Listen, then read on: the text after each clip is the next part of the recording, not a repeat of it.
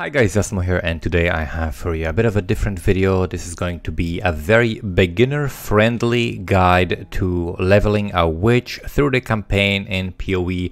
We're going to be leveling with a Lightning Conduit. I haven't played Lightning Conduit myself, and I wanted to level a Lightning Conduit character, so I'm going to be doing that in this video and showing you everything that I'm doing while leveling. This is going to be good for anyone who wants to level a strong character right now and learn how to do it, and from a fresh start. We're going to be going in a solo self-found Calandra League, which I don't have any characters in. I migrated everything out of that, so it's totally fresh start, and I'm gonna just go through the entire campaign. Before we start with the witch, which is going to be our character, I'm gonna quickly make a scion, which is gonna be the mule. Basically, we're gonna level this character to level 2. We're just gonna run into the town because I want to grab the onslaught support gem, which is gonna help my witch go a little bit faster, and it's worth doing this. It's gonna make my character stronger, so I'm just gonna do that. As you can see, I have other buttons here that I put move command, and once you have the skill gem, you want to put the move command on the left click here, because if you have an actual auto attack on the left click, that will make you just auto attack randomly monsters as you're running, and it will feel like your character is being stuck. So I'm gonna put also the spectral throw to always attack without moving. This is something you also want to select all the time, because otherwise your character will like do a little bit of a step before attacking if it's not in range and so on. So you definitely want to make sure to toggle that on basically every skill you're using except for dash, because for dash there is like a special interaction where it makes it reverse its direction. But other than that, for every single skill you use, you pretty much want to select the attack without moving option. We're killing the Hillock. I put him against the wall here. Okay, I've got a unique randomly. I put him against the wall so that we can get triple hit from the spectral throw. I'm just gonna quickly drop the onslaught gem. I'm gonna also check in the vendors for a few things. So here's what I want to check for. I want to check for the right sockets. I want to check for wands. I can type, for example, magic, and that will show me if any of the wands is magic, so I can quickly check if they have like +1 to level of all lightning skill gems or something like that. If there is nothing good here, I'm gonna go to this vendor. I'm gonna check for sockets. I don't need any of these. I'm gonna just grab green gem because I want a green gem for a recipe later on. We got a triple blue that we can pick up. We got triple blue that we can pick up. A blue, blue, green. Let's see, are there any boots? No, there are no boots that would have movement speed on them. That's another thing you want to look for early. So we're gonna pick up the blue, blue, green. This is very, very nice. And then I could pick up the blue, blue, blue, but I don't really want to grab that. I'll probably pick up the blue, blue, blue chest piece, or actually not even. I think I'm gonna identify this, and I could wear this for some mana regen and cold res early on, which will be pretty helpful, so we can keep that. But I'm gonna keep it fair. I'm gonna sell this just to not skew the leveling process into something a little bit unfair. So I'm gonna sell all of these things. I'm gonna sell this, sell this, sell this. We're just gonna keep the boots here. We're gonna keep the alteration and the gems. So that we're gonna drop into the inventory. As you can see, the stash is empty. This is fresh start in SSF. I'm gonna drop everything in here, and then we're gonna go on our witch, and we have the onslaught gem. So now we can create the witch in the same league. We're gonna call it Asmo LC for Lightning Conduit. I'm gonna disable tutorials, get the movement commands going. The reason why I have these movement on like D and T for me is because I want to be able to hold the gem here, and I press D or T and I move my character without dropping the gem. So as you can see, I can just do things. I can grab this, click, grab this, click, grab this, click, click, and I don't have to do this inventory management 100% while being stationary. I can actually do this, drop this gem while walking, which speeds you up. This is something advanced, but it's very important to learn if you want to be faster. Always attack without moving, so we're gonna do that for the fireball, and we're just gonna kill Hillock.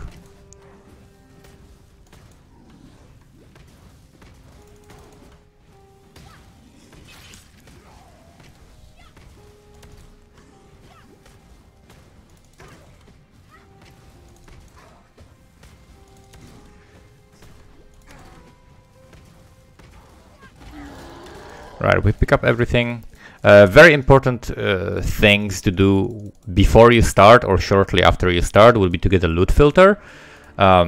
And also awakened PoE trade, but I'm going to talk about it in a second. Let me first pick up the gems. So we have a wand. We have a wand here that we have two wands here that are already magic. Let me grab everything from the inventory here. So it's very nice if these wands are already magic and they are 3-linked as well, because that will allow me to very easily craft them later into something that we want. So I'm going to pick up both of these wands, and then we're going to drop this, drop this. I can put this wand and this wand in my offhands where I can level spare gems. And then we can also buy the Spark gem. Where is Spark? Stormblast Mine, Spark, there we go. Spark is something that I want as well. And then we're gonna sell all of these other items I don't need. We're gonna put boots in here. We're gonna put our wands in here. And let's see if we have any other pieces of gear. From here, I don't really need anything from this reward because we're going with Spark. We can see if there's any other magic boots, for example. There is no movement speed boots. I could potentially pick up some other pieces of gear, like for example I can pick up this or this. Let me pick up just maybe some evasion, just so I don't get destroyed by the monsters. And we're gonna be using Spark, so I'm gonna put Spark in the boots here with the Onslaught and with Arcane Surge. And then we're gonna put it in here. We're gonna pick up spell damage and mana. I'm going to link in the description a Path of Building link that is going to have the passive skill tree, so that you can follow the exact passive skill tree that I'm going to use, and basically copy it. Okay, we're taking some damage here. Let's kill it. A little bit of a gang chasing me. Okay, I'm gonna level the Onslaught, but I'm gonna right click the Arcane Surge because I don't want to level Arcane Surge, because if I do, then it's going to require more mana spent to trigger, and I don't want that. Okay, I got blue gems here. Alright, attack without moving on this as well. Alright, there's a lot of ROAS here, so we gotta kind of walk in the circles, pick this up. Okay, level up Spark. Spells gain a lot of damage while they level. So anytime if you're playing with spells and you're feeling a little bit underpowered and weak, then gaining levels of your spells is gonna be very, very strong. Picking up more spell damage here. I don't think it's gonna be to the bottom, or is it? Okay, loot filter, what I mentioned before. Loot filter is gonna help you figure out like what is worth picking up, what is not worth picking up. So I recommend just going to filterblade.xyz, and from there you can pick up the Neversink's semi-strict loot filter, and that is going to be totally good for you to start with. I'm personally going to be using my own custom caster/summoner leveling loot filter, which I share with my supporters over on Patreon. If you're interested in that, you can find the link in the description. But you can just start with the Neversink's loot filter, and it's going to be totally fine. And that's what I would recommend to start with. So other than loot filter, you want to also grab Awakened PoE Trade. That's another app that is super helpful. When you see me randomly log out instantly, that is because I'm using a logout macro from the Awakened PoE Trade. It's totally legal to use because it just does one action. Basically, logging out is like typing /exit and pressing enter, which sends one command to the server, which is totally legal and within the allowed things that you can do in PoE according to GGG, so that's totally fine. I'm gonna pick cast speed. You can pick up cast speed or spell damage there, whatever you prefer. I prefer getting a little bit more cast speed. And then we're gonna go to the coast.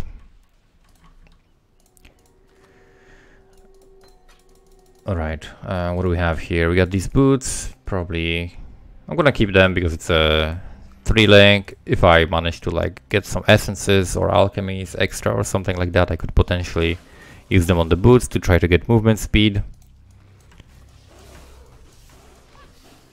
And I'm gonna basically try to go pretty slowly, and in terms of like, I'm gonna try to explain everything, right? That's gonna be my priority. I'm gonna be making sure that everything is being explained that I'm doing so that you can follow and understand. Okay, these blue monsters there are annoying me. They're so tanky. They got Stormweaver on them, so that means they have extra lightning res. That's why they're not taking a lot of damage. Okay, let's just nuke this guy, pick up everything.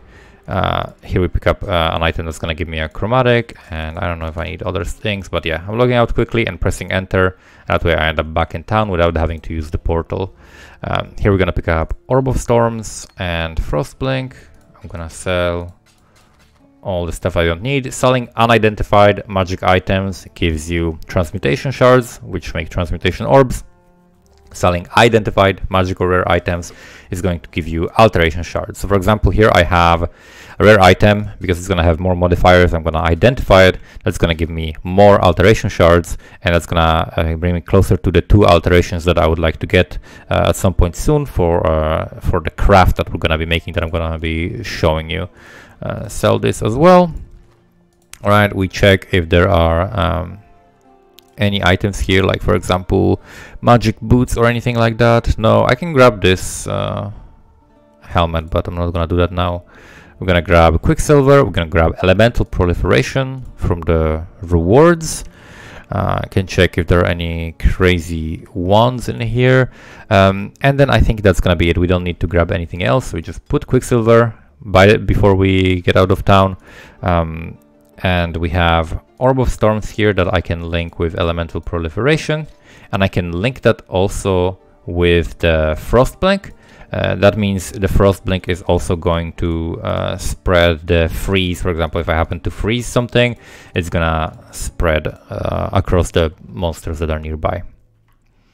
Alright, so we keep these gems because I'm gonna use them for the recipe. Iron rings, very important as well for the recipe, which is gonna come up when we are like level 8. That's when I'm gonna do it and talk about it. So I have this also on always attack without moving. So what I'm doing is, okay, I see the orange door here, so I'm putting down a portal, and we're gonna come back to it later. That's just basically like a more efficient way to move through here. We're leveling up, picking up more cast speed. And I'm dropping Orb of Storms and then dropping some Sparks. Orb of Storms deals more damage, like it activates and deals damage around when you're casting a lightning spell when you are inside of the orb. So this is what I'm doing here. We got another pair of boots, which is a little bit better than the one I'm wearing. So I'm probably going to swap into it. Let me just kill stuff here, and then we're just gonna swap into this pair of boots, because evasion early on is better than the energy shield. However, you do want some energy shield, because as long as you have one energy shield, your character has like an innate stun resistance, like a 50% to avoid being stunned. Okay, this is a huge amount of monsters. Right now we're not doing great damage yet with our skills, but this is gonna change later. Later this character is going to be super powerful. Holy shit, these guys are freezing me. Okay, large mana flask, pick up more cast speed.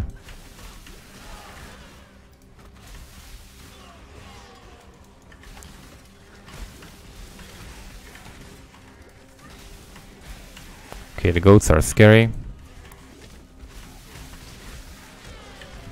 I'm gonna pick up the stone axe. I'm gonna try to pick up as many magical rare items as I can, so that I can do the recipes and show you how you can make your character actually very, very, very strong. It doesn't matter if you're playing in solo self-found, if this is a fresh start. If you're leveling a character and it's not strong, you're probably doing something wrong. During leveling, your character should be very strong. And by leveling, I mean during the campaign, right? Before you finish the story, before you get to maps, your character should be feeling very, very strong.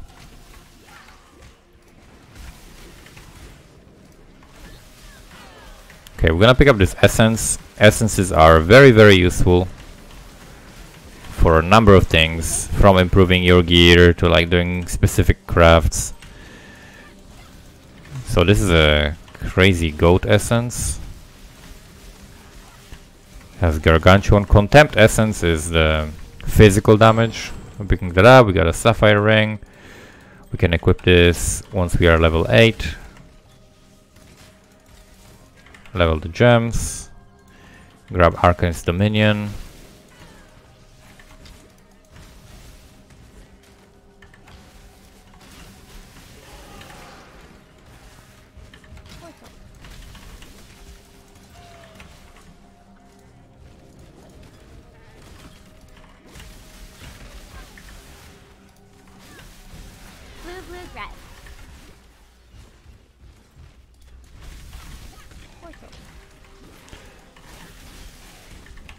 Portal scrolls can be sold for scrolls of wisdom, so anytime you need like extra scrolls of wisdom, you can sell portal scrolls, you can sell blacksmith whetstones, you can sell armor scraps.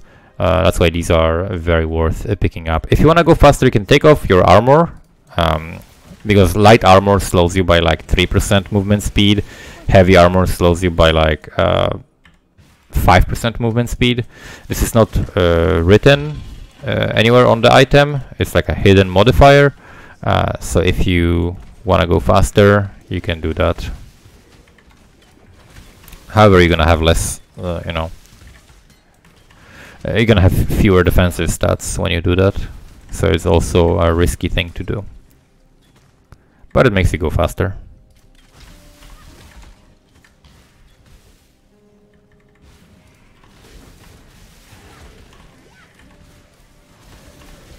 Okay, so normally these big guys, you can skip them unless you really want to get as many magic and rare items as you can, which I do because I want to do the craft to show you guys, so I'm gonna make sure to kill them.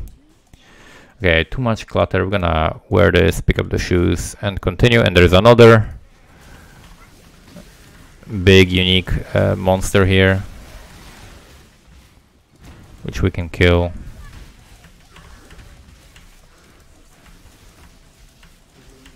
So I'm trying to make sure I'm standing inside of the Orb of Storms while I'm casting to do extra damage. And then I can drop these boots, pick up this, so that we have as many items to work with for the craft. It's usually worth, if you're not playing like a melee character or bow character, it's worth keeping like at least one armor scrap, so you can pick up items. Sometimes you have like a nice tree link with the right sockets that will require that to purchase it. So I'm gonna identify the boots, I'm gonna identify the bow, and that should be probably enough. Yeah, that's gonna be enough for me to have another alterations. I have 2 alterations now. I can sell these unidentified. This is going to be 2 transmutations, so we get 2 transmutations, 2 alterations, and then I'm level 8 now, so I can do the craft. I'm going to also purchase an iron ring. Wait, let me grab added lightning from this. We're going to grab an iron ring, so for that I need to sell some scrolls. We're going to sell them. I'm going to pick up an iron ring, and here's the recipe. Iron rings, if they are sold with a skill gem, they're gonna give you a resistance ring. So if I sell it with a blue skill gem, it's gonna give me a sapphire ring. If I sell it with a green one, it's gonna give me a topaz ring, so lightning res. So that's why I kept these gems. I'm selling this, selling another one. That's gonna be another topaz ring. And then we can do a wand craft recipe, which requires a magic wand. It requires a topaz ring or a sapphire ring or a ruby ring. And then it requires 1 orb of alteration. So those things put together give me a wand with the same sockets. It's gonna have the same sockets. That's why we wanted like a 3 link, but it's gonna have added lightning damage to spells, and that amount of damage is very, very big. So we can make 2 at the same time. Yeah. So we got 2 wands. Now our damage is really, really big, right? Our damage jumped up very, very significantly. I can also pick up this ring just to have some extra res. And then this essence I'm gonna keep, because if the rings are magic, then this is gonna be higher level craft requiring level 14, and if they are rare, then it's gonna be even higher level craft requiring level 20 and giving you more damage to spells. So I'm gonna keep this so that I can turn another ring into a rare ring and craft this later when we are around level 20. So added lightning, I can put this with spark, or I can put this with Orb of Storms. I'm probably gonna put it with Orb of Storms. Put this here, and then we can check if we have any other items, like if there's any, like a good helmet, for example, that I can equip. There is something. I'm gonna grab this, and we're just gonna move on. Also, I'm gonna make myself look not like a pleb. I'm gonna use some MTX. This is just like a visual thing, just to make the character look cool, because we're not plebs. We got some good stuff. This league there was like a really good MTX, like this, the weapon effect as well. There is some really cool stuff from this league's challenge rewards that makes your character look amazingly cool. Oh yeah, we need a belt for this. Can I buy a belt? Is there, for example, like a leather belt here? No belt here, so I'm not gonna buy anything. I could buy this one, but I'm not gonna waste currency on it. So we're just gonna go back to the portal that we left a long time ago. But portals stay for a while. As long as you don't log out and just go from the waypoint to town, you can take the portal back to where you were. So that's why we did it, so that we can, after killing the little boss in here, then we can log out.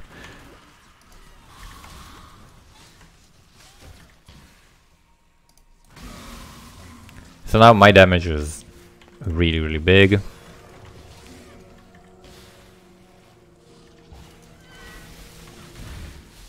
We're just gonna kill this guy very quickly with 0 effort, and that's gonna give us a skill point. I'm gonna sell all of these. I need a bunch of transmutation orbs right now, so we're gonna sell these things unidentified. We're gonna use the skill point. We're gonna grab some lightning walkers. It's gonna be cast speed with lightning skills as well, and then we're just gonna continue to the prison.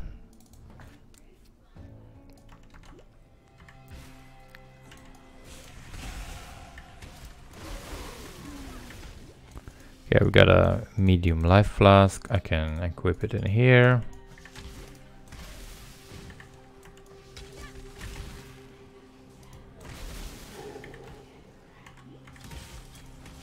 Okay, when you see like a little book here, you see on the minimap, that means a trial is gonna be there most likely. It's either that or some lore, but if it's in the zone where you know a trial is, there's gonna be a lab trial in here. So we're gonna just quickly go through that.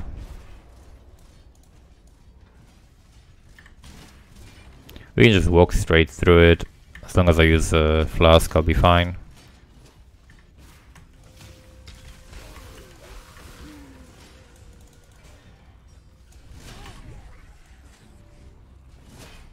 Okay. Walked straight into that. Okay, I can pick up this wand. In case I need to craft something, I put it in the offhand and just have it for leveling skill gems. And if I need to craft something, then I'll have that for my next weapon crafts.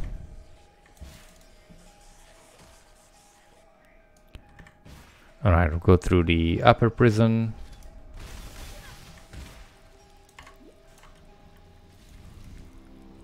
Okay, we're bleeding.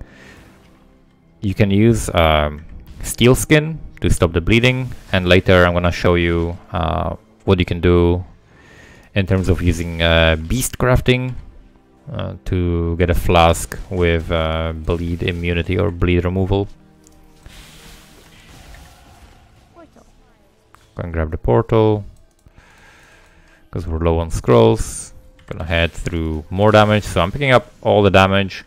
If at any point you feel like, oh no, I'm too squishy, I'm taking too much damage, I want to be tankier, then there are life nodes nearby that you can pick up very easily. Gonna grab this. I would like to get actually an extra mana flask. Orb of Chance. These are very important to hold on to. You can later buy some skill gems with these, as well as I'm actually gonna go to town and I'm gonna pick up mana flask because we're gonna run out of mana probably on Brutus here. So I'm gonna sell this. I'm gonna grab a mana flask. Actually requires 3. You can sell. Okay, I can also sell this for 2 scraps. Now I have 3. Grab the biggest one. Also we'll sell this and we'll have fresh full inventory to fill with the goodies from Brutus. And we also refreshed our Quicksilver. Right, we're holding on to the Essence, we're holding on to Orbs of Transmutation. Yeah, Orbs of Chance are good later for purchasing maps or contracts in the late game once you get to maps. So it's not really worth using them for crafting. Blue, blue, green. Okay, I already have that. Okay, we got some magic gloves. We follow the trail of blood.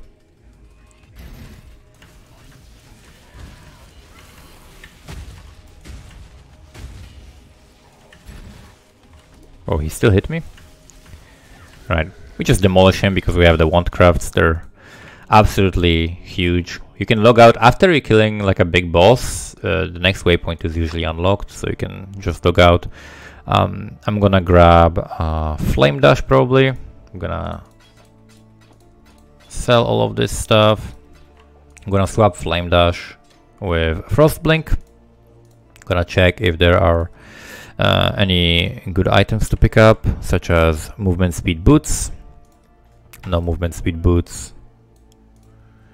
And then we can buy some extra stuff since we have the transmutation. So the things we would want to buy, potentially I could buy like a spell totem and put another spark setup there. So I might do that. So we're gonna do this. I'm gonna grab another spark. Oh, I need okay, I can sell the portal scroll. We can buy the spark here. So that's another setup that we can have. I can put it, for example, in the helmet. And then also we can buy Vitality and Clarity, which are 2 very helpful auras that are just going to make your character feel very, very smooth, and it's going to be very, very easy. We could also buy something with Strength, but I don't see a Strength amulet here. We can buy also a belt, but I'm not going to waste the currency for it right now. So let's do this. Vitality, we don't have the Strength requirement, but we're going to pick up some Strength later. I could path through this. Let me quickly look at my path of building tree.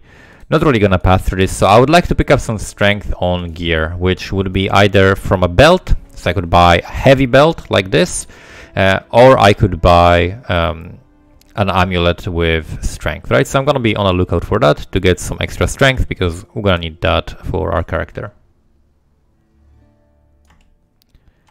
All right, now we've got this little extra totem that we can put. There's I would like to 3-link it, but we're gonna do it later, so I'm gonna put it on whatever hotkeys feel good for me.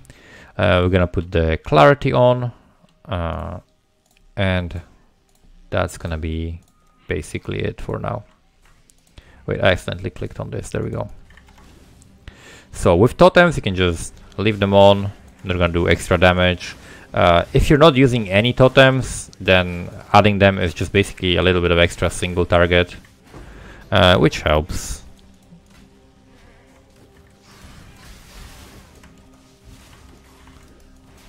So you can drop your Orb of Storms, you can drop your totem, and then just do a bunch of damage.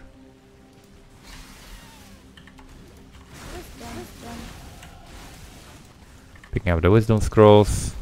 We leveled up. Every time you level up, the shop resets. So for example, that belt that was there is probably not there anymore, but maybe there is another one.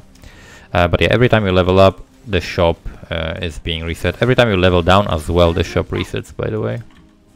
Okay, this is really cool. So I want to go and check if I can, if I have a portal scroll. I don't. So I'm going to do it at the next waypoint. gonna kill this big guy. Okay, we got an iron ring and this.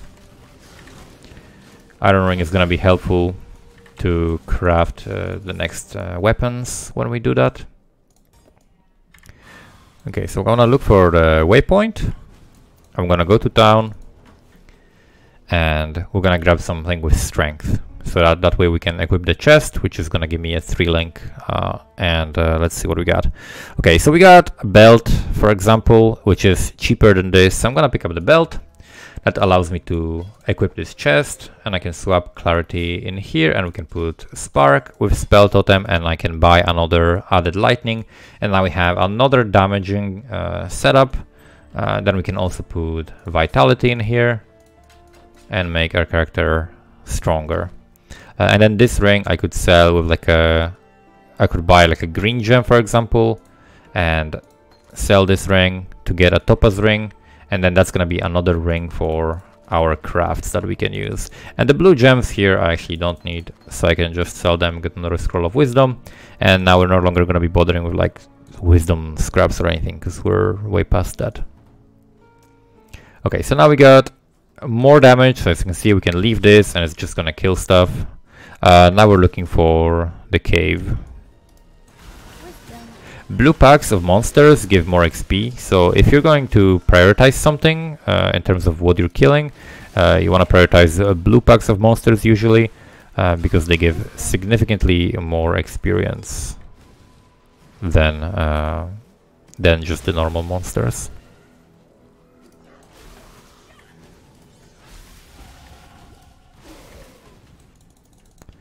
Right, we're gonna go to the left, we're gonna go for the Lightning Mastery. That's gonna be a big damage increase.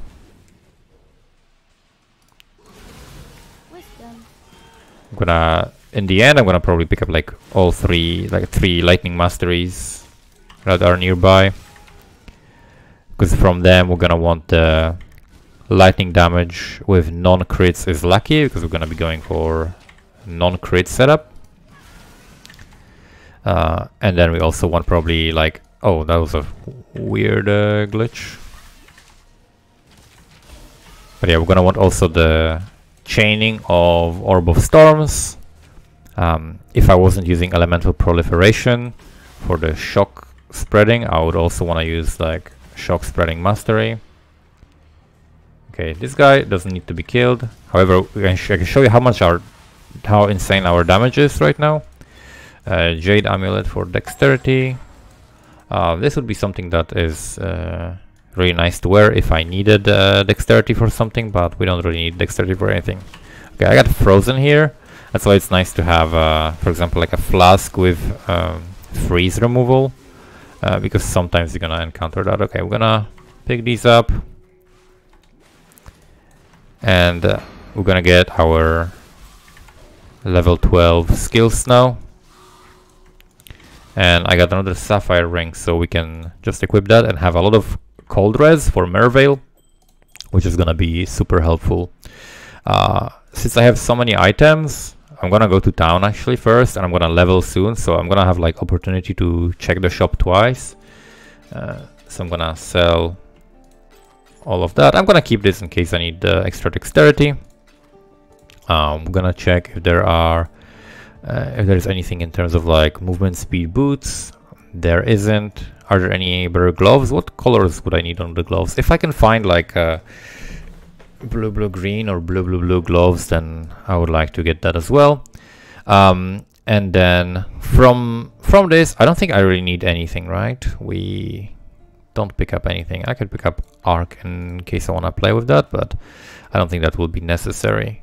Okay, and I can spend some scrolls. I can pick up like a lightning res ring, and that's gonna be second lightning res ring that I have in here. I can equip one at some point in Act 2, and then later I can simply use that to craft my next weapon. And we're not gonna pick up anything from these new skill gems. You can take a look at them if you want, but for this build I'm not gonna need any of them.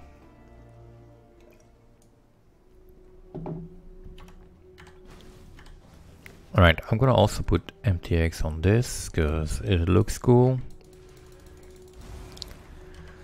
Alright, I'm gonna put the spark totem, put some sparks here. Oh, and we can turn on our auras. We got clarity and vitality.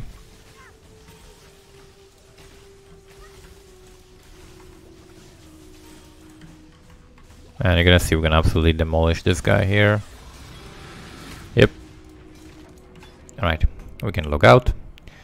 So we pick up the next waypoint. We get a skill book. Sell all of that.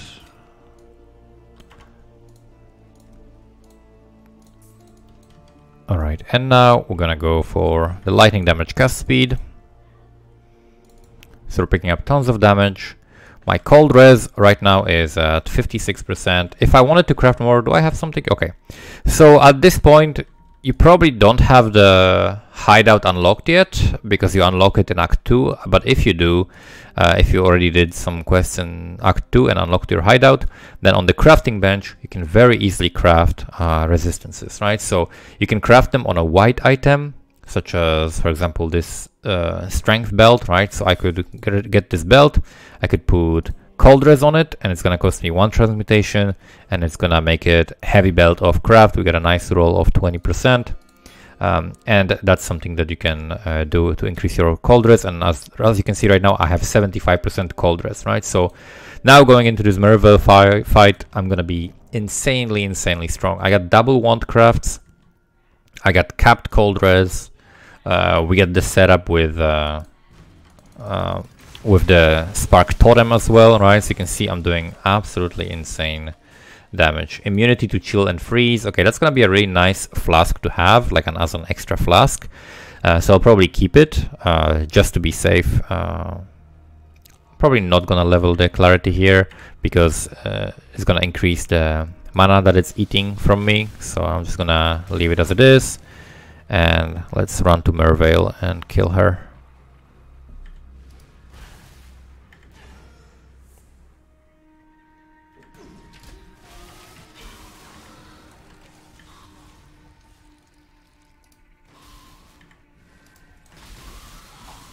Wisdom.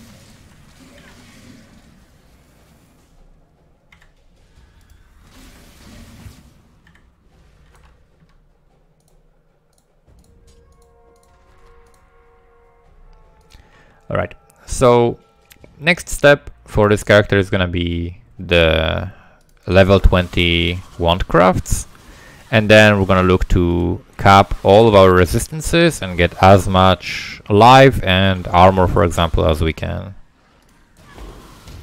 We got a gem cutter's prism. Okay, I can use it on something if I want, I guess.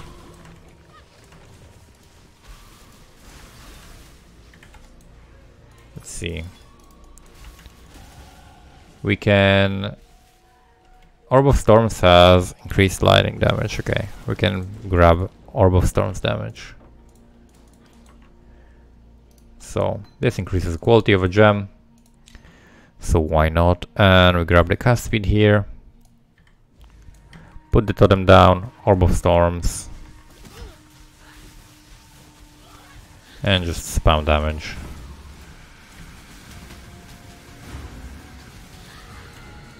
She got melted.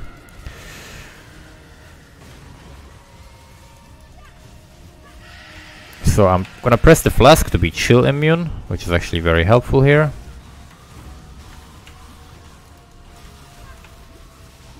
I press it again, there we go. Just absolutely obliterated.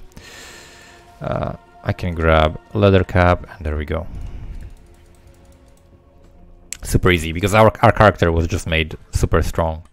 And we're not even at our setup, right? The Lightning Conduit is a gem level 28. It has level 28 requirement just to equip it at level 1. So we're not even playing our build yet, and we're already super strong.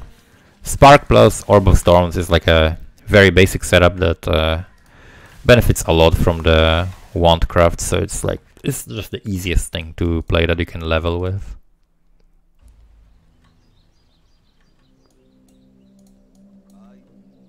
Okay, I'm gonna sell all of that. Actually, I need some gonna need some alterations, so I'm gonna sell it like that, and that gives me 2 alterations, 1 transmutation, and I got these rings that I can make rare. However, I'm not doing this yet because you probably should not spend resources until you need to, right? So before level 20, what if I find like a rare topaz ring, right? And we're gonna actually swap these gold rings to topaz rings because there's a bunch of lightning damage soon. Okay, Einhar, we can do his missions. If I see beasts on the way here, I'm just gonna kill them. Because I want to make sure that I am able to show you the wandcraft when I need to. We're not gonna do League Mechanic, I'm skipping that. League Mechanic, you can do it whenever you want. Just, you know, interact with the League Mechanic however you like. It's just something to do for fun and to get like extra resources, currency or whatever. My personal preference is that I don't do the League Mechanic until much later in the league. Okay, this where is the entrance to the cave? We need to find a cave in here.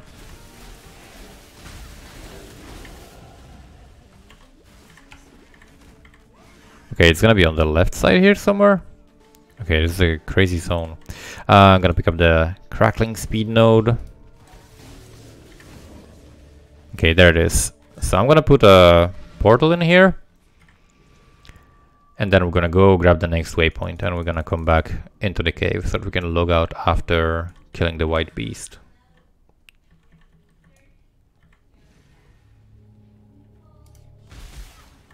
Just leave Orb of Storms, leave the totem, and move on. Going back to town. Sell all of that. Okay, I'm gonna maybe kill this red beast. Holy shit, this is a tanky one.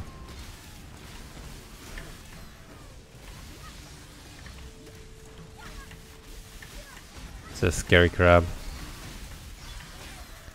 Okay, tons of XP. They actually give a lot of XP.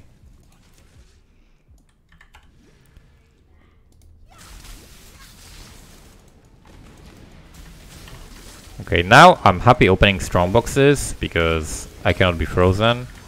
Okay, we got a rogue exile here, which gives a lot of gear, so you can always check that out. Let's see, do we have some movement speed on the boots? We got movement speed on the boots, but we would lose the links here. So I need to find a way to get my links back, right? So we're gonna keep these boots and then try to figure out a way to get my links. And we got a ruby ring as well, another iron ring. Alright.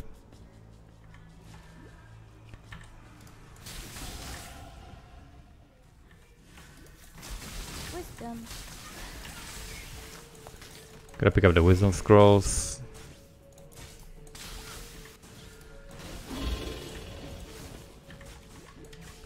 We're gonna grab... Okay, let me first murder this guy. We're gonna log out, go back to town. And then we can sell this. All of this can be sold. I would need the links, so this is what I'm gonna be looking for. We're looking for blue, green, because we wanna be able to use the onslaught. So I don't see a blue, green in here. Let's see if we got a blue, green one. We got Quicksilver from doing the quest. There is no blue, green. There's a wand that we could try to recolor potentially.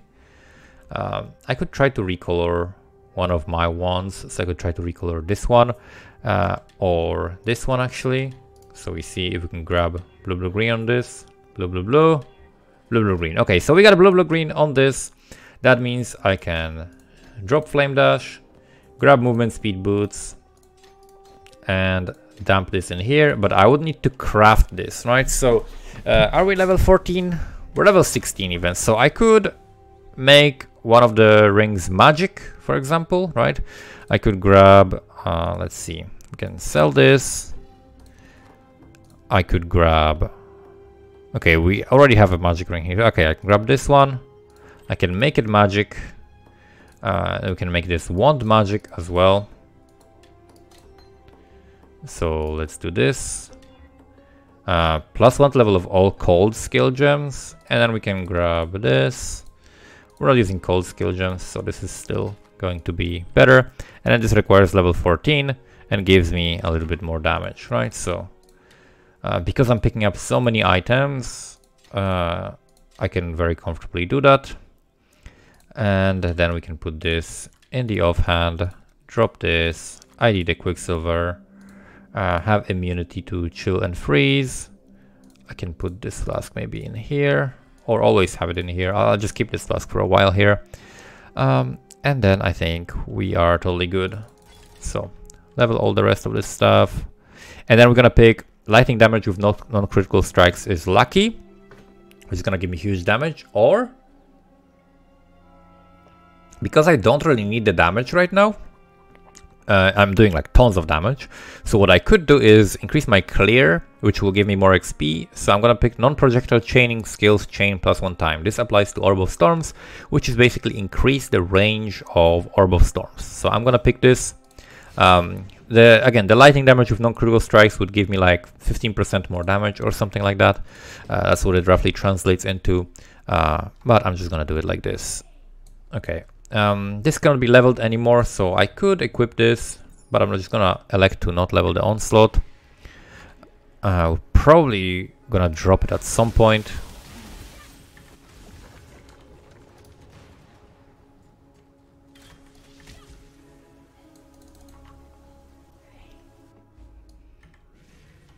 Okay, we got Einhar in here with us again. So we're gonna try to kill beasts. Still very low on wisdom scrolls, so I'm gonna keep picking them up. Eventually, what happens is you drop like a mother load of blacksmith whetstones and armor scraps, and you sell them for a ton of scrolls. Okay, mission complete with Einhar. So I'm not gonna visit Menagerie right now, but I have it completed. I talked to him, so now I'll be able to craft my flasks when I need to. So I'm gonna show you that around level 36 when we are in Act 4. Okay, as you can see, these guys do spark as well. So we got these lightning res rings, so we don't take too much damage from them, and we are completely safe in here. Okay, Artisan, this is likely to give me some scraps. Yeah, blacksmith whetstone, okay. Not too spectacular, but it is what it is.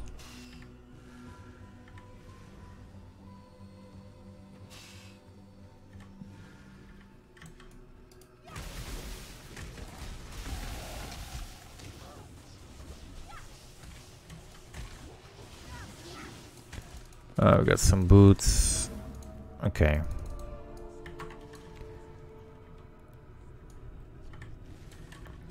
Now, I might pick up the... Yeah, we're probably gonna pick up the life, the resistances, and go to the next lightning mastery. That's gonna give us really big damage. I could also grab elemental overload.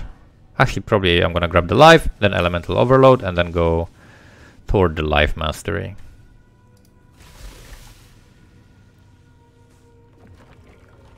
Okay, we've got an essence here.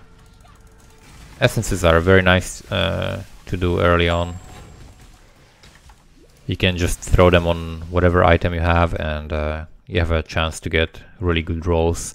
It's nice when you have like an item that has the exact sockets and links. So for example, once you get to level like 24, 25 and you can get 4 links, then it's very useful because you can equip a 4 link and then you can give it some decent stats. Because links and like socket colors are more important early on than anything else pretty much. You can see our damage is insane right now because we've got the wand crafts. I'm gonna not level vitality probably. Here we're gonna pick up, I think, Herald of Thunder. I can sell all the other stuff, and then out of the other gems, what I would probably get is Wave of Conviction. Herald of Thunder is gonna be enough. I could also grab Herald of Ice if I wanted some extra damage. I could also grab Skitterbots if I wanted some extra damage, but I'm going to elect to simply grab the Wave of Conviction, which is gonna give us exposure, so it's gonna reduce the elemental res. I'm gonna put it on the totem instead of Spark, and this Spark can level in the offhand. And then we're gonna put this Herald in here. We're gonna put some, yeah, I think this is all good. All right, now we're gonna go to the Western Forest, and then we're probably gonna do the Crypt. So we're gonna enable this, and the totem is now gonna be like an automatic way of applying exposure for me, which is gonna just help me do more single target damage.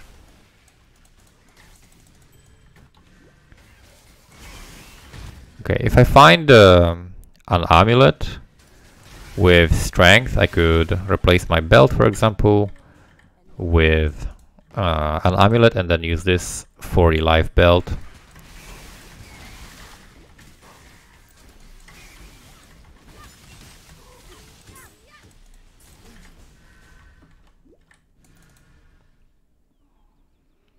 Okay, our character feels super strong right now.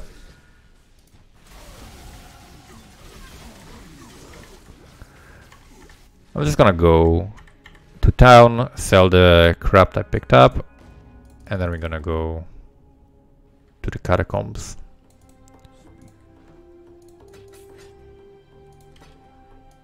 And we're gonna pick up this life.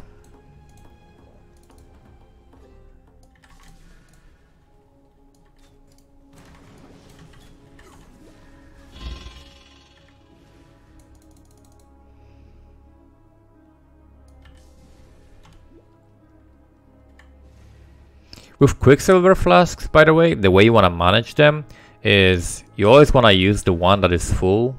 So I recommend like using 2 Quicksilvers. You only need like 1 life flask and maybe 2 mana flasks, or 1 depending on like your mana regeneration and the cost of your skill, if you're running clarity and so on.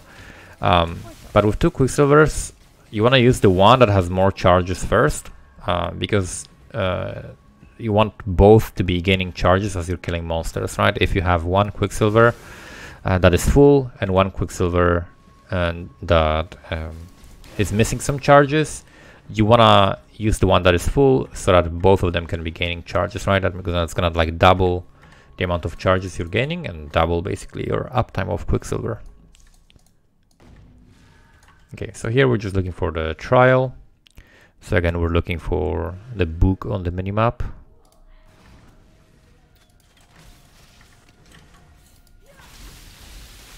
Okay, we just destroyed this beast.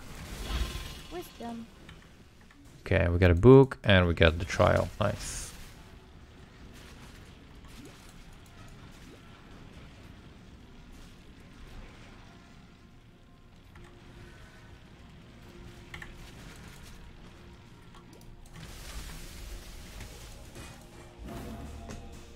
And we can log out after this. Go back to town.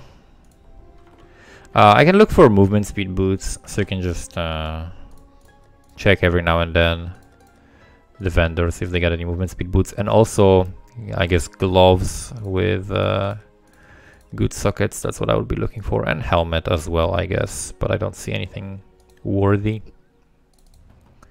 So in the Western Forest, you can see the road, and Waypoint is on the right side. That's where Alira is going to be. And the other side is where the Weaver is going to be.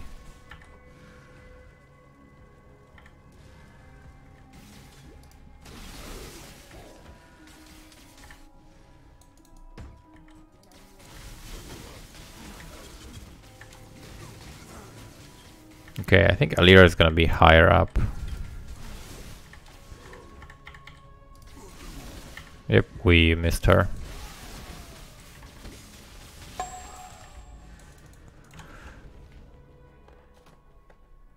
So I'm gonna quickly grab my skill point while I'm here. I'm gonna not level the vitality. I swear I clicked it. I right clicked it like 3 times already. Okay, then we're gonna go for elemental overload. And I'm gonna go into the town first before I go here, because then if I log out, it's gonna put me in the town where I was most recently, so I don't want to go to Act 1 town.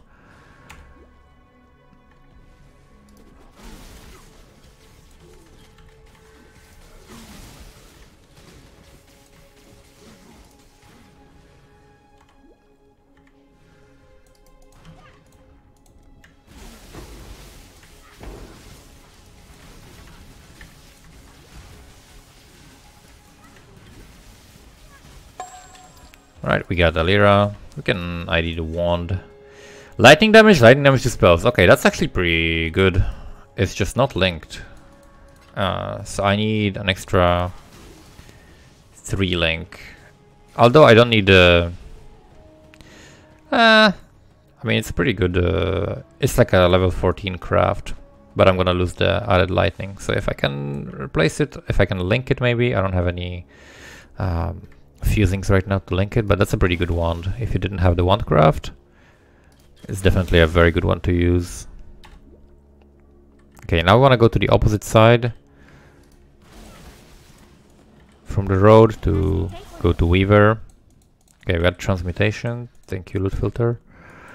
And we got elemental overload. So now if the elemental overload procs, you're gonna see it on the skill that it procced for. Basically when it happens when you crit, so you can see it on a skill. You can see this like little not a rectangle. What's that? What's it called in English? That little shape, is it rhomboid? No. We can see that little shape, that tilted square thing under the skill. I'm gonna show it again when it pops on something. Okay, you can see it here, right? So it's like a little shining thing. That means the elemental overload procced, and that means the skill is doing 40% more damage.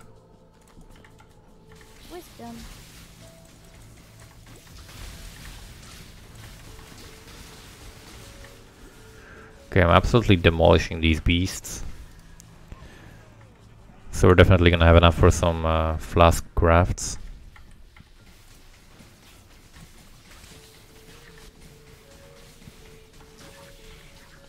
Okay, I should have went up there. Usually in the Weaver's Chambers, that was my mistake, you want to go like to the first, either left or right. Whatever is the first turn that you can take, that's usually the right way to go.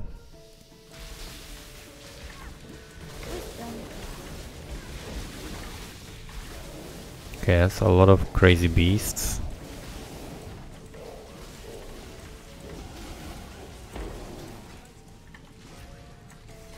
And tons of XP.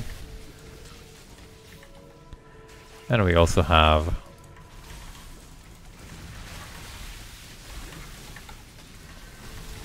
holy shit, we're already level 20. Okay, I'm gonna show you the power of the wand crafts, okay? So I'm gonna craft the wands now, okay? We're gonna portal. Because we have enough currency, right? I'm pretty sure I can ID some of this stuff. We can sell this. And then we can ID a bunch of stuff here. Okay. Can also sell this. And that's not gonna be enough just yet, right? But it's close. Okay. So I'm gonna grab this. Grab this, make them both rare. This is the better wand craft, so we're gonna use this and grab one of the rings, grab an alteration. Okay, and this is the level 20 craft. And we're gonna put Orb of Storms, this and this. Let's see if we can get sockets so I can use the other wand as well. Can we get the sockets in here somewhere? I don't see. This is a blue, blue, blue. Ooh, if I had this before. But I would lose something though. Okay, we're just gonna go like this. I'm gonna destroy this, drop this as well. We're not gonna need it. I can drop this as well. Also not gonna need it. We can wear this. Put this in the offhand. Okay, so we got level 14 and level 20 craft here. We still have one more level 20 craft to go, but I will need an alteration for it. But this will show you the incredible damage, especially if we proc elemental overload. But this should be absolutely ridiculous damage. So we're gonna drop this. Yep, huge damage. This guy had like no time to do any attacks almost.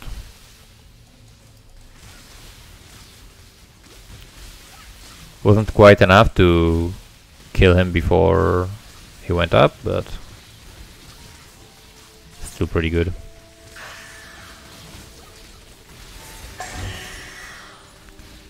And there we go. And we got an Amber Amulet. Unfortunately, it doesn't have anything great to go with it, but that's fine. Right, so I can ID some extra stuff.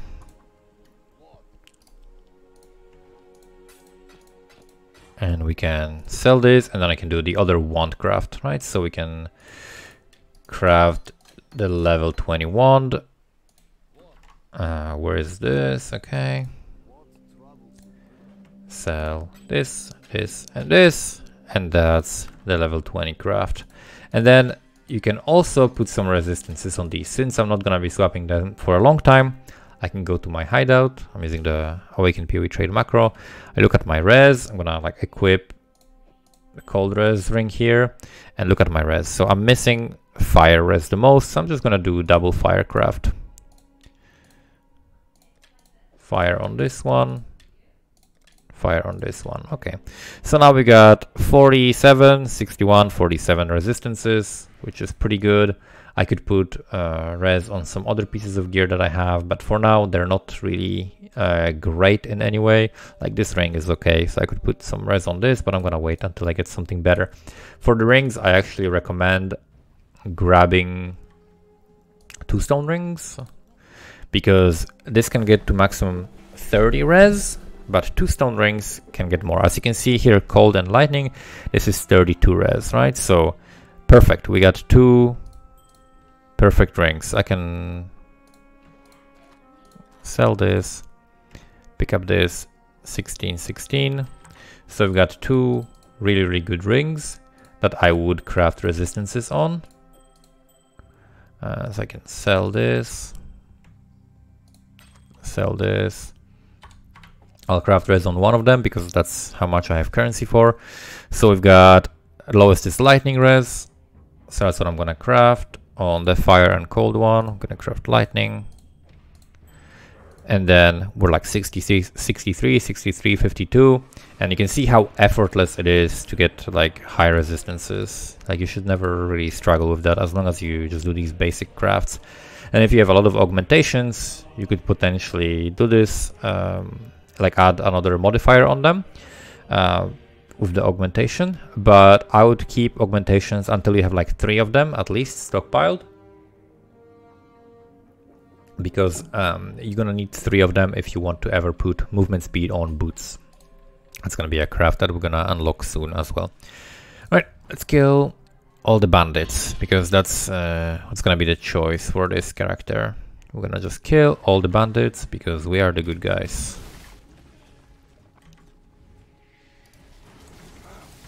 Okay, that's like a boss. Okay. If you say so. Alright, so as you can see, I'm picking up so many of these magic items. And that allows me to have enough transmutations to just profusely craft my gear. Like, this is not something I would normally do while leveling, because it slows you down to pick up all of this stuff and to kill as many monsters as I'm killing right now. But I just want to demonstrate how you can improve your character early on for anyone that has a bit of a struggle.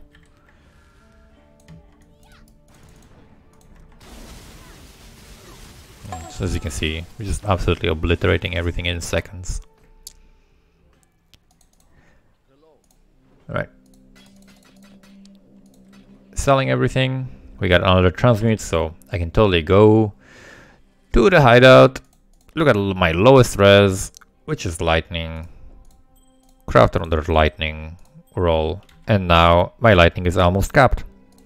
Crazy high resistances without finding any good items. Right, and now we go kill the oak.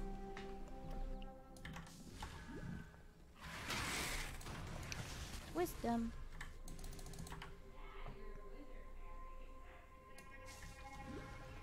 So in terms of the setup for your character doing all of this stuff, Act 1 is where you do the most.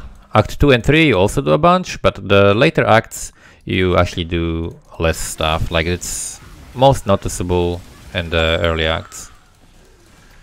Oak is a monster that all of players have trouble with. If you don't have enough damage early, he's gonna like heal, but we have way more than enough damage.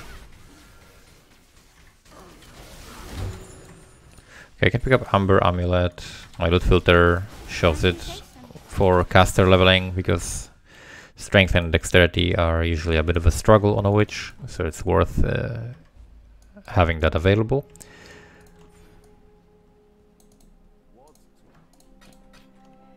I'm gonna sell all the stuff I don't need. Keep this, and since we killed all the bandits, we're getting 2 extra skill points, so I can go toward the lightning damage.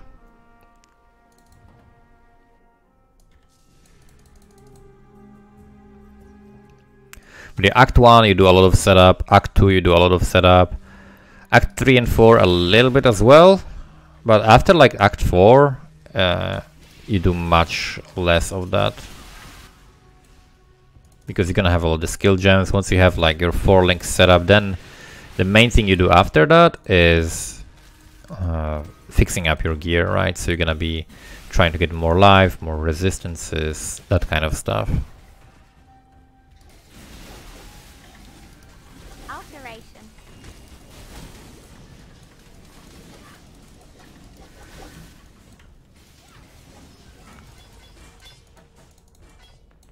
Good. ID the scepter, see if we get something good. Nope.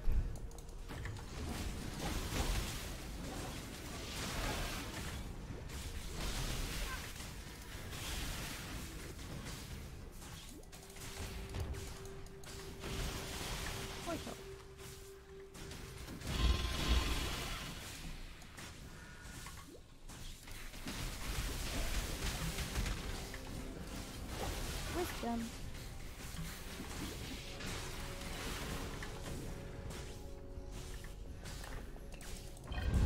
This zone usually is like a S or N. You can see like a zigzag like this. That's how usually you want to navigate this zone. It looks something like that. It can be like flipped around in many different ways, but it's usually like an S or an N or a Z, something like that. So hopefully you're gonna be picking up like the patterns of how I'm exploring the zone, because most of the time I'm going like in the general right direction of where you're expecting to go, and I'm gonna try to give like pointers as well where you want to go. And also I am skipping every single quest that I don't need to be doing, so if you follow and only just do the quests that I'm doing, you're gonna be totally fine. So we're gonna be skipping like a few side quests that are completely unnecessary. However, we do side quests that give us like quicksilver flasks, because these speed us up anyway. Okay, we're doing insane damage. Okay, I have a freeze flask, so I can get out of this. We got an Orb of Regret. I'm gonna just eat that one. The white candy.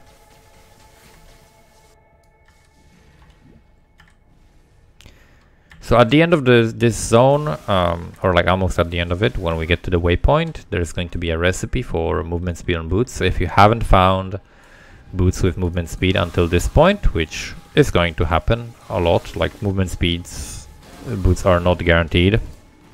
Sometimes you find them, sometimes you don't.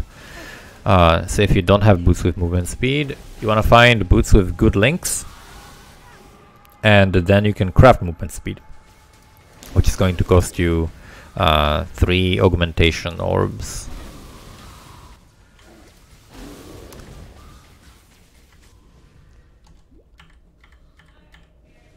And you need either a white item or you need a magic slash rare item that is going to have open prefix, right? So I'm going to show you what I mean by prefix. You can see these resistances. If you press Alt, these resistances that we crafted, they're always a suffix. You can see master-crafted suffix modifier. So prefixes are the first modifiers and suffixes are the last modifiers, right? On the explicit, right? So you can see also that there's like an implicit modifier, right? Which is increased spell damage. And then we put the craft, which is a prefix, and magic items can have 1 prefix, 1 suffix. Rare items can have 3 prefixes and 3 suffixes. So if I wanted to, I could put a lightning resistance, for example, because because resistances are suffixes, and I don't have lightning res on this, and this item can have 3 prefixes, 3 suffixes, because it's a rare item, the yellow one, but it has only 2 of the suffixes. So that means it has an open suffix, right? So I can craft res. On open suffixes, you can craft resistances and attributes. On open prefixes, you can craft things like movement speed, things like life, energy shield, and mana.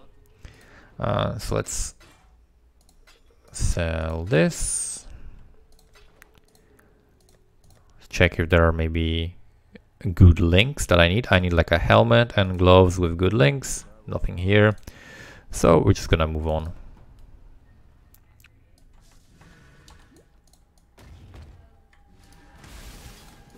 Grand life flask. Augmentation now. So I have 3 augmentations now. So if I wanted to, I could craft movement speed. I do have boots with some movement speed, and they also have resistances. So for now, I'm gonna keep them. But later, if I find something better that would benefit from that movement speed being on it, now I'm gonna keep these 3 augmentations instead of like spending them randomly on something.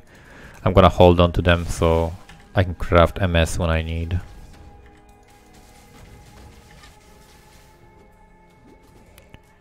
Wisdom.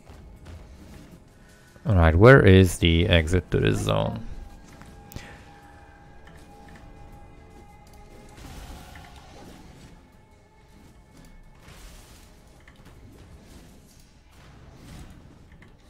There we go. I can pick up the lightning damage.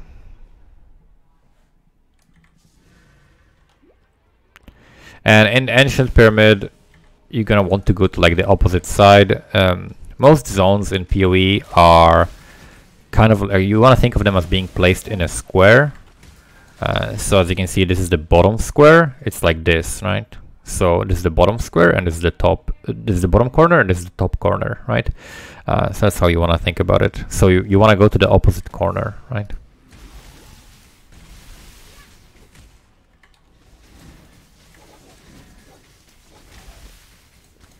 So now you can see we are in the top corner.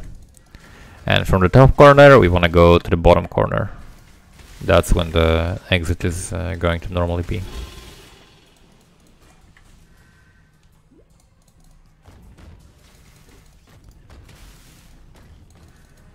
And now we are in the top corner again, because you can see on the top there's nothing here, but it goes to the bottom, right? So we're in the top corner. So we want to go again to the bottom corner, and I can already see the exit because it's like the top level, which is the smallest.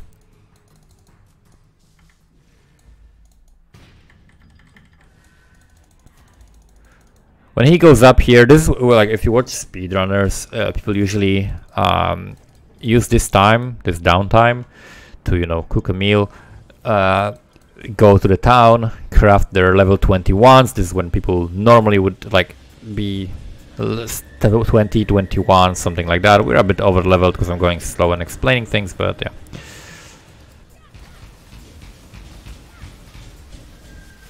Okay, we're doing huge damage.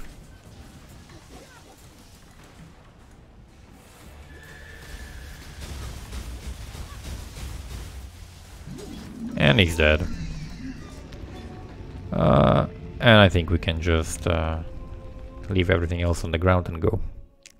So again, I don't need to wait for the door to open. We can simply kill him, go back to town, right-click Vitality to not level it 20th time in a row, and go to the City of Sarn. So that's Act 3 now. In Act 3 and 4, this is where you want to cap your resistances. Usually a good time I would recommend to cap your resistances, which means get all the elemental resistances, fire, cold and lightning, to 75%. Would be like around level 35, something like that, when you're gonna do the calm and the rest of fights in Act 4, because they do a lot of elemental damage, especially calm. If you're not capped fire on that fight, you will very likely take huge amounts of damage and possibly die. So there's no reason to go do anything in town here. We skip straight away. I have some good essences here. This is a lightning damage to spells. Okay, this is actually not that good. Get 2 essences. So if I have like a 4-link, something like that, then I can potentially use them on it. We got another Essence of Woe, which is spell damage or energy shield on gear.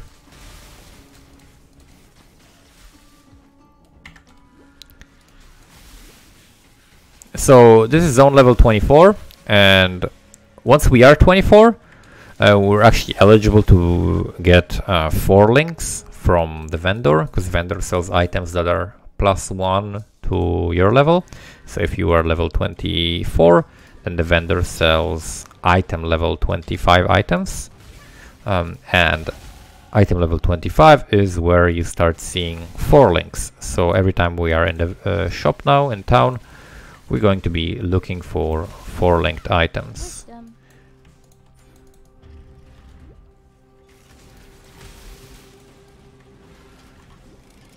Since I got good fire res, I can totally just run through this. And capping your resistances also makes you, in general, just feel so much more tanky against everything. I think it's gonna be the other way.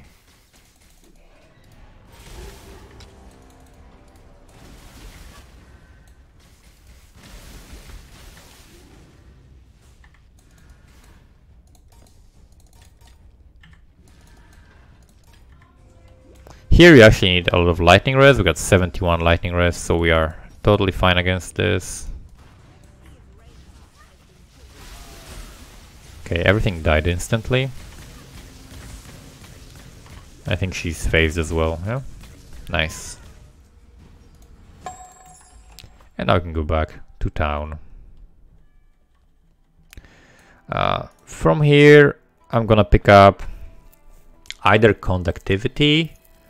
You can also pick up Purity of Elements if you want to be immune to all ailments, elemental ailments. We can also pick up Zealotry. We can also pick up... there is no Wrath here. I think we can buy Wrath from the shop. I'm going to pick up Conductivity as our curse here, but I don't think I'm going to bother manually casting it for a while. I'm level 24, so again, we're looking for 4 links.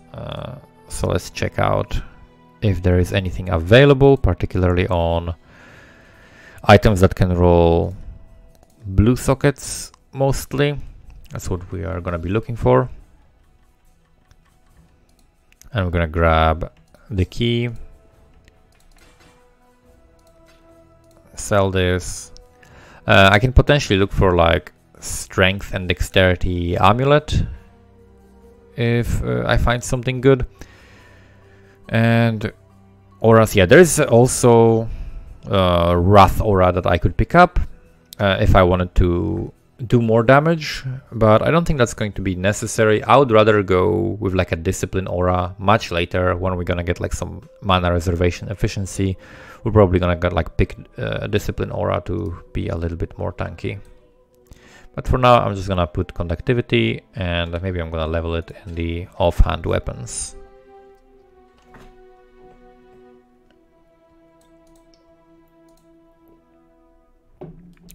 Usually curses. So curses that are not marks have reduced effect on bosses, which are like unique monsters with like the brown/orange color. So on the rare monsters and unique monsters, marks have 100% effectiveness.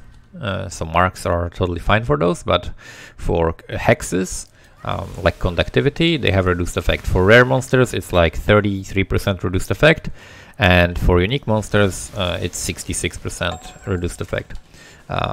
So when you're looking at the amount of damage they provide compared to exposure from Wave of Conviction, the Wave of Conviction actually provides more damage in terms of the single target damage than the hexes against unique monsters. So if you wanna use one of those, then I definitely recommend prioritizing the Wave of Conviction. And if you're gonna use both, then use both, right? And eventually you could have something like Wave of Conviction, Hex Touch, Conductivity, which would apply both with one button, and that's a really good solution to that as well.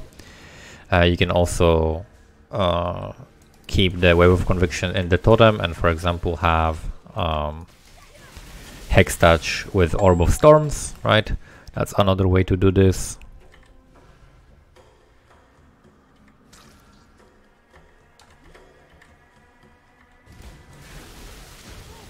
Okay, as you can see, we're taking no damage. This is a zone where people can potentially take huge amounts of damage because you get these like flicker striking, discharging guys that are gonna jump on you and do crazy lightning damage. And lightning damage is very volatile. It can do a big range of hits that are like small or big. That's why this like damage with non-critical strikes is lucky. For lightning mastery is very powerful, because when you look at like cold damage, it's gonna have different breakpoints, right? As you can see, lightning is like 1 to 48, and cold or fire would be more like 15 to 30 or something like that, right? So it's gonna be narrower range. On average, they're gonna be about the same damage, cold, lightning, and fire. But in terms of the volatility, the lightning is the most volatile and has the biggest range. Just testing the damage against these monsters, and it's actually ridiculously strong. We do so much damage right now, and I'm about to get like a big multiplier to my damage. So yeah, the exact mechanics of how it works when you have the lucky damage. Lucky basically means it's getting rolled twice, right? So you roll twice and the better result is being taken. So you can roll 1 and then you can roll 30 and you're gonna deal 30 damage.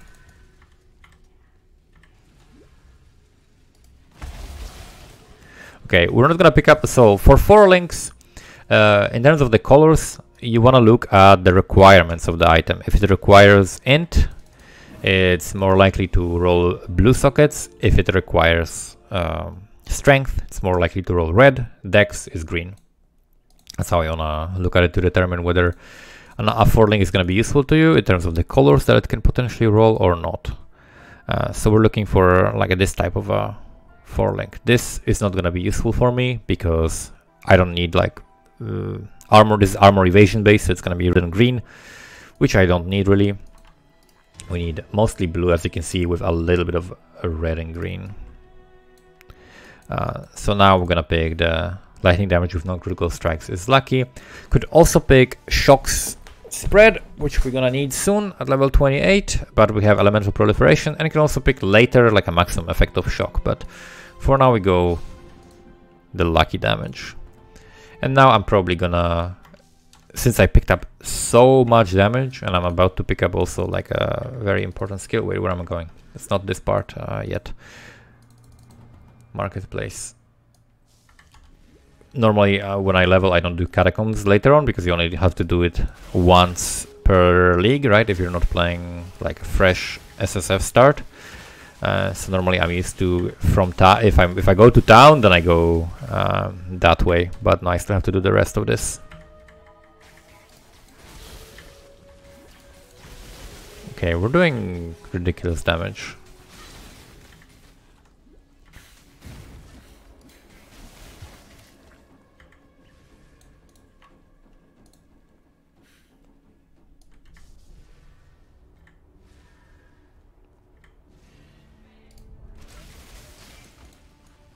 Okay, we got AoE and life.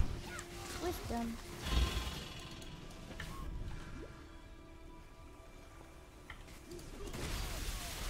So we're gonna swap to Lightning Conduit. We get it at level 28, and shortly after we're gonna do the lab. And when we get the lab, then we get the 100% chance to shock, and that's when we can very comfortably swap. I'm gonna pick up life and mana here.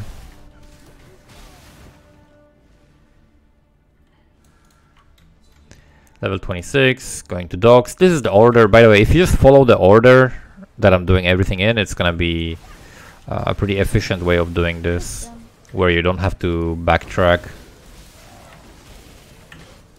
And you can just do everything in kind of a straight line in terms of the progression.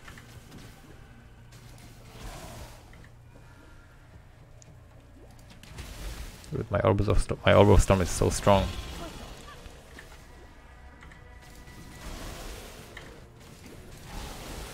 Holy damage.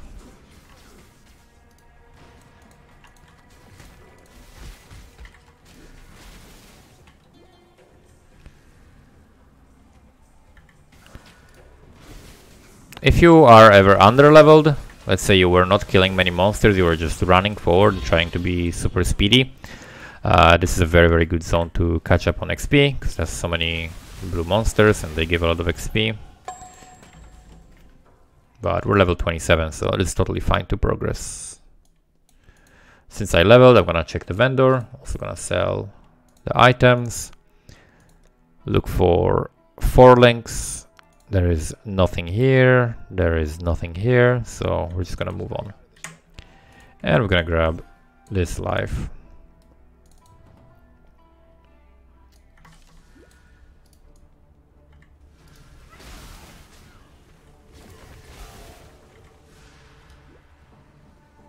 Just dropping Orb of Storms and it's killing everything around. And some rare monsters.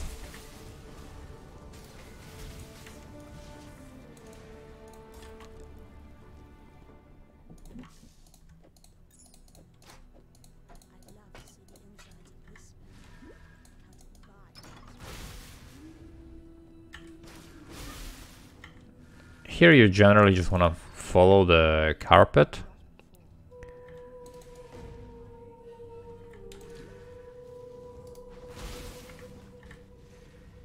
Okay, we got a corrupted zone in here, which might mess things up. When you have a corrupted zone, this red thing, that has a tendency of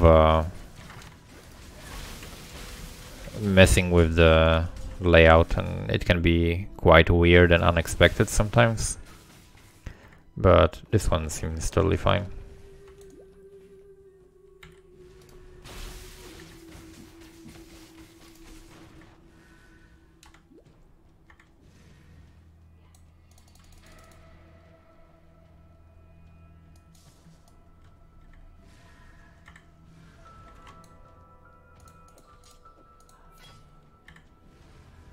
Let's check the damage. Yep, it's huge. It's just way more fun to play when your character is so strong. And once we get Lightning Conduit, we're going to be ridiculously strong, since Lightning Conduit is currently extremely powerful. And I suspect even if it gets nerfed by like 30%, it's still it's still going to be a very, very strong skill.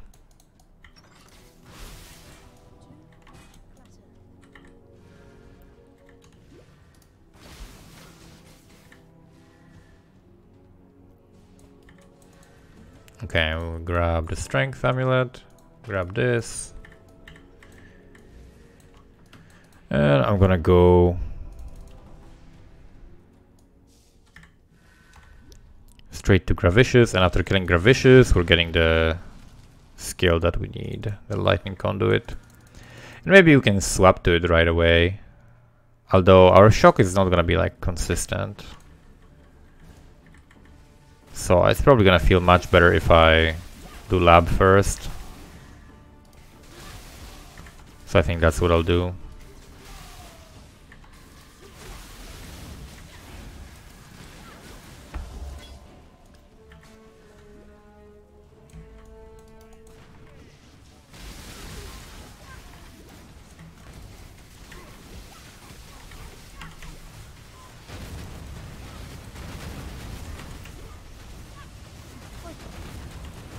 Right, this guy does a lot of damage, even though my fire resist is pretty high.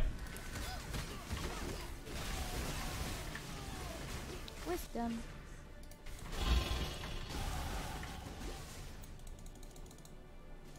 I think I'm gonna just pick up Lightning Conduit and level it in the offhands, even though the gems level with the vendor is actually slightly slower than you would actually normally level them. Now we're just gonna go. I'm probably gonna go down here because I'm gonna need to be here and here. So I'm just gonna go down here, grab Light of Divinity and Holy Dominion. This is like a super powerful area to be in. Gonna sell this. Check here. Got some mana regen. I could potentially put a resistance on this, and it wouldn't be too bad. So I'm probably gonna just sell this. Equip this. At least we get some mana regen for now. Let's look for a 4-link. This is not too bad. It has the right colors, so I can grab this one. It's better than nothing. And then any other 4-links. This could potentially hit the right colors because actually no, it doesn't have requirements. So it's kind of like a lottery. So that's not something I really want to pick. So I could put the Spell Totem here with Wave of Conviction, with added Lightning, and then I can put... actually, there is something I do want to pick there that I didn't grab. From the Weaver rewards. Did I pick up Weaver reward? No, I didn't. So we can pick up the Elemental Focus. This is something we're gonna need soon. Are there any other gems that I want from here?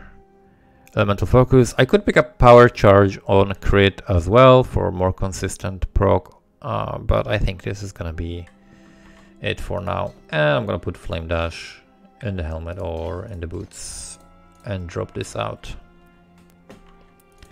Do we have like a nice helmet maybe? A 4-link helmet soon should be pretty good, but... Okay, we can just move on. And I can put some essence on this. We can put just random essence on this. Can craft. This is not particularly good, so I don't really feel like crafting on this, but sure, why not? We'll put some lightning on it, maybe.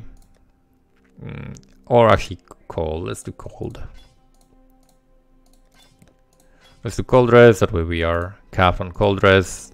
Very unlikely to get frozen. Alright, anything else? I think Lunaris Temple 1.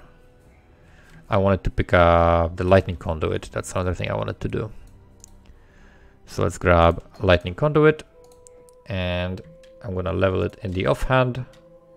And then supports with it are going to be Elemental Focus, maybe Arcane Surge and added Lightning, right? And then we're gonna have Orb of Storms with Elemental Proliferation, and then later maybe with Hex Touch and stuff like that. Okay. So we can now continue. For now we're playing with the same setup as I had before.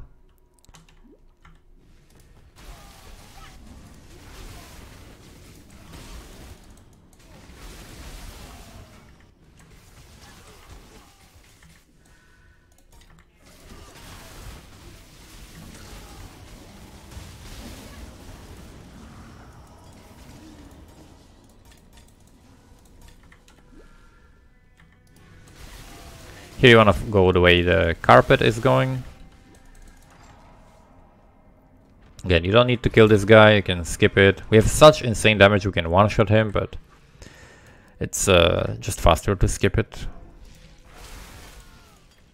In general, if you want to level faster, one of the most important things to learn is to kill fewer monsters and kill them more efficiently. So you want to kill like big packs of monsters, you want to kill like big packs of blue monsters. But you don't want to just like continuously chase them and try to kill everything, because that is very inefficient.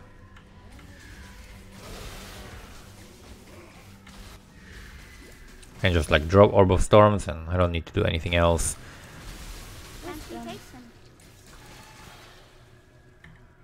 So I dropped Orb of Storms and then I shot Spark once, and that was enough to kill the rare monster over there.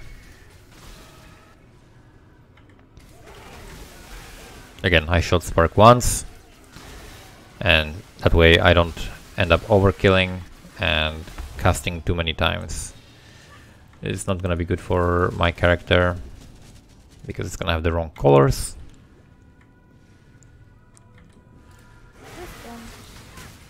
Wisdom. So we are still on a hunt for the 4-link.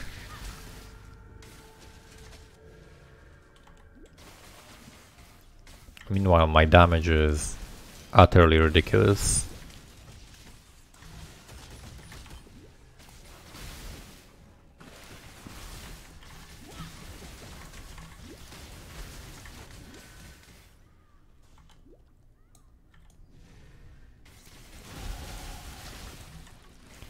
Alright, we can go down here. Wisdom.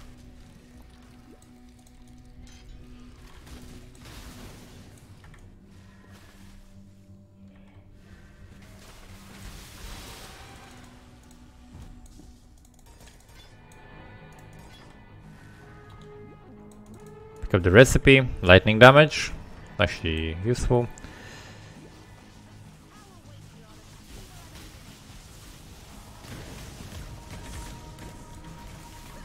Okay, she teleports instantly, but she's kind of dead. We pick up the recipe, we pick up the key, so we can go back to town. So I can check the scepter maybe. Nope. Alright, and we can look for a 4-link. I can delete this probably by now, because by this point we're interested in 4-links. I don't see a 4-link in here,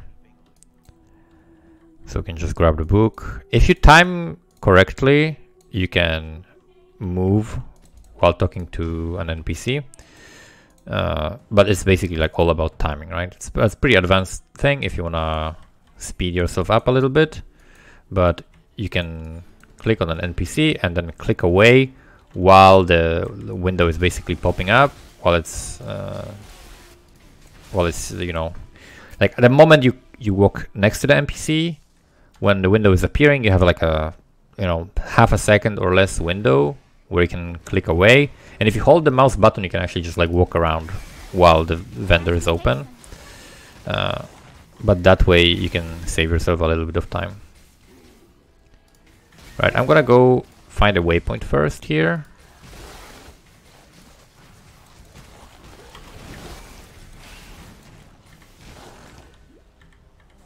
Now that we have the waypoint, I'm gonna go do the trial, and then we're gonna do the lab. And with the lab, we're gonna be able to swap to a Lightning Conduit, because Lightning Conduit really feels much better if you have like 100% chance to shock, and we didn't pick up any chance to shock anywhere on our skill tree, because we are going to be getting a guaranteed 100% chance to shock. Okay, so I can go back to town and equip a better flask, and we can go to the lab.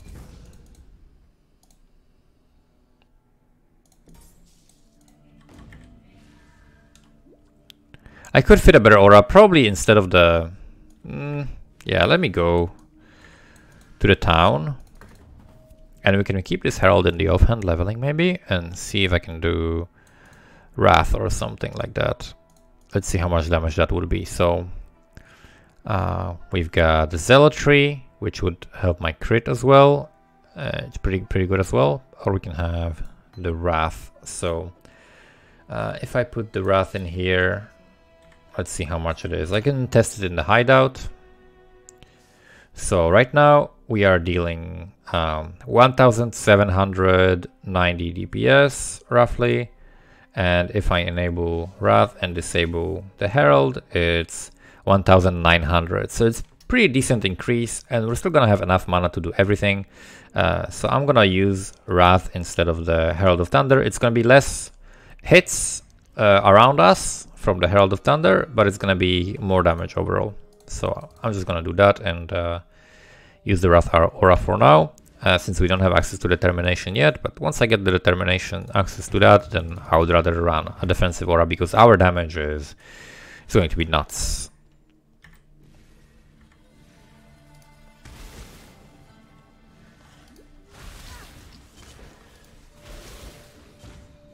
But simply just because we have so much spare mana, we are able to do that.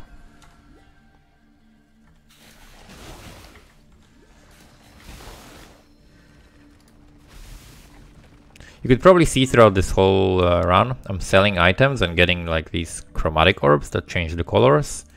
You get the chromatics from just finding them or selling items that have green, blue and red connected. Doesn't matter the order, just RGB connected. That's what gives me the chromatics.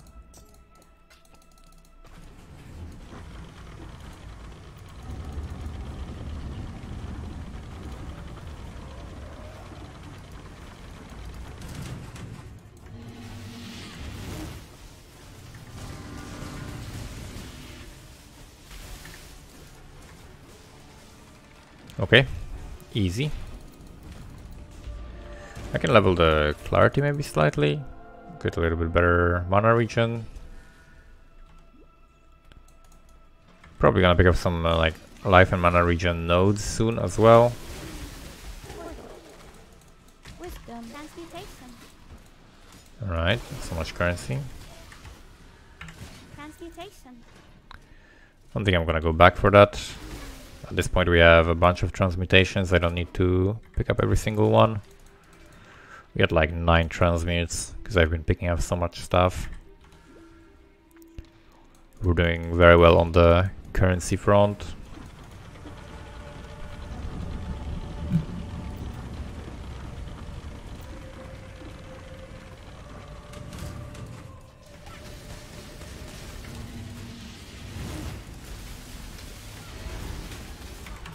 Okay, I'm getting hit by skeletons.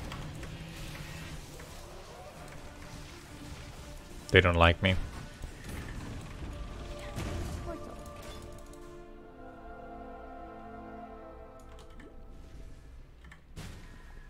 I got hit by like the cold damage skeleton and Exile at the same time. And I got chilled. I was like in the middle of all of that.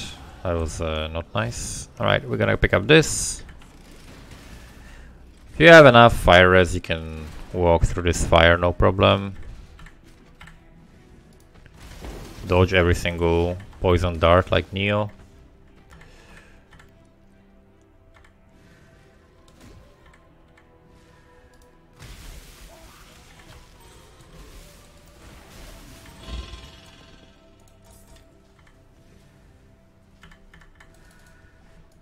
Right, this is the right way.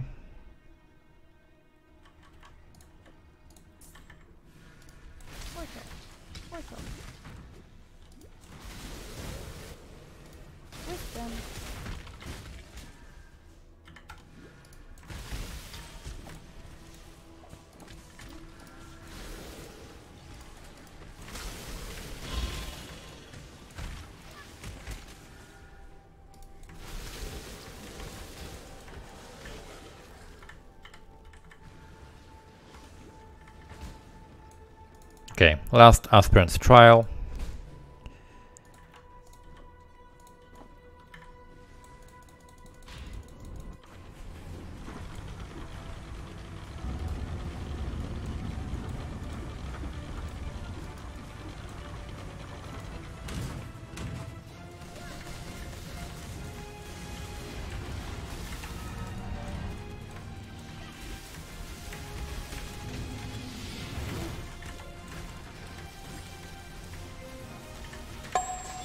Right, so much loot. Is there anything that I actually do want to pick up? I don't think so. It's like no links, no weapons that I need. So we just open the treasure chests. Wisdom. And Wisdom. we got decent gloves that I maybe want. That are 4 linked. And then we got glove enchant. What's on this? Nothing good. I'm just gonna enchant these gloves then.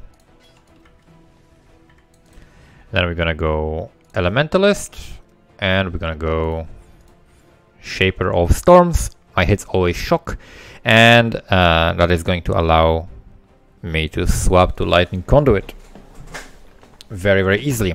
So let's do the swap now, and I'm gonna show you exactly how we do that. I'm just gonna sell all the crap first.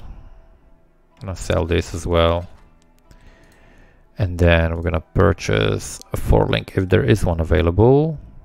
No, there isn't. So we're gonna be going with the 3 link for now. So it's gonna be Lightning Conduit. And we can remove, where's my Spark, Arcane Surge, Onslaught. So what I can do now is have like Orb of Storms with Onslaught, with Elemental Proliferation, and then we can have Lightning Conduit with added lightning damage with Elemental Focus, and then I would like to have also Arcane Surge in that, but we're not gonna have it, so I'm gonna link Arcane Surge to the Flame Dash, and that's gonna proc it. So we're gonna be on 3 links, and we're gonna be looking for our 4 links. Okay, so we've got the Orb of Storms, this, and Lightning Conduit, and then Spark can go in the offhand. So Lightning Conduit works where you're targeting an area, like a huge area, and everything in that area that is shocked will take damage, and it will consume the shock. So you need to shock them again to do damage again. So the way we're going to be doing that is going to be dropping Orb of Storms.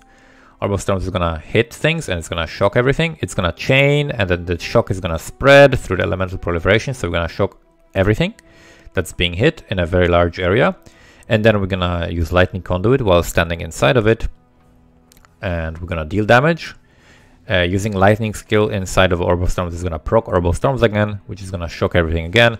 So as long as the Orb of Storms is down, we can just spam Lightning Conduit and deal damage.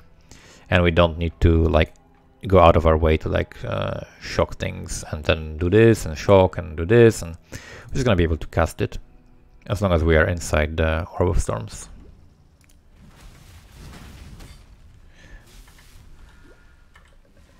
Right, I think we're going this way, right?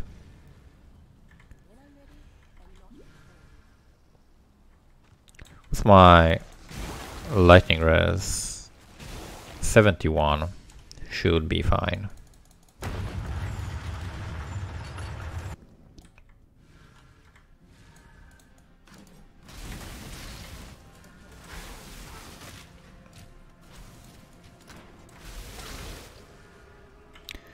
So yeah, that's why I picked this chaining for Orb of Storms, because with the chain from Orb of Storms plus with the elemental proliferation, the shocks are spread in the radius of 13. The mastery gives you a radius of 10, so the elemental proliferation is a bit better.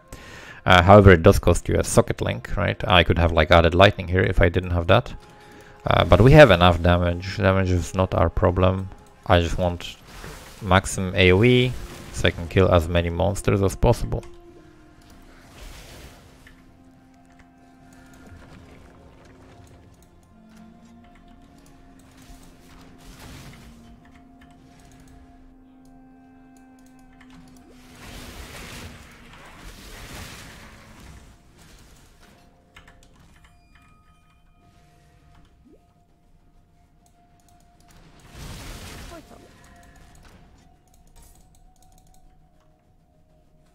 If you ever have mana problems, so easy to fix, just pick a couple of nodes for increased mana regen, increased mana, and you're gonna be totally fine.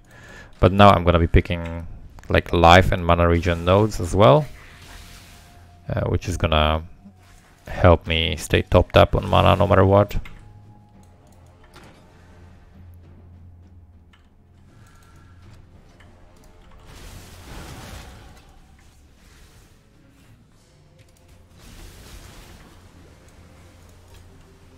Okay, so now we're picking this, and this is gonna give me like life regen mana.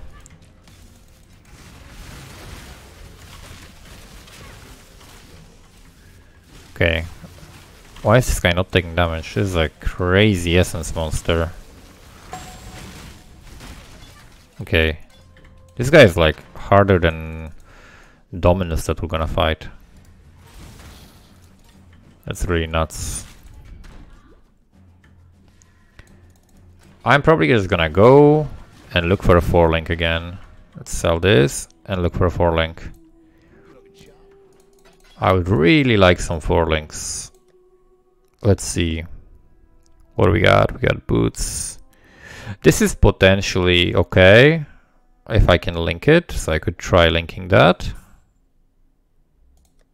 That would fit our Orb of Storms very nicely. So let's see if we can link it. I'm gonna increase the quality first, because increasing quality increases the chances of linking something.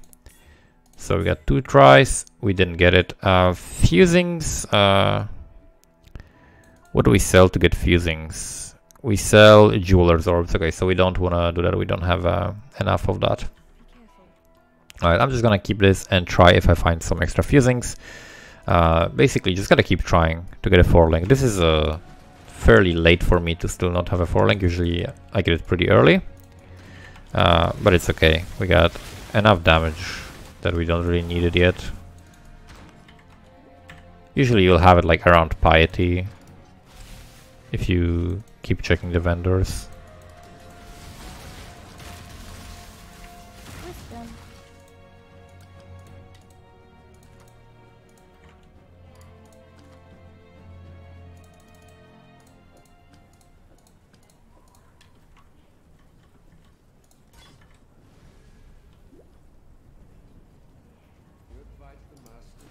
All right.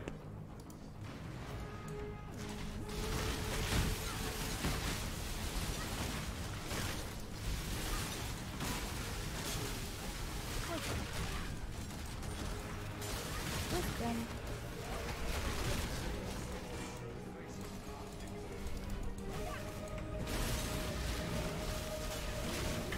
Let's get out of this, level my gem.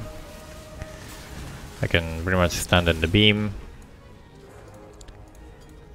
And it's super easy, because we're doing so much damage.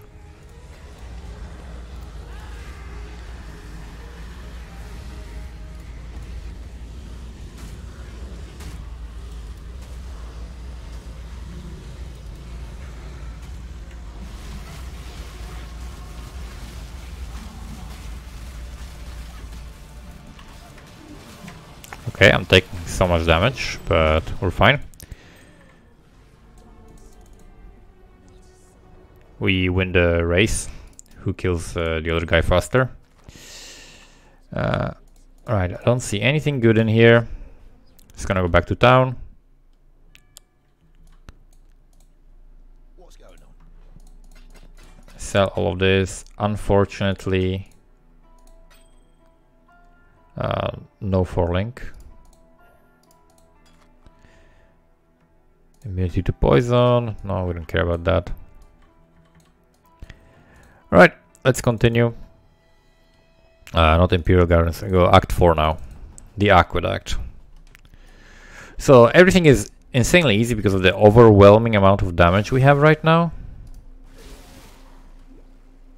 That's one way to deal with things in PoE. We're not too tanky, and we're gonna become more and more squishy for a while now until we get some armor, for example, until we get like determination. Later we would also like to get a shield, for example. If you can get like a shield of like +1 to all lightning skill gems or something, that would be a good way to become more tanky.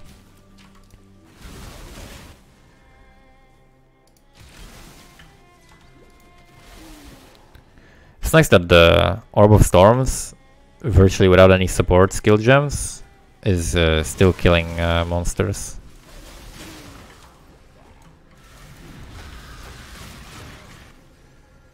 That was a boss.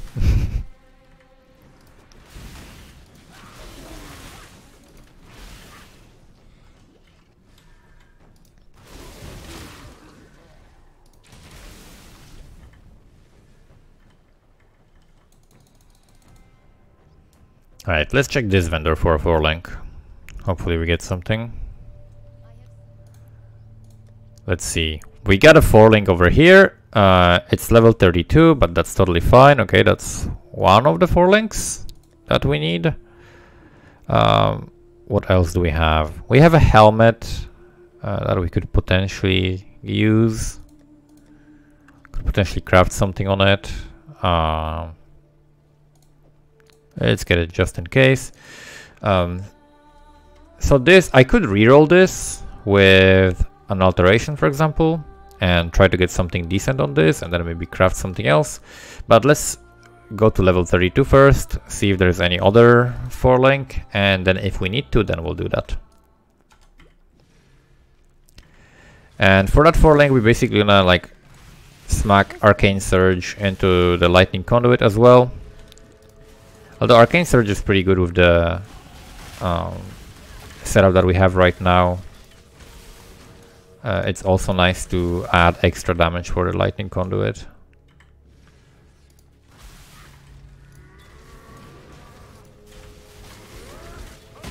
Okay, let's not get smashed. Let's not get smashed again.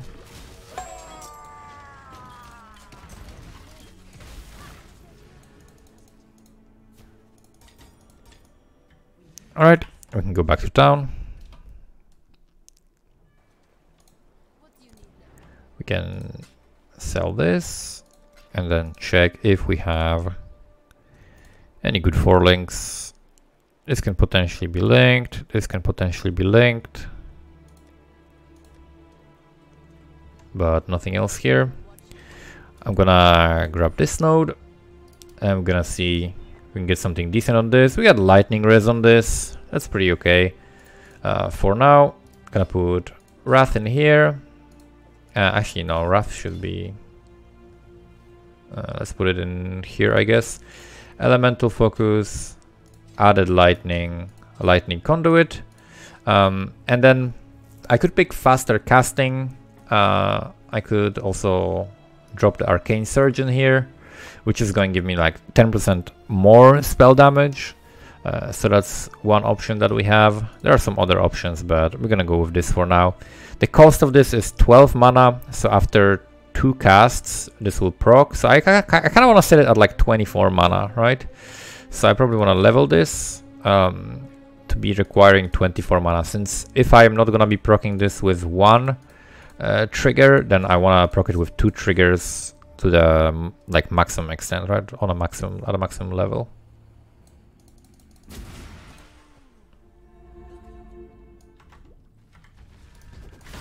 Okay, we put the Wrath. Okay, now it requires where is Arcane Surge? Here it requires 17. Okay, we still want to level this. Now it requires 19. Probably one more time.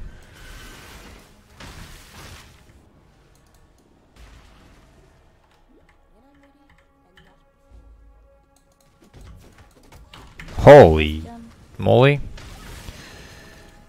Alright, and now it requires 22, and that's how we're gonna keep it at. So it's gonna be 12 and 12. Okay, it's gonna be 24% more damage.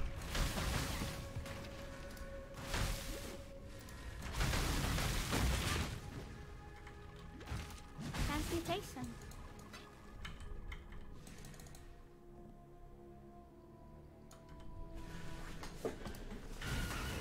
Okay, in this zone, mine is level 2. We are looking for Wisdom. the soul that we pick up for one of the side quests. So we're looking for like an exclamation mark on the minimap.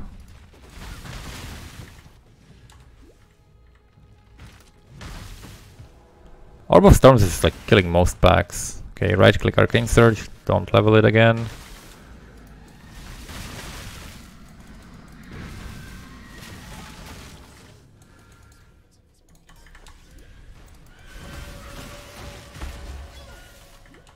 Can we jump down there? No, not with this skill, I think. Oh, we can. Okay, nice.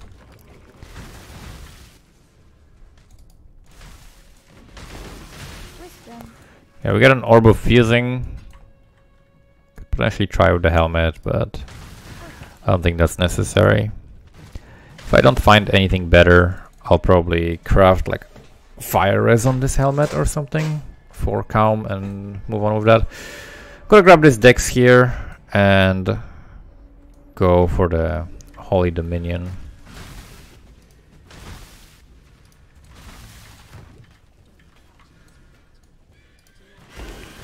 Another fusing, nice. So now it's pretty much smooth sailing, like the setup is mostly complete. We're gonna still add a few things, but not too many. Okay, I need to get out of there because it's gonna detonate corpses. Gonna check the rare ring in case it has something good on it. Nope.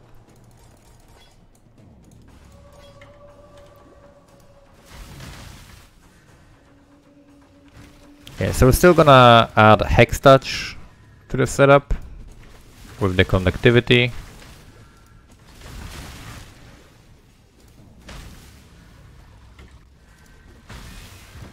And we're gonna add Determination for some defense.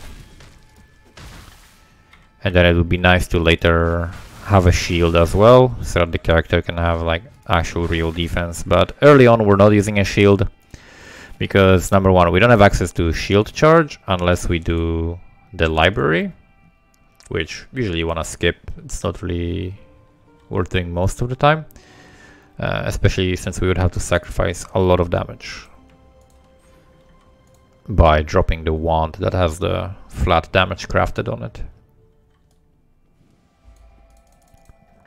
Right, so this is usually when you're going to be quite a low level, so you see I'm level 33 in level 37 zone, which is still fine, but I'm going to do this zone and then I'm going to go into like the first calm zone, and then I'm going to complete the zones and kill the bosses.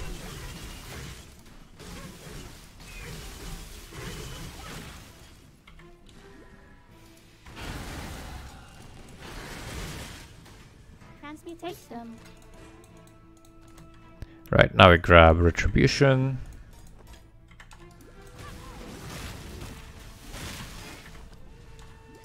Wisdom.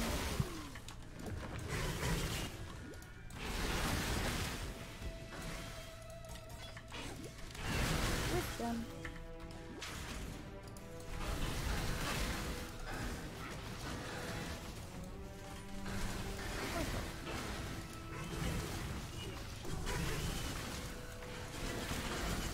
Transmutation.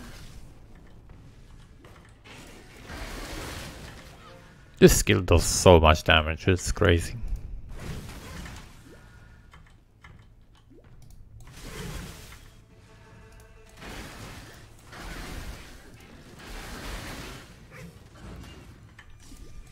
Wisdom.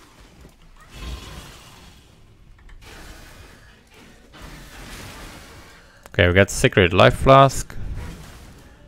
This is the one that we want to craft bleed on. So we got increased recovery rate, which is a prefix. If you press Alt, you're gonna be able to see that, which means it has an open suffix, and bleed removal is a suffix, which means we're gonna be able to put bleed removal on it. Okay, there's some more monsters here.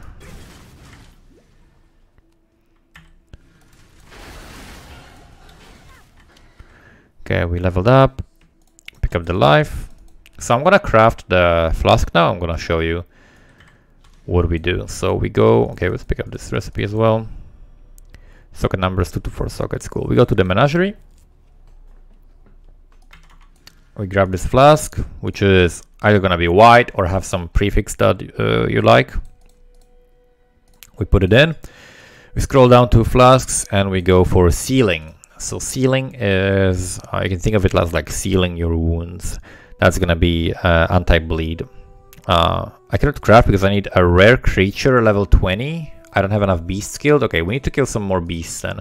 If we see beasts, we need to kill some extra beasts so that we can craft this then. I thought I killed enough beasts. I've been killing so many beasts, but apparently not enough. Or have I? No, right? I still don't have this. I don't get it after talking to him or anything. Okay. So we need to kill more beasts.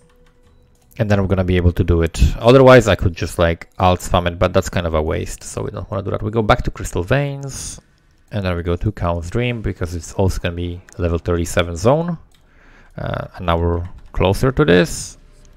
If you're too many levels behind, then you're gonna be getting XP penalty.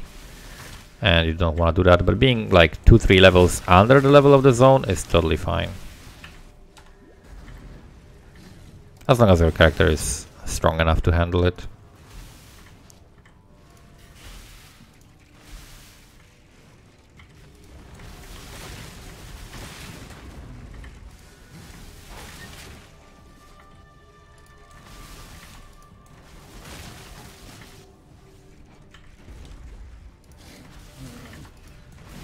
Wisdom.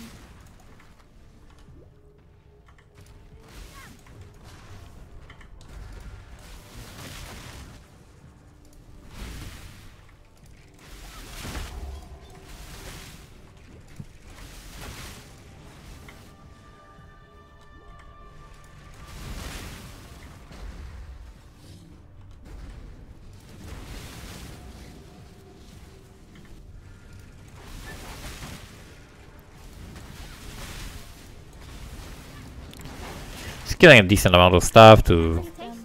stay up on the levels.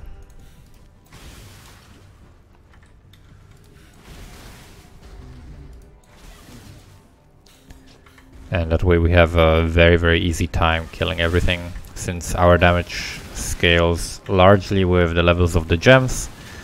So the more XP we get, the stronger we are. Okay, we got another 4-link. I can kill these guys here. Should be pretty easy. And we also got Superior Wave of Conviction, which I can... What's the quality? Increased elemental damage. So I can level that in the offhand maybe instead of Spark. I don't need Spark for anything. Okay, so with this 4-link, I could potentially go for a different 4-link for my other skill. Because this green would allow me to like keep onslaught and add like added lightning. So let's check if there are any 4-links available here.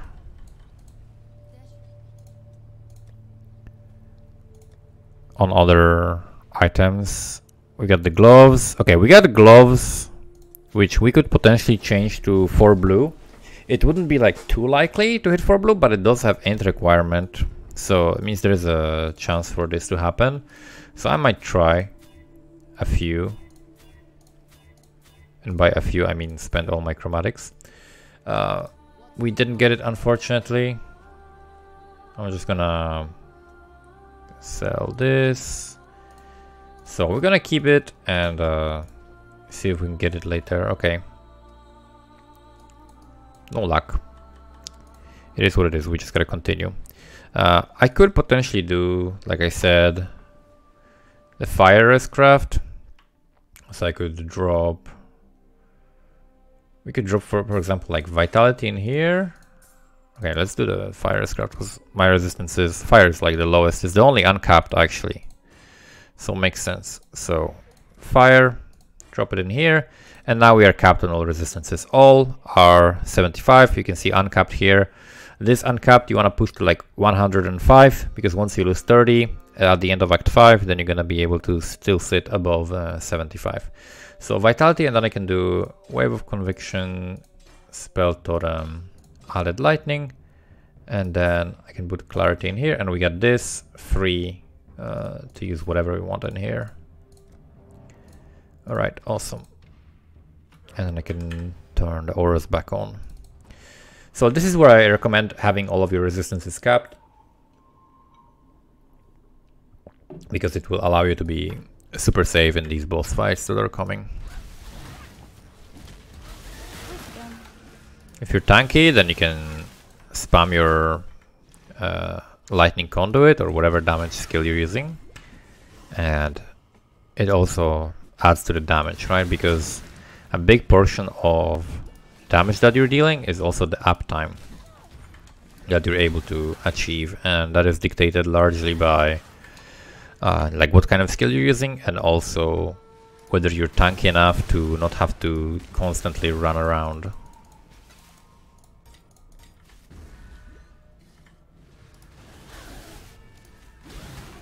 Since I have some extra augmentations, I could put them on my rings, for example.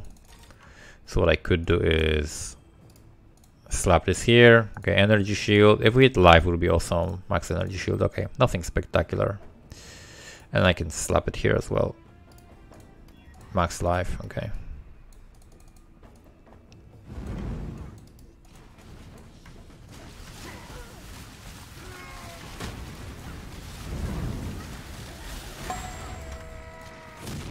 Nice. Did I level? I did level recently, right? Any 4 links? Any 4 links? Nope. Right, I can equip the mana flask, I can equip the life flask, and we're looking for some beasts soon. Here you always want to go left if you have the choice.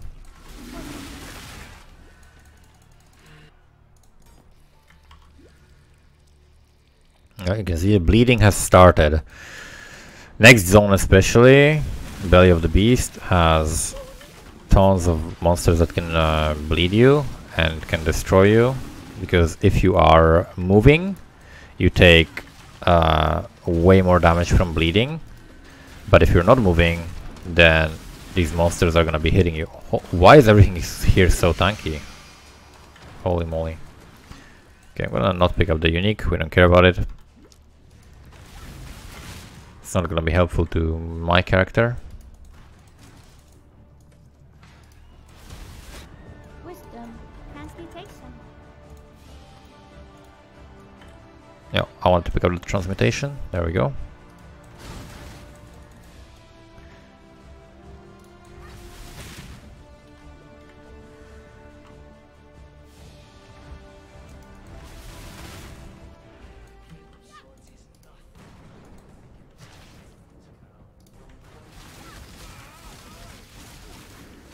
Okay, this guy's taking a lot of damage. So am I. Well, standing in some rotating blades.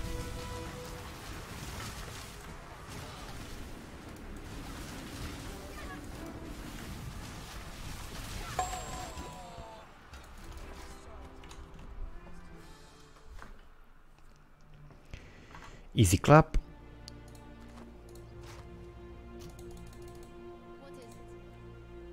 Alright, selling all of this. Let's go to the next zone. Unfortunately, we don't have bleed removal. I could try spamming alterations on this. Let's see if we get some chill, freeze removal, instant recovery, chill. Nope. We don't have it. So I have to go here. I could use steel skin for bleed removal if I really wanted to. Okay, I'm running in without a life flask as well. That's a recipe for disaster. Should be fine by just popping my life flask. But the bleed removal will keep you like 100% safe in here. So ideally you want bleed removal for this zone, but I cannot do this because I haven't killed enough beasts. So kill enough beasts if you are intending on doing it. I'm like missing like one rare beast. for the beastcraft. Okay, we get elemental damage here. We get level on the Lightning Conduit. Transmutation.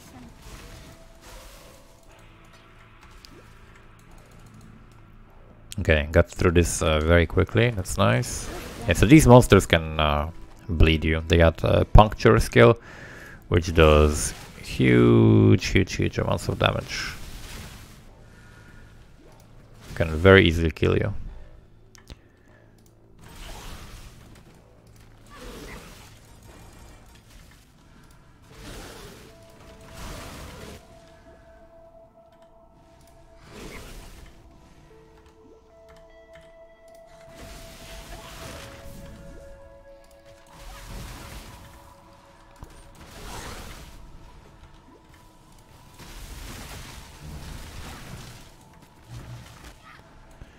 Right, let's fight Piety. Gonna put a totem down. Orb of Storms.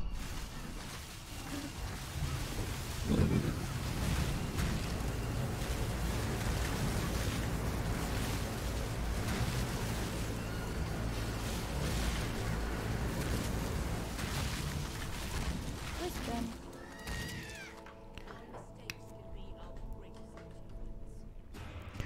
We just got an overwhelming amount of damage, so pretty easy. Elemental resistances, so we get rank 2 elemental resistances. These cost an alchemy orb, as far as I remember. So you can craft higher levels of elemental resistances now.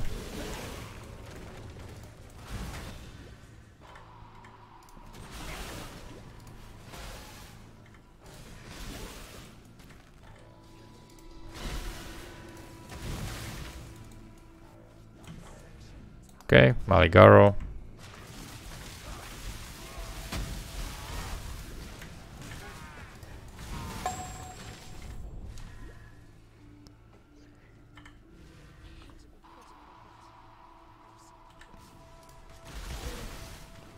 And after killing Malachi, we're going to have the Hextouch support.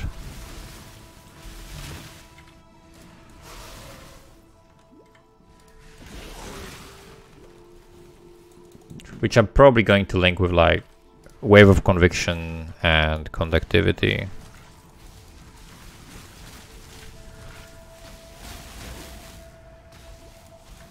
Oh, stop running out of my Orb of Storms.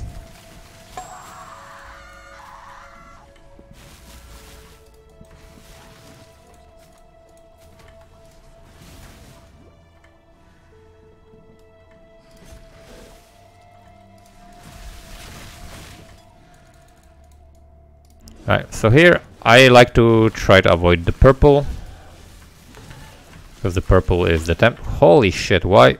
Okay, I'm gonna go to town. Somehow I tanked every single hit from her. I like to avoid the purple because the purple is the one that slows you. Okay, she's running like an epileptic. What the hell is going on? She's like not attacking me, she's running constantly. She's like orb walking, like she's like Dota 2 pro player, like what the hell?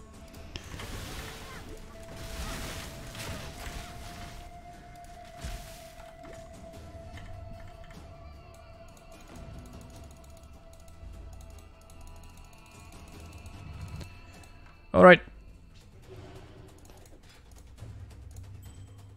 Time for this guy.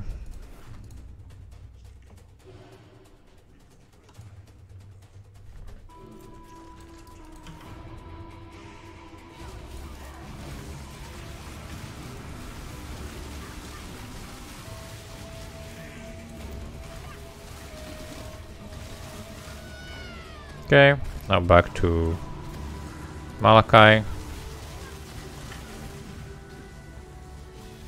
Back to her. Instantly deleted. So Hextouch is gonna cost me an alchemy. I don't think I get it from a reward, so that means we will need an alch.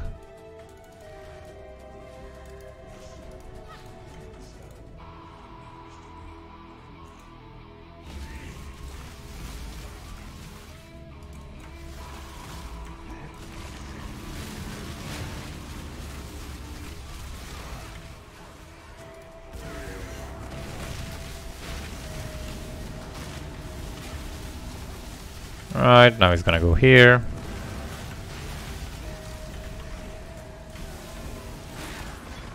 That was insane. Got some 4-link boots, you can check them.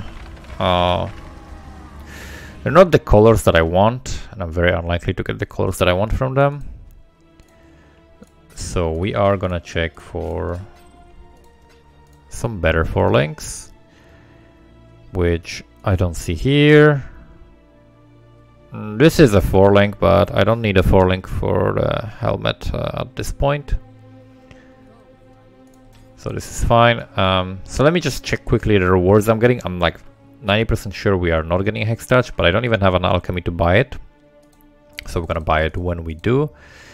So you would need 1 alchemy at this point. So we got Spell Echo, which is something that you don't want to use with Lightning Conduit because you'd have to like somehow shock insanely fast for that to work. We got Chain, increased AoE, Immolate, Decay. Okay, so there is nothing really that we need from this. You can take like multiple totems or increased AoE or whatever. And from this one, we can potentially take some kind of a golem. So you could take like a flame golem, you could take like a lightning golem for cast speed or whatever, but it's not really something necessary at all. So until we have an alchemy, we cannot use the Hex Touch, but after I get it, then I'll be able to use it. Okay, let's grab a skill point, which is gonna be here, Light of Divinity. So that's gonna give me more consistent crits, because it gives me a little bit of crit chance, which would proc my elemental overload more often, which is a huge damage increase, or some more multiplier.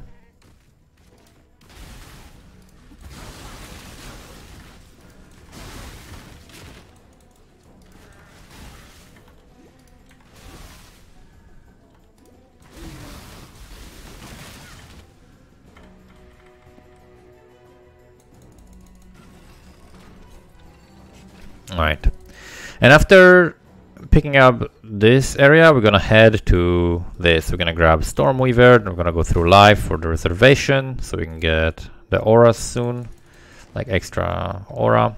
Actually, we don't even need that. If I pick that up, then I'll be able to like fit Determination as well as Herald of Thunder potentially. So I guess that's gonna be what it's useful for at this stage, at least. Later you can choose different auras, but this is just what I'm going to be using for the leveling. Okay, I'm going to pick up Life Flask just to have like a most updated Life Flask at all points, so whenever I get that extra beast, I'll be able to craft the bleed removal flask.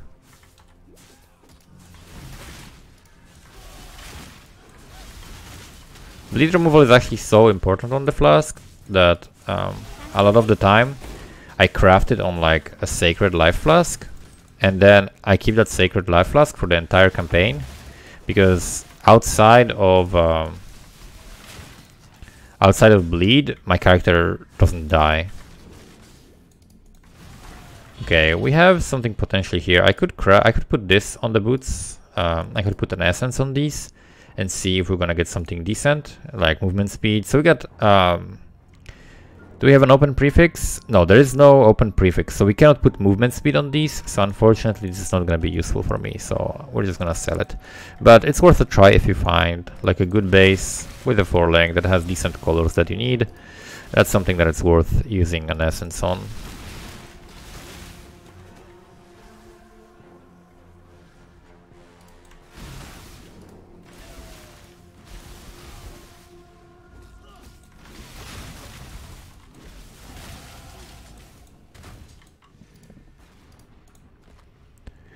What do we get here?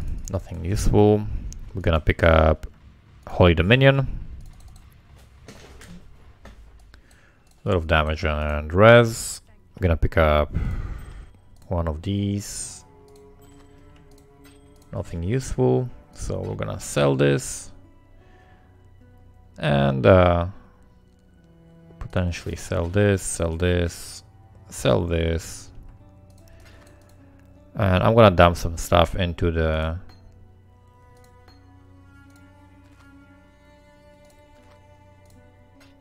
inventory here into the stash. Alright. And we are ready to proceed.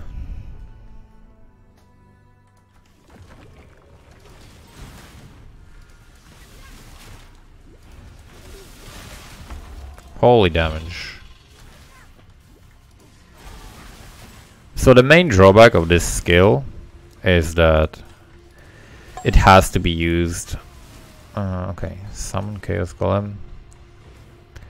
It has to be used on a shocked enemy, right? So you need some kind of an extra setup for it, which makes your clear worse because you have to like use 2 buttons, right?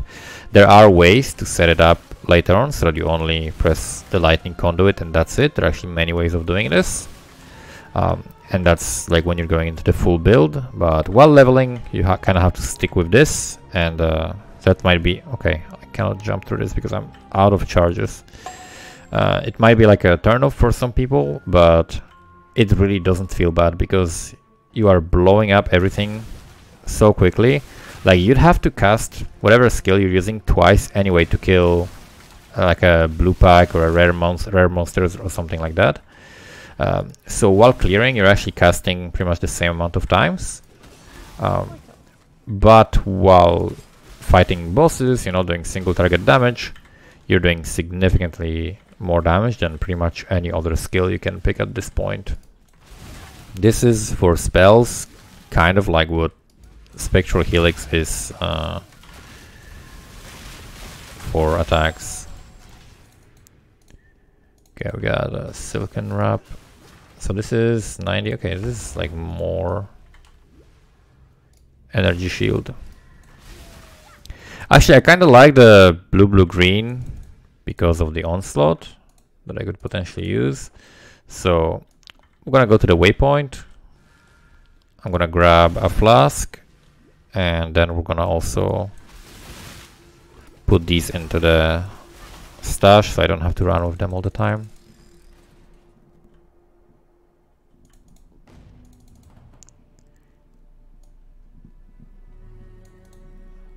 Alright, so we're gonna drop these in here. We're gonna grab either Jade Flask or Grind Flask. Both are pretty good. I think Evasion is slightly better early on. Grind Flask is better later on. I'll probably still get the... well, maybe let's get the Grind Flask because... Okay, this is pretty bad because it's less duration. Okay, this is fine. So I'm gonna hold on to this and keep this like freeze removal in case it feels really bad without it. Alright, and then we're gonna probably go toward the Stormweaver where we can pick up like extra elemental resistances, and that is gonna sort out our resistances for the next act. So I don't really need to improve my gear or anything like that because we're just gonna cap our resist through that.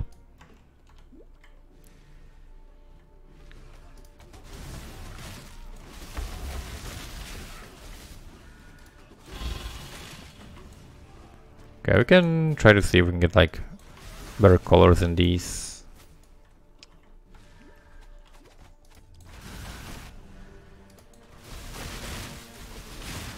Proxy shields are a little bit annoying.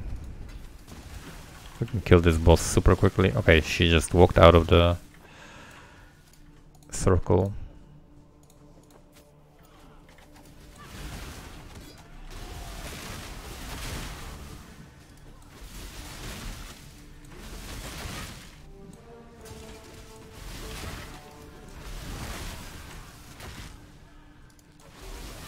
Okay, we got tons of blue packs here, which is huge XP.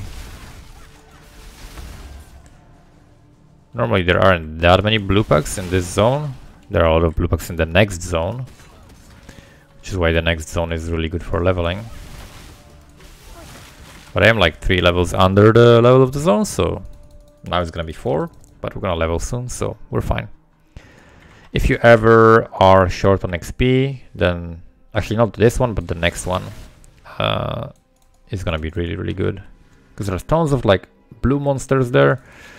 And if you can deal with the proxy shields, then it's insane XP.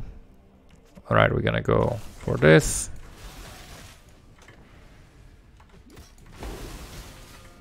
Orb of Chance, Transmutation.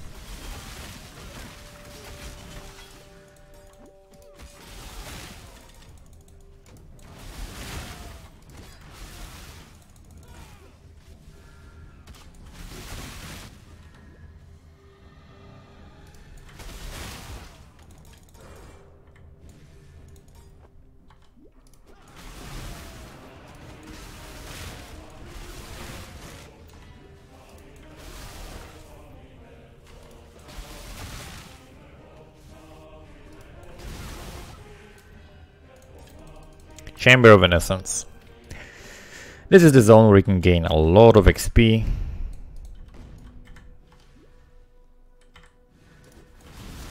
I'm gonna run a little bit closer to the middle because I want to show you also recipe you pick up. Normally you want to run like on the outskirts. As you can see, like there's a blue pack on every one of these like podiums.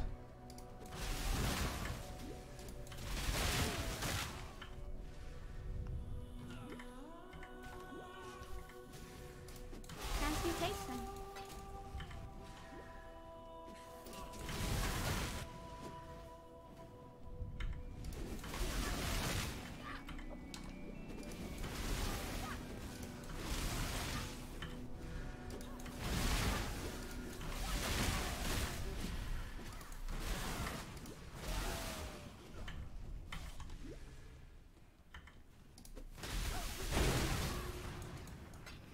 More fusings.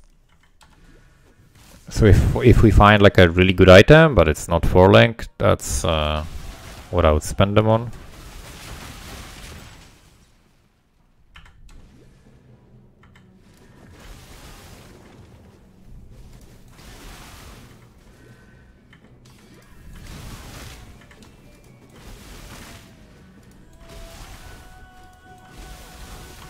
Oh my god, what are these? Storm Rider, okay. So we didn't kill them immediately because they have resistance to shock or lightning damage, and that's why I can actually reset the zone. So I'll show you how to reset the zone. You basically click on the zone, control held down, and you click on new. That's how you reset the zone, right? And then you get a fresh zone with more monsters, and you can do that as many times as you like.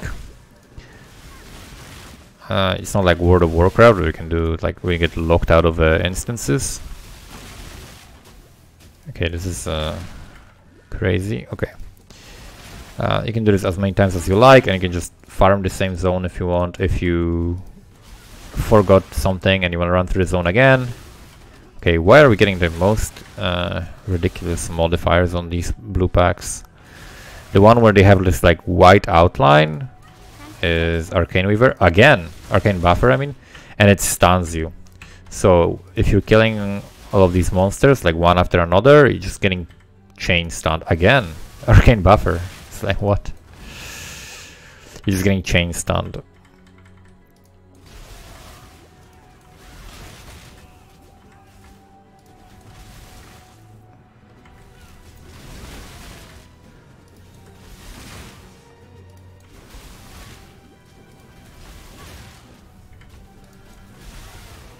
Okay, this is the craft.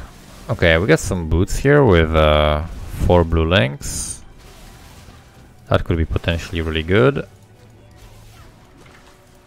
Let's see what we got. And we have no open prefix on them again. So that's a really, really bad roll that we got.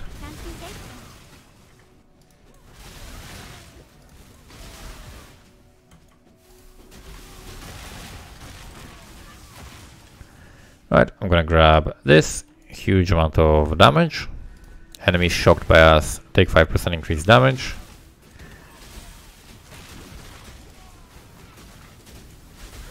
Okay, this is such an unfortunate set of modifiers. And we're leveling Lightning Conduit as well.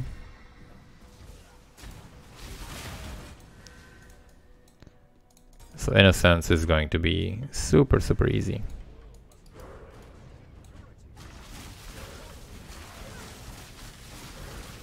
Yep, he's phased already.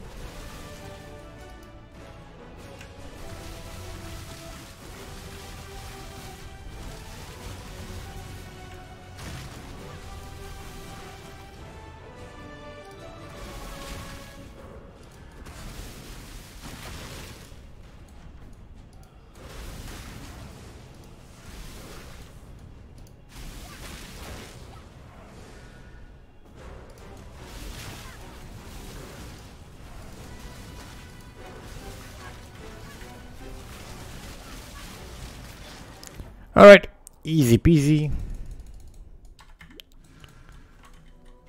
We can move forward.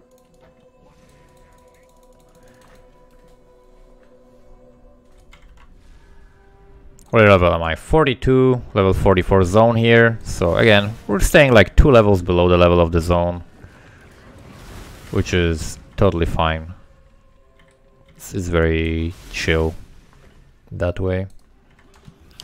Okay, is it gonna be left or is it gonna be down?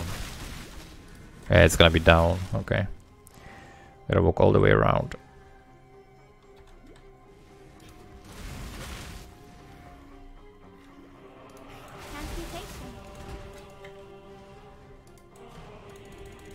Alright, we got a nice Essence of Anger, which is gonna give us Fire Res. And we got an Alchemy, so we can grab that Hex Touch. Okay, if I want to kill the boss, I can do this in 2 seconds, literally. He's just like a normal mob to me.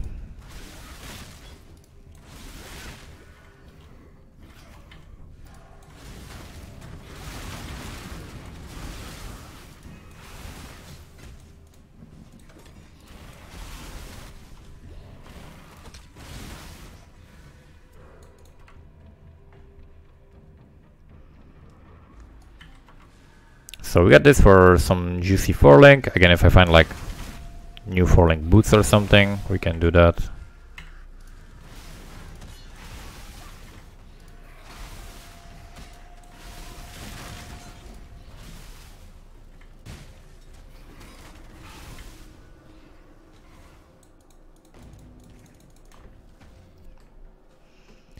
We can go to the ossuary. I picked up the waypoint before it, so we can log out at the end of the zone. Oh my god, okay. Juggernaut Steel Infused. Yeah, this is a deadly monster plus mod combo as well. It's like fist damage. This is what Quinn died to in the lake, actually. This is like crazy like fist damage spikes, and the combo of that also. I think it also hits you when it blocks or something like that. Crazy monster. So unfortunately, without determination right now, we don't really have good like defense yet. So we can still die to random stuff like that. Alright, we're gonna pick up the res, and now we got all above 105, so we're gonna be capped after killing Kitava. Okay, pick up the recipe.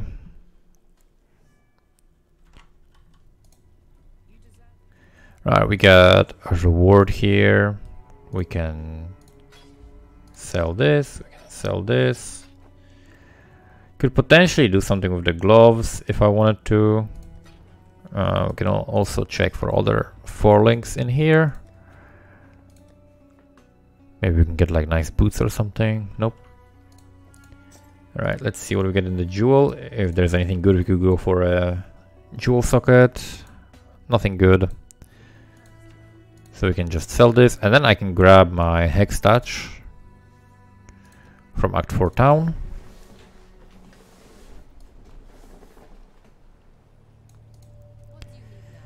This guy. Okay, purchase, and we get the Hex Touch. Anything else? I don't think so. So we put Hex Touch, we put Wrath in here, and then we can put Wave of Conviction, and then we can put Conductivity.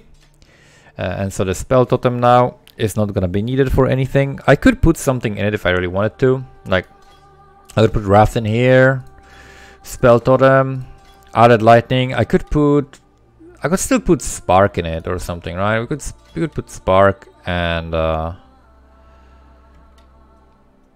that's it. I could put like faster casting in it or something, and that will give us like extra sources of shock, for example. So we could do something like that. It's not really gonna hurt me. It's just gonna be like an extra damage setup. This will not do anything. Yeah, so probably just go faster casting. Yeah, so we're gonna have Wave of Conviction here, and then I'm gonna have this Spark totem set up as well. And I don't think I killed any beasts, right? I don't think I killed any beasts. Let me just quickly check. Unfortunately, I don't think. Oh yeah. Still, I can't craft this. Alright, let's just continue. We got only a little bit left in this act. So we go back to the ruined square. And we're gonna do a little bit of a portal trick again.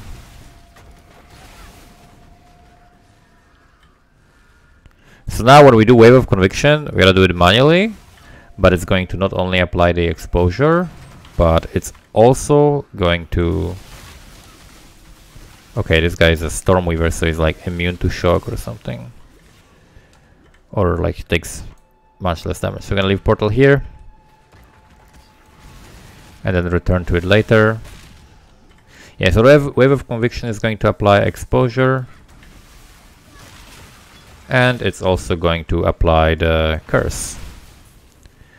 It's so strong that it's gonna kill most things. Like you can see, I could just play Wave of Conviction build now. It's a very, very powerful skill.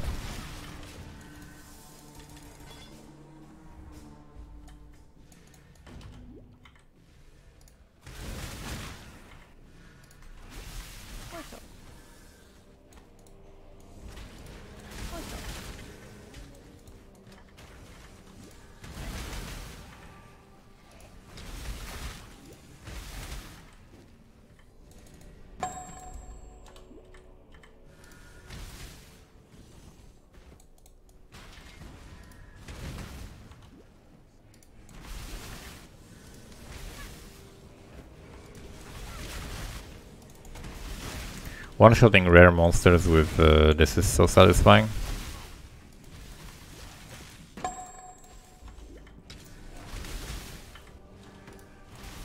And you can see the wands from level 20 are still carrying me, and they're gonna carry me for a long time. Let me go on D&D for now.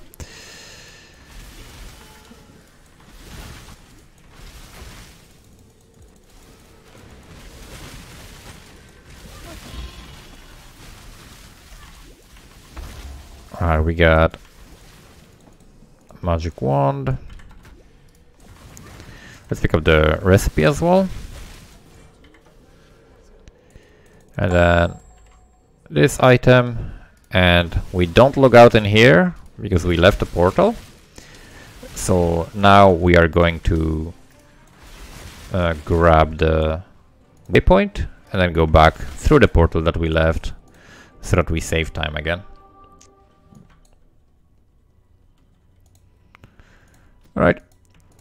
Sell, let's sell this. Let's ID this. Let's see if there's anything good. +1 level of all fire skill gems.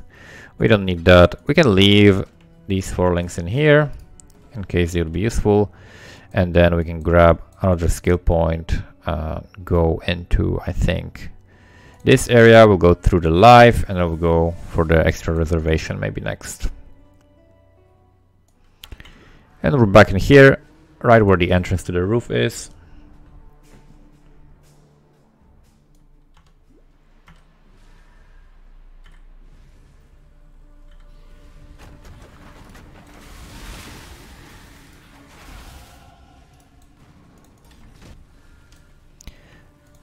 Next, we're picking up some extra life.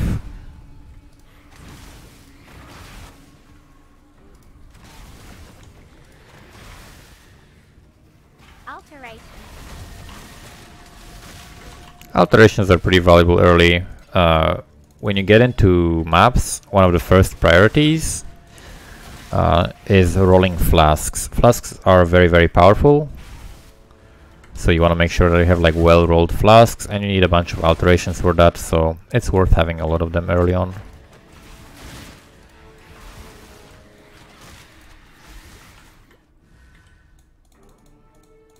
Alright, and now let's kill Kitava. Should be super simple. Apply exposure and the curse and just blow him up. Triggered elemental overload on like every single skill that we were repeatedly casting. Put the totem down, put this, apply exposure, dodge one ability he's doing, and then he's dead. Well, phased at least.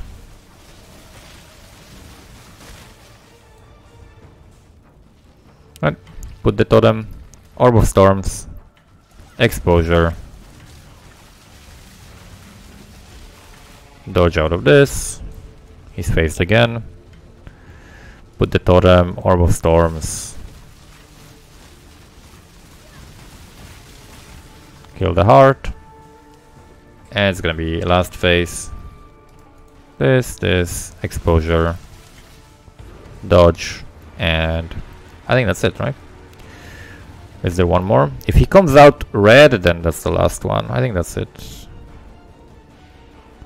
Yeah, that was the last one. So you can see the resistances are now going to go from 75. They're still gonna stay 75 because I'm getting -30, but I'm over capped. I got over 105. So that way we are still at 75 of all elemental resistances. Is the chaos that's gonna be suffering a little bit. So if you wanna deal with that, I'm actually pathing right next to chaos res nodes. And we can see how much time it took me, right? So played while explaining everything, 2 hours and 40 minutes for the first 5 acts, while explaining everything, stopping to craft, doing this very slowly and methodically. And we died like twice, right? Devs, yeah, we died twice. So it's very, very simple. And let's continue with the following acts. All right, so first thing we can do in this act is to do this zone in the Twilight Strand. We're gonna unlock all of the skill gems, and then we can finalize our setup basically by grabbing okay, that's a big monster. We got a 6 socket, we got a wand. We can grab our determination, which is gonna be our defensive, one of our defensive layers, and it's gonna help us against physical damage because that is something that we are not really protected against right now. Okay, so this is a yikes, a lot of damage I'm taking. We got some heist contracts. I'm probably not gonna be bothering with doing heist contracts here, but this is something that is very useful at a league start. If you want to make some early currency, heist is very, very good for that.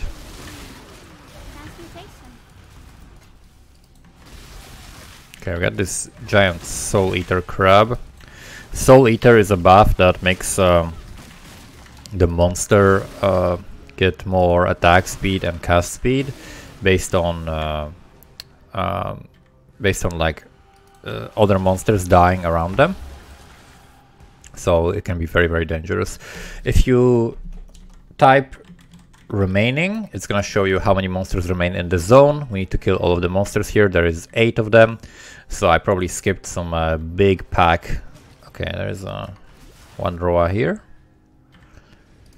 There we go. We skipped this pack, so we now can talk to Lily for our reward, but it's actually faster to just continue and come back to Lily a little bit later when she appears in the front side of the town, so we don't have to like go all the way back to the boat. And that happens after you kill Tukohama, like the fire boss with totems that we're gonna kill soon.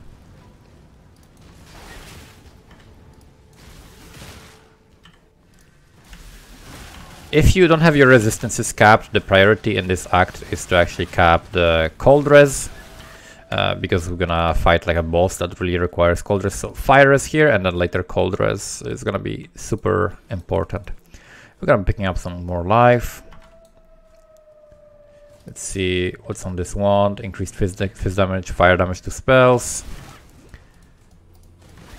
At this point we can utilize some more magic and rare items because we have more opportunities to link them. We have some fusings now and jewelers, so definitely the main thing you want to be on the lookout for is improvements for your gear.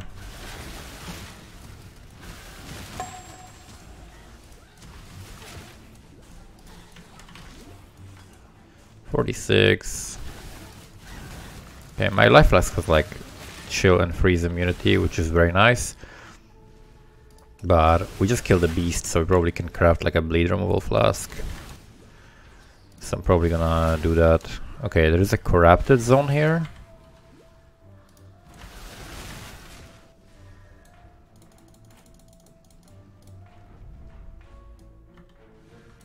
So we can craft something. I'm gonna show you guys. Hopefully now this has been enough, right? Since we killed the rare beast. Or does it have to be a yellow one? It does have to be a yellow one, right? We still cannot craft it. This has been the longest that I've been not encountering beasts. Okay, we can sell one of these. Could potentially craft it as well, but I don't want to do it because I want to demonstrate the way to do this properly. I'm gonna just put this here. I'm gonna toss these out because I don't need them. Alright, we're gonna go into our portal.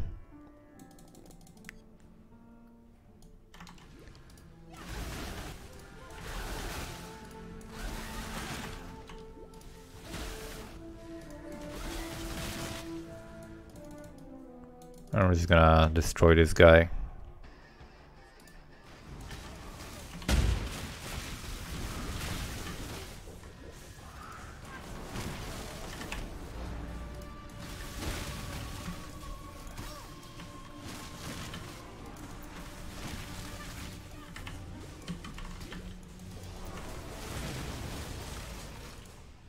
Very, very easy. See the boots. We got huge life and lightning res, and we have a prefix. So this is probably something that I'm gonna be wearing now. So we'll go to town, talk to Lily, get our determination probably, which is gonna lower our damage a bit, but it's gonna increase our survivability, and that's the main thing that we need right now. We get this waypoint. And we can go to Lionel's Watch, and Lily is going to be in the front right now. So we get the reward, and then we can get determination, which is somewhere here. There we go. So we get determination. I can plug it in here. We can use it instead of wrath. And then we can use these boots, which are going to have a lot more life and resistances. We're gonna drop some resistances so we can like fix that with crafting, but we can do movement speed. So we have already this one discovered, but this one costs 3 augmentations, so we can craft it. We hit 14, very, very nice. We got clarity, flame dash, replace these boots, look at my resistances. So we are not capped on fire and cold anymore. So we would like to put fire and cold or on something. I have some chest piece that's like all blue, right? And I could put, yeah, okay. So we can do this, we can grab this chest piece. I can actually put some quality on it. And then we can either use an essence, which is going to be like fire res. Yeah, let's use the essence. It's going to be fire res. And then it doesn't have a suffix free, but it has a prefix. So we can craft the life. So that takes care of one of our resistances. And now we only need like 2% to cold res. So I could craft this on the amulet, for example. Very, very easy, cold res. You can also type in the search cold, and if you have like any other options, then you're gonna have that. Okay, cold resistance. So now we are capped on all resistances again. No issues whatsoever with that. If you're gonna be leveling again, leave like the movement speed boots and 4 links and stuff like that for yourself, because it's gonna be easier on your next character. Right, so now instead of Wrath, we're going to be using Determination, and I'm gonna stick to the other things that I had. So we basically have the defense now. If I pop the Flask, this is gonna be like 2.7k armor. I don't have much armor on the gear, so this is what I would be looking at. This is an armor ES base, which is the basis that we really want to be using, because that way we can still get easily a lot of blue sockets, but we will also have the armor, which will scale with our defense. And determination is still level 1. Okay, I equipped the wrong thing here, put the wrong thing here. All right, determination is still level 1. Okay, we can walk it through the Mirror of Delirium. As we level the determination, is gonna of course increase our defense in a big way.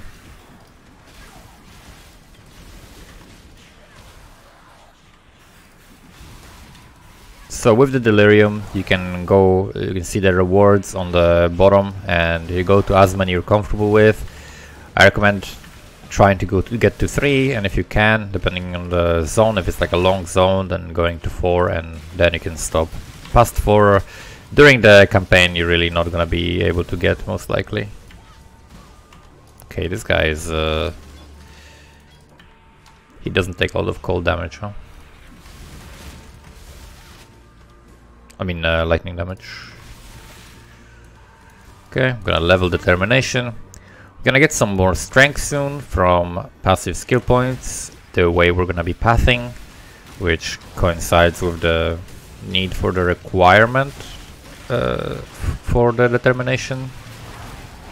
So if you're following the skill tree, you should have no issues with that. And we're already wearing some strength on the items, because we needed that for some gems. Okay, I think we're gonna drop the delirium here. GCP, superior flask, medium cluster jewel with burning damage. I mean, I don't need this, but you should probably pick that up and maybe sell it to someone. 5 passives, burning damage is just a usable cluster jewel.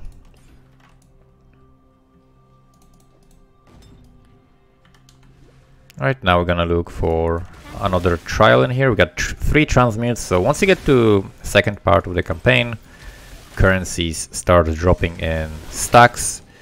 So you don't really need to focus too much on picking up like excess transmutations early on. Only pick up as much as you need, because later on you're gonna be dropping a ton of them.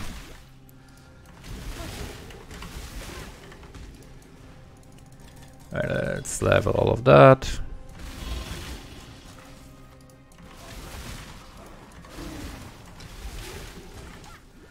So determination just keeps leveling. So this is the exit, but we just go past it, and we're gonna get to the trial.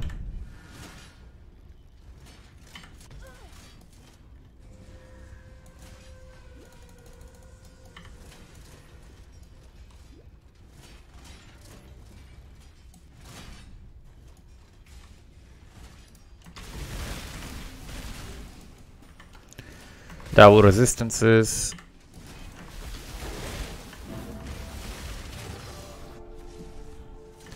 Right, and we continue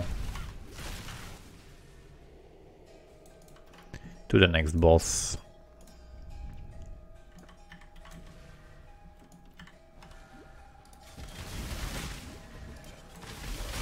If you wanted to go faster and you were happy with your damage, which you probably should be because the damage is plenty, a good option would be to now, for example, switch to shield charge. You could put shield charge plus faster attacks in one of your sockets and use that to move quicker, and it would speed you up by quite a lot. It's one of the fastest way of moving, especially early on. Shield charge is very, very powerful. The setup I'm using is actually the slowest setup you can be using, just relying on the flame dash. It's like the slowest. If you wanted to go faster, you can also do leap slam, right? Leap slam is another decent setup, but you have to be using melee weapons, so you could be using like double scepters. This is something that you do when you're leveling a Templar, for example, but which doesn't have early access to neither shield charge nor the leap slam. So that's why we're doing this. I'm keeping it simple, keeping it like straight up without having to do a library, just like only using the gems that we get from the quest rewards and keeping it easy and simple so that anyone can follow this. Right, I'm gonna probably pick this up. It's Chaos Res, it's a really nice node. Lots of life.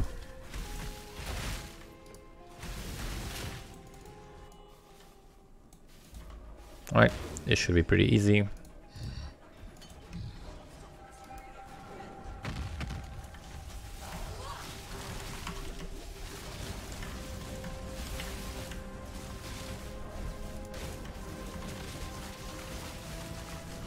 We have to walk in circles.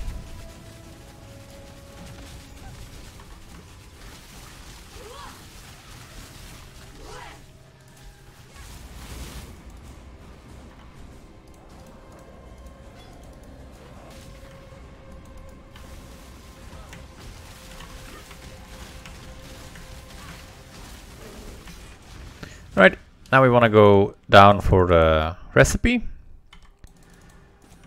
Spell damage recipe rank 2. So if we find like a wand with flat damage, we can craft spell damage on it. We get the Book of Skill, we get the helmet, which I'll probably pick up the one with armor. Let's see what's on it. We've got tiny bit of res. It has no open suffix, so I'm just gonna sell this. There's nothing good on it. We can check if there are any good forlinks on any decent bases that are like armor evasion bases. I don't see anything like that. And I can put the Tukohama Pantheon physical damage a reduction while stationary. That also helps. Right, now we're gonna grab this point. We're gonna kill the bosses. Some people skip these bosses early on that are like giving you skill points. The two bosses that we're gonna be fighting now. In my opinion, if you have to skip them, then your build probably sucks, and you should probably think about how to improve your build while leveling. You're probably not using optimal skill gems or optimal sockets, or missing some skills, because these bosses should be very easy. Like you face this almost instantly. There's really no reason to skip it.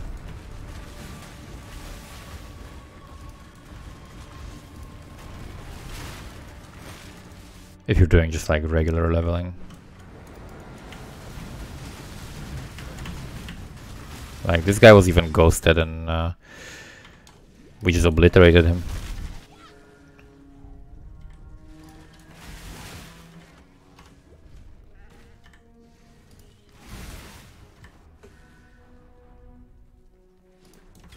Blue pack.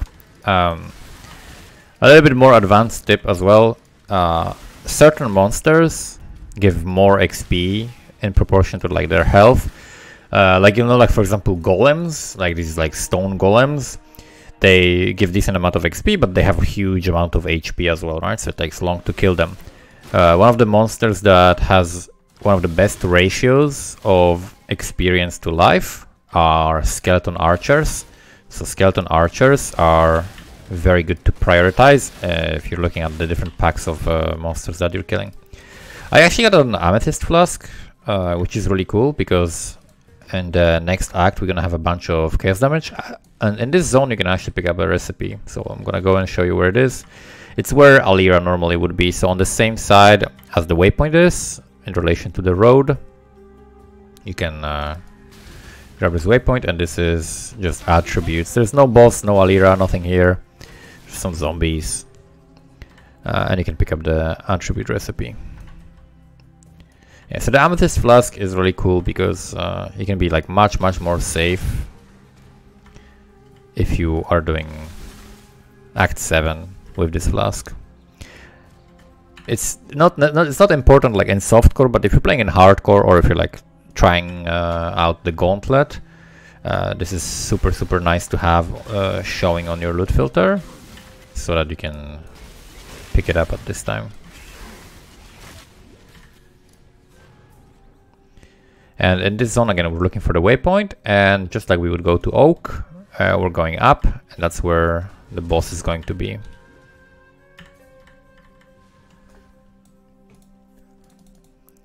So go to the wetlands, and in this zone you kind of want to go diagonally to the top left, and then you're going to encounter the wall. I can pick up the shrine, maybe it's a good one. Nope, it's just the life region, which is fine, I guess. Diagonally to the top left, and this is where most of the time entrance is going to be, and if not, then you just simply follow it until you go to the other side. So in this case it wasn't here, so it should be on the right side, unless I missed it, which is also a possibility. Okay, we got Gwen. Yeah, it's on the right side here. Yep.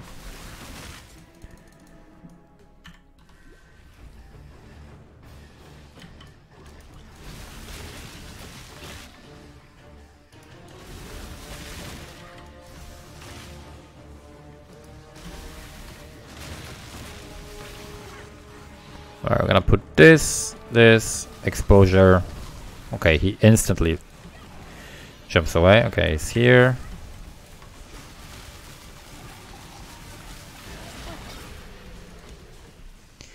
And we did both of the bosses, so now we can pick up our skill books. So one skill book here, one skill book here, and we're going to grab either this or this. I'm gonna go here and grab the strength because I want to have the option of leveling my determination whenever it becomes available to level, without having to wait for like extra strength that I don't have, right? So again, determination leveling, I just want to make sure I keep it at the maximum level that I can. If you pick up these, you can sell them for jewelers. You're gonna get a bunch of jewelers for selling 6 socketed items, and for selling 6 linked items you're gonna get fusings, which was actually a recent change made to the game.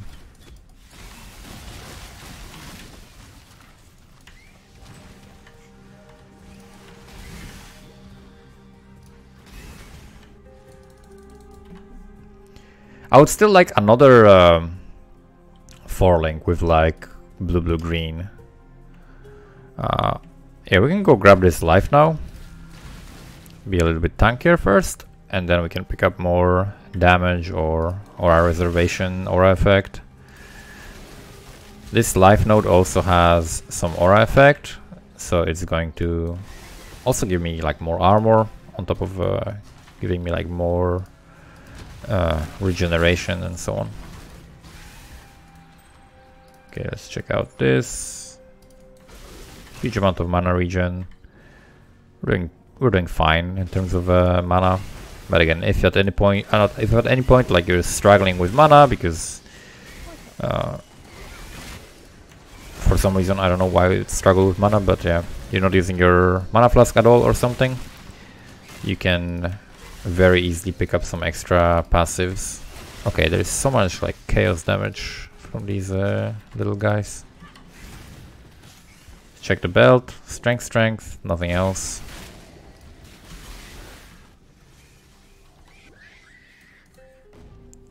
Right, I'm gonna check for 4 links, because I like to make my Orb of Storms better, so I can kill things faster with it. Minion elemental resistances. Okay, we could potentially grab this. We could potentially grab this and link it. However, it's gonna be hard to get something better than these boots. What else can we do? This could potentially, yeah, I'm probably gonna try to roll this and roll like 4 blue on something else, maybe on the helmet or something. So I'm gonna grab this just in case. Do I have like a 4-link helmet or 4-link gloves? I had gloves, right? But these gloves have something in them. So if I could have, for example, the helmet and try to roll this, I can put vitality in here, I can put determination in here, I can put wrath in the offhand because we'll need it right now. And then if I can get like a 4-link here with the right colors, that would be awesome, right? So we could try to link it. We can do the quality. We can link it, and then we get a lot of tries to get a bunch of blue colors. I would like 4 blue, right? Or 3 blue and 1 green, but that's not very likely. Okay, we ran out of them.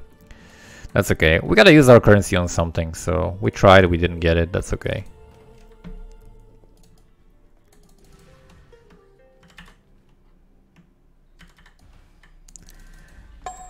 Right, make sure I got determination on.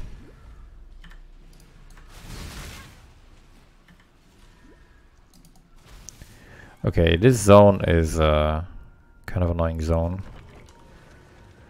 I always spend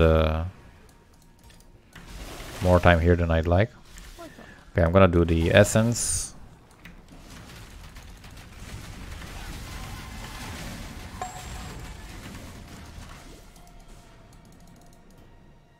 Okay, I think the boss actually died there as well. Oh no, he's here. What? Okay.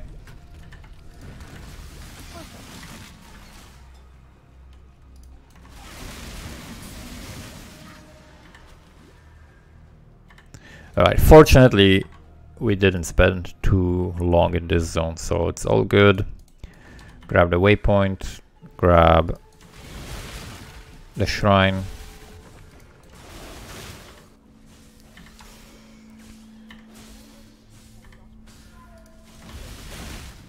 Kill the blue monsters. We're level 48 in a level 49 zone, so we don't need to level too much. I'm just gonna be leaving Orb of Storms. Okay, we got a Chaos. Could potentially reroll something, and if you're playing in a trade league, you could buy something for it. But if we were to use it in SSF fashion, you just reroll an item that has really good sockets for you or a really good base, but doesn't have good mods. If it's like boots that could be super good, but you cannot put movement speed on them or something, you could probably reroll something like that.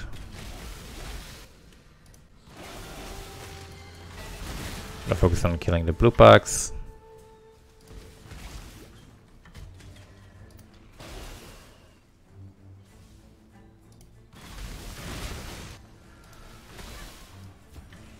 Grab a recipe.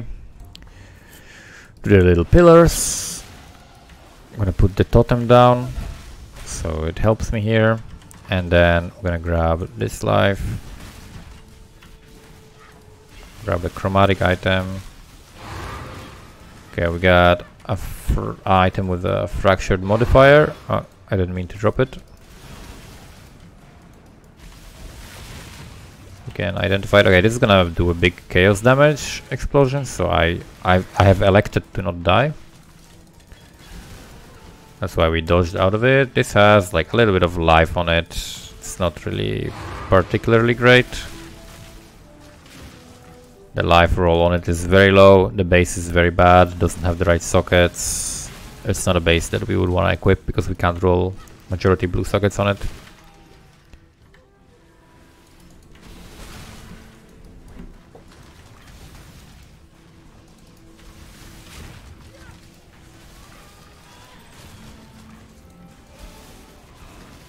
Lightning Conduit leveling up. Double checking my resists. Yeah, we're 93 all resistances, so we're perfectly safe.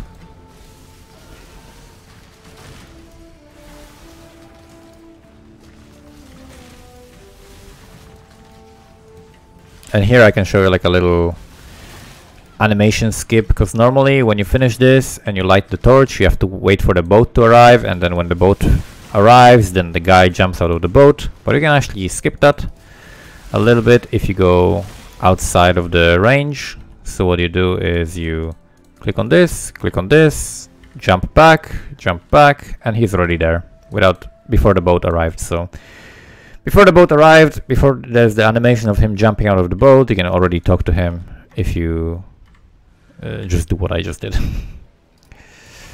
So you like jump a little bit away from him, so you get outside of the range, and he kind of automatically spawns. There are a lot of different skips like that. You can check out my YouTube. I have a video with almost all of the skips that you can consistently do. There are a lot of different skips that you can do with Smoke Mine. Some you can do with Flame Dash. You can do them with Blink Arrow as well. With Lightning Warp. If you have like a sufficiently long distance that you can cover with a movement skill, then you can do a lot of skips. Something like Dash or Frost Blink doesn't really have many skips that you can do with them, but things like Smoke Mine or Blink Arrow have a lot.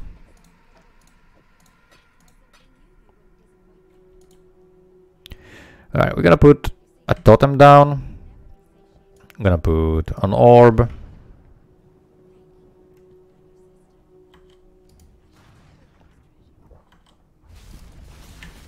Exposure. And blow him up. And now he's phased.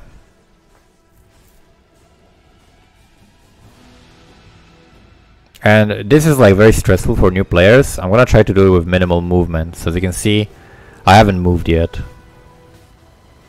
I haven't moved a single time. It's more scary than it is dangerous.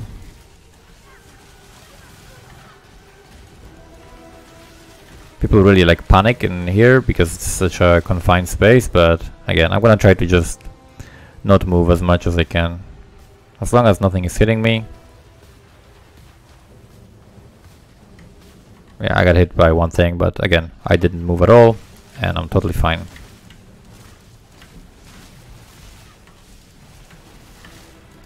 Okay, now I'm gonna actually portal because I run out of flasks, so I'm gonna have like no mana, no life recovery.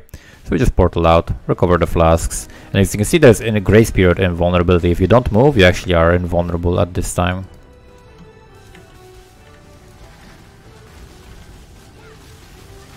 Okay, easy. Scepter, ruby ring, boots, and we can go to town, and the next waypoint is unlocked, and we can pick up the Pantheon, and I can identify these items, sell them to the vendor, check the boots, nothing special, sell this, and we can check if there are any 4-links, since I think we leveled from the last time I checked. Okay, we got 4-link boots, but they're gonna be mostly green when we try to roll them, so nothing useful for me. And we go Act 7.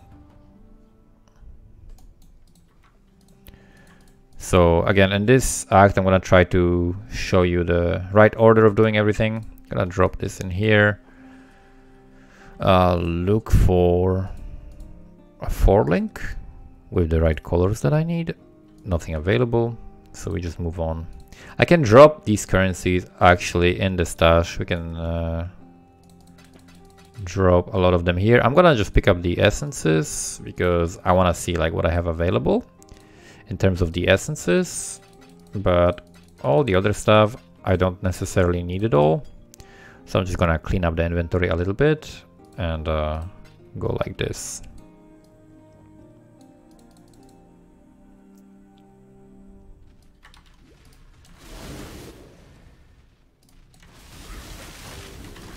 Okay, this guy is massive. See what we got on the boots. Very low life and good resistances. But it's not even 4-linked. There's a quest here that you can do for a flask. You can pick it up. I can show you the options that you have. So you talk to Whalem, and he gives you these options. So from these, probably the best options would be Crit Flask if you're playing a Crit build, Granite if I didn't have Granite already, Jade, and then Quartz Flask for phasing. So here I would probably pick the Jade Flask and just have 2 big defensive flasks, and that way now I can, like, I'm super used to spamming all the flasks, and if you're not, then later on you can use like currencies that like allow you to use a flask, and that like adjacent flasks activate, or for example they are used at full charges. For me it's just like second nature to press all of the flasks, and I have a bit of a different setup because I'm playing with my right hand on the keyboard because I'm left-handed.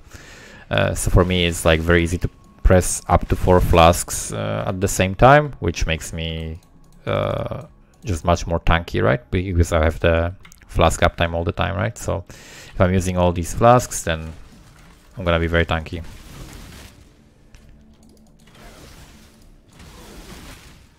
Because it's a huge amount of armor and evasion that you get from them. You can also get really good rolls on them, which will further increase their effectiveness. But it's very nice when you get into the end game, when you finish the story, and you can like automate them with the different currencies of like enkindling orbs and instilling orbs.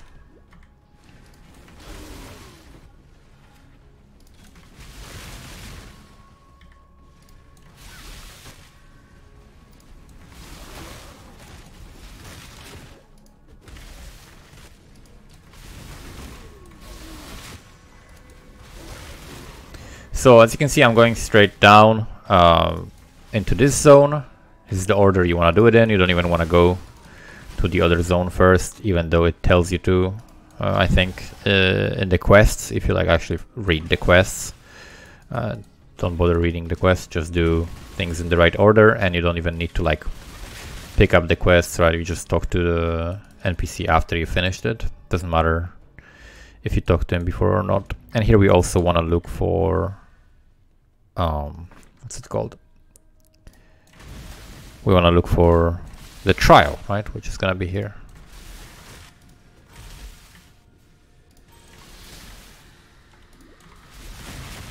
These monsters are very dangerous. Holy shit. Why is this guy not dying?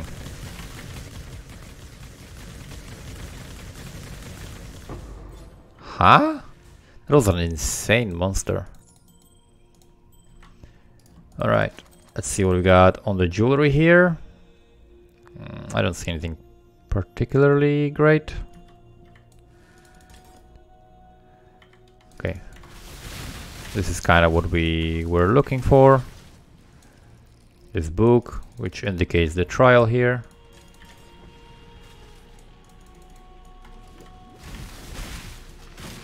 This is a super rippy set of monsters that I'm encountering.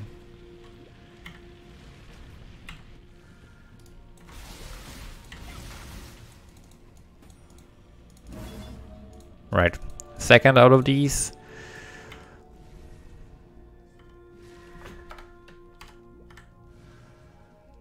Now we want to go to the other zone.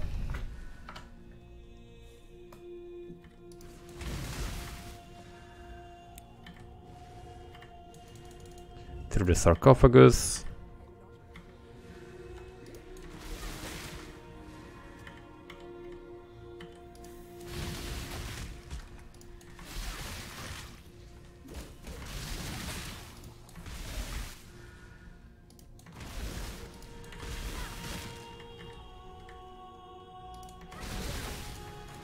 And yeah, I recommend changing like your hotkeys to whatever you want it to be. Like just be completely like free to change them however you want. It's a much better to play with like a custom setup. Increase charge recovery, removes curses on use. Why not? And we can sell all the other crap. I can put this flask in here. Can remove this. I leveled, so I'm checking for a 4-link. I mean, this is a 4-link, but it's like a bad base. I mean, technically, we can get good colors on this. I have some chromatics. We do have a couple chromatics. So we can do this. I would like to have a green on it, right? 1 green is what I would like to get. Okay, we're gonna try to get 1 green on this thing. And then we're gonna be able to swap a few things. Okay, we go back to the crossroads.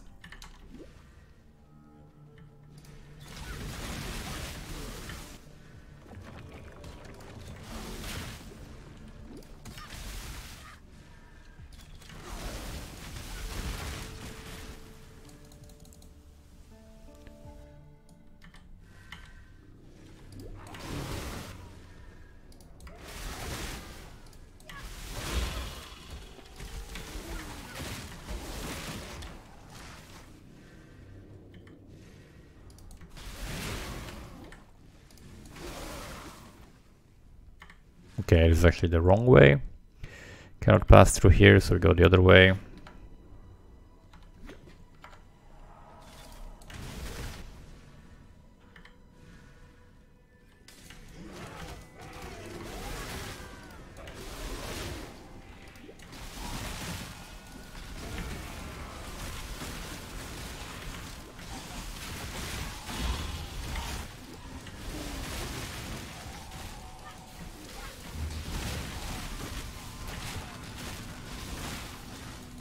Okay, crazy amount of XP. Wanna open the map, grab the waypoint here in case we die or DC or something. We got a lightning damage craft now. So if we find a good wand with like spell damage or increased lightning damage or flat, we get a lot of options to craft it.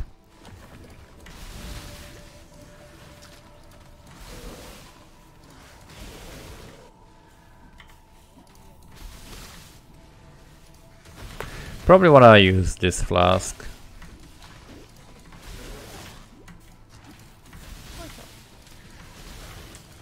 For the chaos resistance now, since we're gonna have some chaos damage here.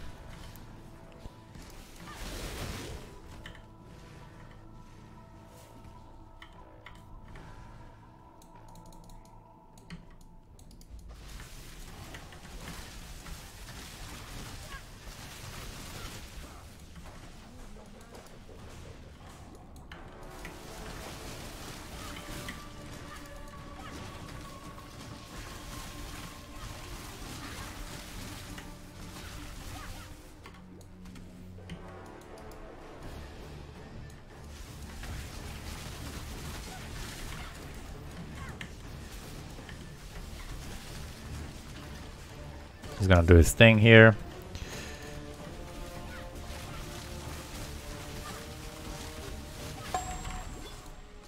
Black Venom, and then we can portal. End up back with Silk, grab the key, and keep going. So in the Chamber of Sins level 2 there is another trial, which we need for the lab.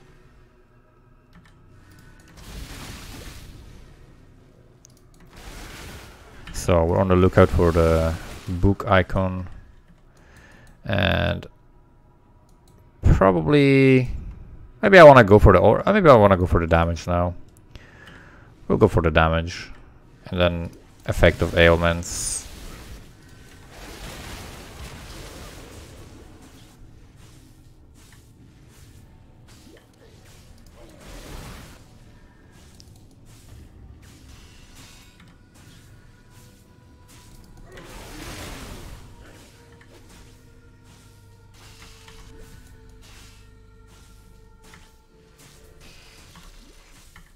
Ouch.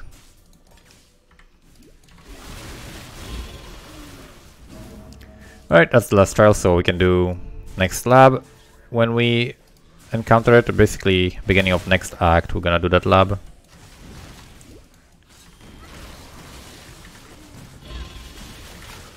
I wanted to jump out of there because those exploding corpses. We can look for a good wand, lightning damage, fire damage to spells. So it has flood damage to spells, so we can't craft that anymore, I think.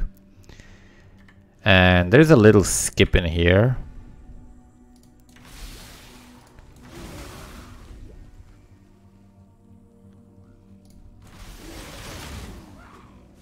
So if you stand here and aim like next to the rocks, you can actually jump there. I can have it. Wait. It's like this. Hello? Hello? Hello? For some reason we can't jump through this. Maybe you can only use the blink arrow? Yeah, I think maybe you can only use blink arrow. Was pretty sure that I did it before with this skill, but... Oh wait, I'm pressing the wrong button, am I? Yeah, I'm pressing the wrong button. I'm retarded. I was spamming Wave of Conviction. Okay. Okay, that explains things. I also have no... I was not casting it because I didn't have always attack without moving, so I didn't know like why my character is not doing it. So yeah, always attack without moving, super important thing to have, because otherwise your character is just like trying to go somewhere. I can show you, right? If I unselect this, if I try to cast here, my character has to run and then it casts. But if I have it selected, then it doesn't matter how far away from myself I point, I will just cast at the maximum distance that I can. So that is super important, and it can sometimes make you run into something you did not want to run into.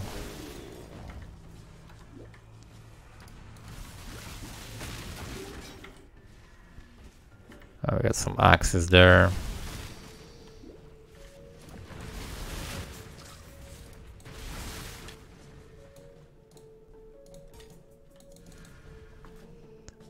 Ashen Fields. This is a dangerous boss. At the end of this, we're like a couple levels below the level of the zone. He applies bleed. It does physical damage and bleed. And he gives a Pantheon power that would be super useful to fight him, but unfortunately you get it only after you beat him. So we're just gonna try to overwhelm him with damage.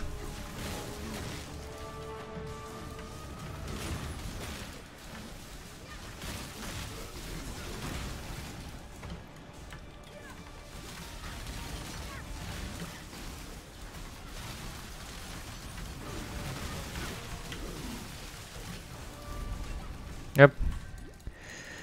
Got the bleed and maim on me, but we're tanky enough to survive it.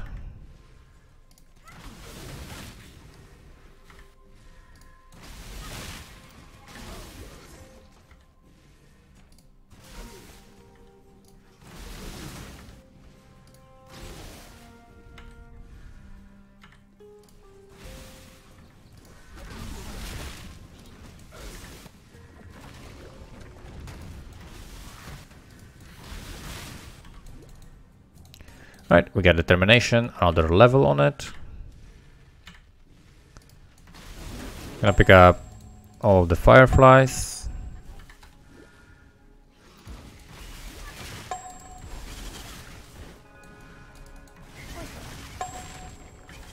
Another pretty dangerous boss, because he does a lot of damage if you're not moving, and he does more damage the lower your HP is.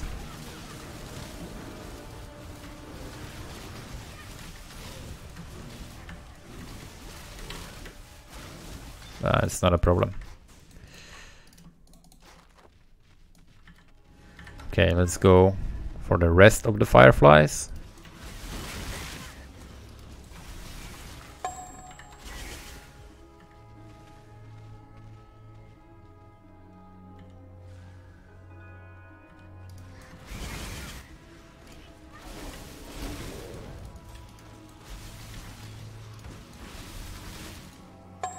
I'm gonna pick up some augmentations. I don't know if I have enough of them, because in case I find a good pair of boots, I want to have the option of crafting movement speed.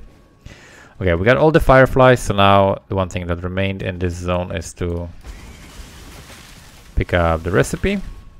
Wait, I didn't pick it up. There we go. That's a fire damage recipe, okay.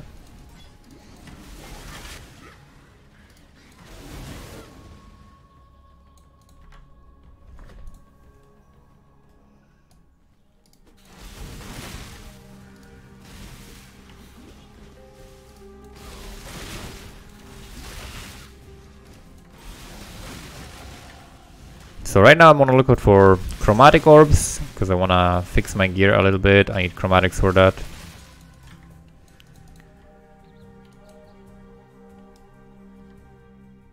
We are going to grab the damage, and then we're going to go for increased effect of non-damaging ailments.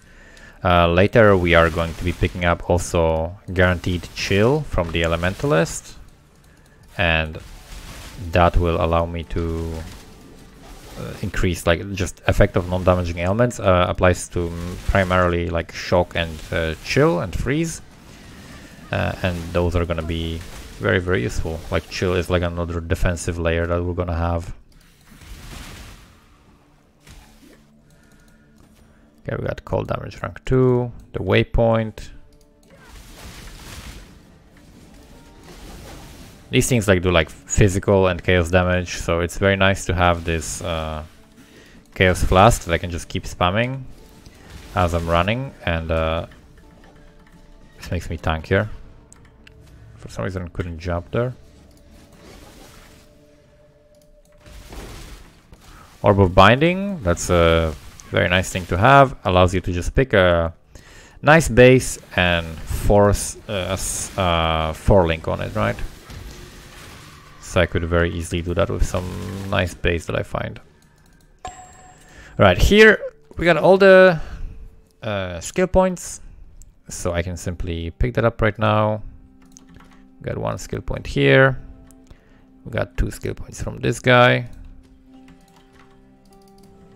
And that means we're picking up this, and we can also go for increased damage, increased effect of non-damaging ailments from here. Increased damage of non-damaging ailments, yeah. So this increases our shock effect as well as chill. I'm not taking the necklace. I'm skipping that reward, that quest. I mean, gotta pick up these boots and check what they have on them. They get a little bit of life, nothing special. So we're gonna sell this, sell this, sell this, and maybe there's like a base to force 4-link with the right colors, like a helmet. So if I could have a helmet with like energy shield evasion, but unfortunately it requires dex, so maybe just like pure energy shield, and we can force something on it. Increased light radius. Oh, doesn't have even an empty suffix. Okay. This is the situation that I talked about before. In Trade League, you shouldn't do this probably, but here I'm gonna do this. So I can craft some res on this. I can craft like fire res on this, and then I also wanna get at least 1 chromatic, so I can put a green socket on this. Right? I would like to have a green socket on this. You can also search shops for chromatics if you're like really are struggling and you really need a chromatic, and just search a bunch of shops. And some of them are probably gonna have chromatics. In terms of purchasing chromatics, chromatics is actually gonna cost you jeweler orbs, so I could maybe try with some. There we go. So this is what I wanted. So I'm gonna craft fire res on this, and we're gonna grab another 4-link basically. So let's craft fire res. We can actually craft like a bigger fire res craft with the alchemy if I really wanted to guarantee like a good roll. And then we have Orb of Storms with Elemental Prolive with Onslaught, and then I can put also, do I have added lightning damage somewhere? I don't have added lightning damage in any of these. Added lightning, spark, faster casting. I could add faster casting. I'm gonna add the added lightning here, and then I can always go to Act 1, which has a vendor that is gonna have the gems leveled, because that's where they were originally found, so they're gonna be leveled here, and I can grab added lightning in here with that setup. And that means we can drop these. I can drop them in the stash, for example, in case we'll need that. And we can just move on. And now we got more damage on my Orb of Storms, and that's very nice because I can rely on the Orb of Storms to kill the packs by itself and proc Onslaught for me, so I don't have to cast Lightning Conduit at all. It's like completely just a single target skill, like when I see a rare or a magic pack, right? But other than that, I just pop a Orb of Storms, and I don't have to always cast the other skill, even though it's just kind of like a habit now, and I just do it anyway.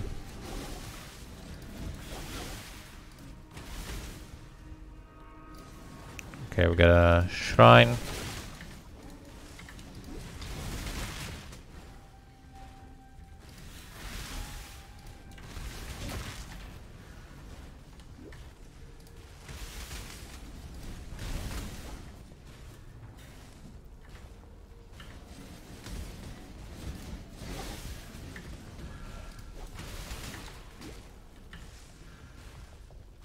Right, in this zone, the Ina is usually like above the entrance. If you look at the entrance where it is, it's usually like above it in this direction. So you don't have to like go search here or go search here. It's usually like in this type, this relation to the entrance.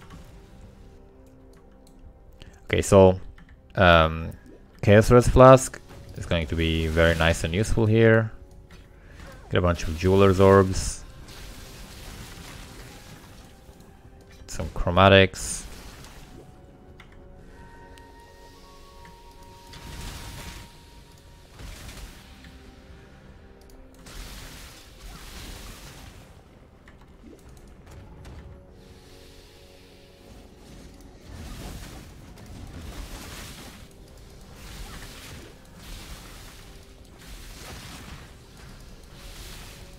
Shocks are spreading very nicely with the elemental proliferation.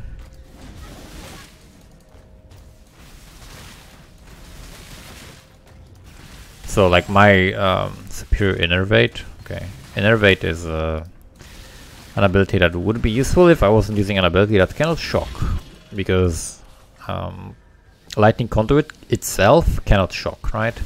That's the drawback of it. It's a lightning skill that cannot shock. That's why I am running the support gems I'm running, like Elemental Focus, right? Because it cannot inflict elemental ailments, but we don't mind for this one. Okay, this is Strength and Int, Mana Regen, Cold Res. We could potentially wear this as well.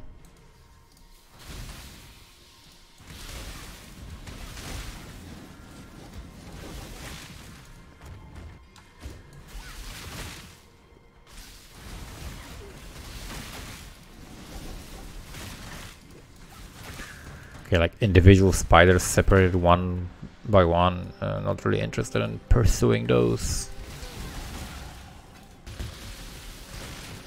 Okay, here another thing I can do is also pick Chaos Res from this. So this is gonna give me a reduced effect of curses on me, as well as extra chaos resistance.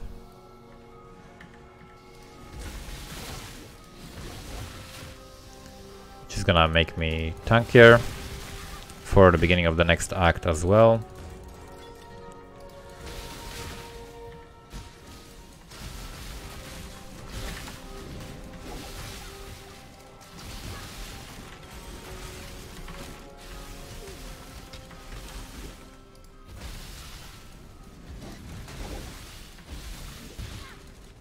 Portal. Right, another level of Lightning Conduit. The gem just keeps scaling. And the more gem levels you have, especially on spells, it's true to an extent on attacks as well, but for spells it's super important. Chaos damage.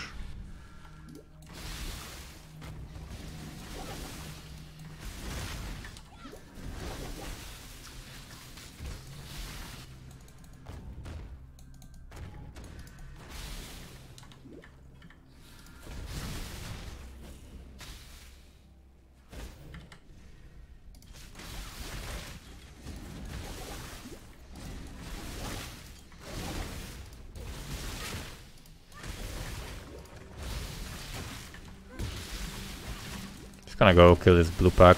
Here, tons of XP. And we are killing things so quickly.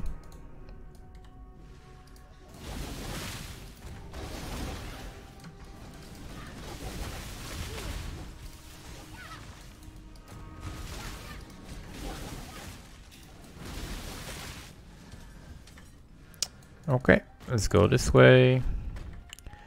And we kill the boss. We'll try to kill it in few phases.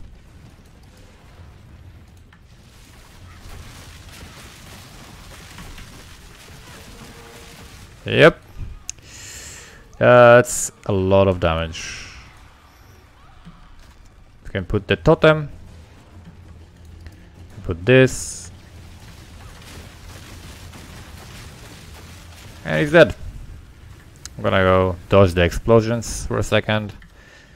Let's see if it dropped anything good. No, I don't think so. No rare ones or anything like that, so we just pass. And next act, that was super quick and easy. I wanna grab some levels. This guy has like a goose. No, that's a kiwi bird. What? Magic 2-stone ring, or rare rather. Okay, it has extra res, it has extra life, extra dex, and it also has an empty prefix. I can craft like mana or energy shield or something on this. Essence of Greed. That got just one-shotted, okay. We can throw some essences on jewelry, for example, if we get like 2 stone rings. That's a potential use of them. Also boots with good sockets. You always are on a lookout for like more movement speed unless you have like maximum movement speed. Right now I could have like 25% movement speed, maybe even 30. We don't have that yet, so we could definitely try to search for some better boots.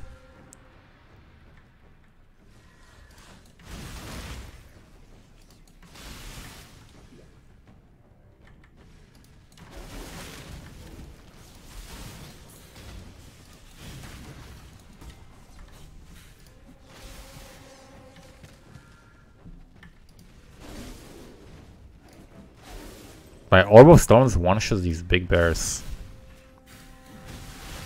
That is really nice. Alright, we're gonna do the lab now. Since we just came to this town, so it's available. It's like level 55, we're 2 levels below, it's totally fine. I'm gonna just sell this, and then I'm gonna see if maybe there is a good 2-stone ring. Another good 2-stone ring, and we can throw these essences, like the one with Dex, for example. It's very good to throw on that. We didn't get anything good, but that's fine. We can just keep trying, and then we can check if we got any good boots. For example, I can try to throw this cold res essence on it. If there's like a 4-link pair of boots or something like that. Not available here. Comparing this to how much res I got here. This is like fire, lightning, lightning. So it'll be fire, lightning, lightning. If I can craft cold res on this, there's unfortunately no suffix. So I would need cold res from somewhere else. I don't want to lose the cold res, so I'm just gonna hold on to it and keep it as it is. I'm just gonna dump this in here and go do our lab.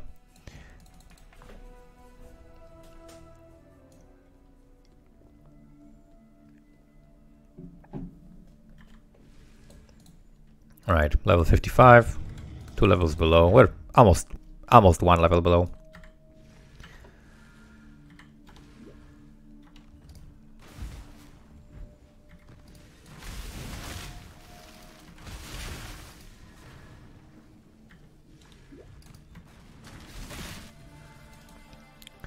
This is the wrong way, so we go into the other entrance.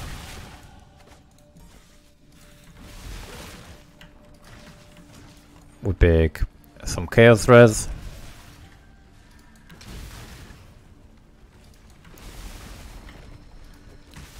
And this is a really good set of nodes to pick here, because usually like Usually you're going to die to a combination of things like curses, like really hard-hitting chaos damage, really hard-hitting physical damage. Things like that are what usually is going to kill you. Like things like ignite and shock, right? So that's why we're going for this chaos res and curse res, because it affects in huge part like the main things that are actually going to kill you. Alright, he should phase now.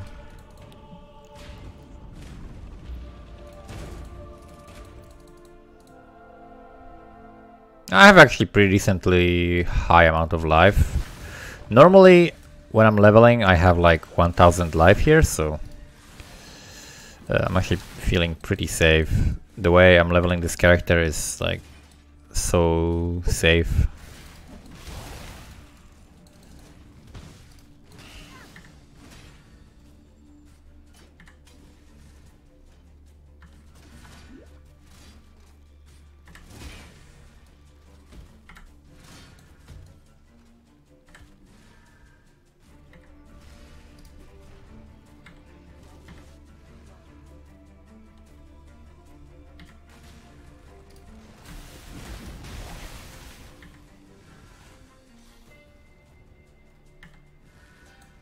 Check the way. That's actually the wrong way, so you have to go to the other entrance.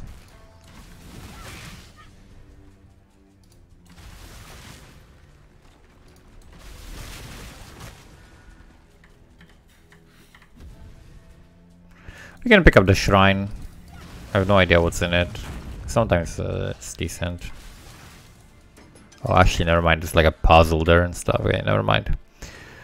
I don't want to waste time on that.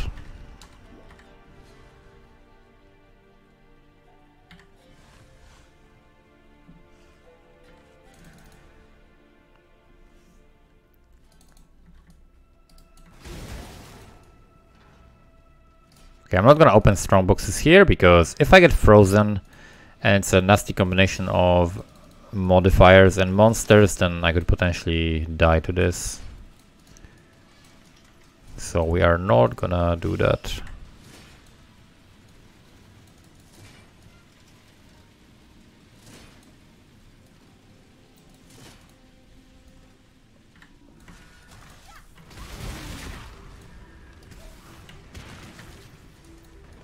I'll check out the scepter. Nothing super good.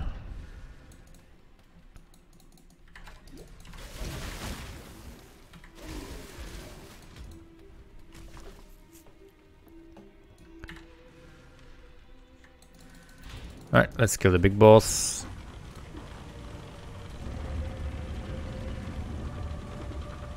Usually it's a good idea to like take time and look at what's your weakest piece of gear. Try to figure that out, and then it's gonna be easier for you to make upgrades. So for me, my weakest piece of gear would be like the belt is definitely very weak. The rings are very weak as well, because they're just magic one mod items. They just have the right implicit that I want.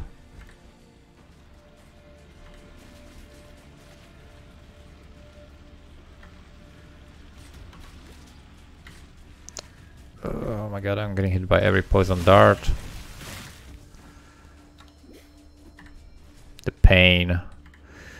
I would love to have more movement speed at this point, but we're working what we got with what we got.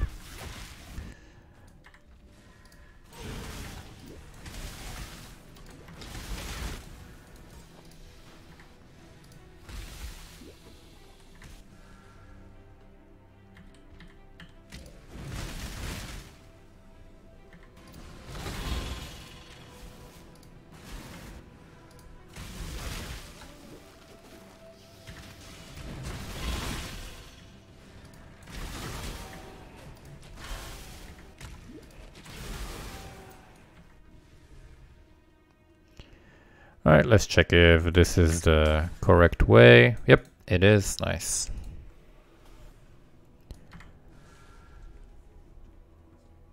So getting like all the keys here, okay. Not really intentional, but that's just...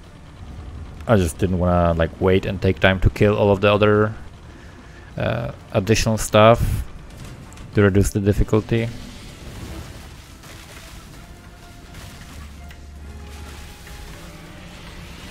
Since we have like such overwhelming amount of damage, we can just get all the extra keys and we can pick up something that is good. We can pick up wands.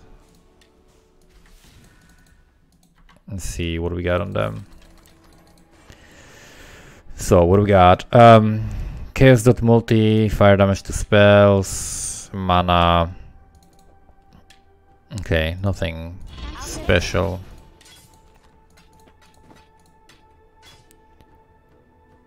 Nothing special. Alright, let's pick up this. Movement speed if you haven't been hit recently. I'll take the movement speed.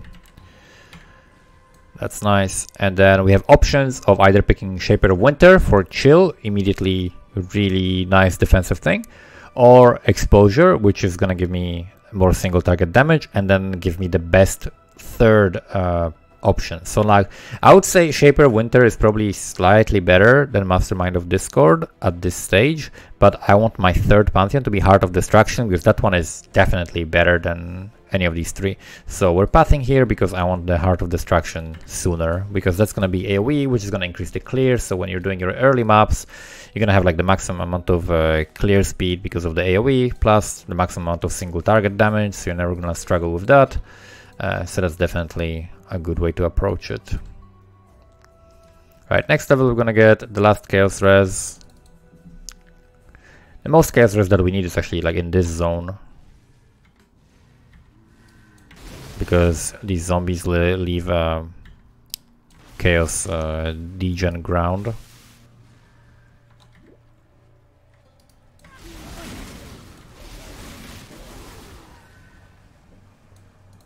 Which is pretty dangerous if you don't move out of it quickly, if you don't keep up your flasks, if you don't have a good amount of regen from somewhere. There are many different ways of dealing with this, but the best is just like get some Chaos Res and keep moving. Chaos Res used to be not very much needed. It used to be like an optional thing you can get for your character, and nowadays that's not the case anymore. A lot of people are still like living in the past and thinking that they don't need Chaos Res, and then they're dying and they don't understand why, and a lot of the time it's not having Chaos Resistance,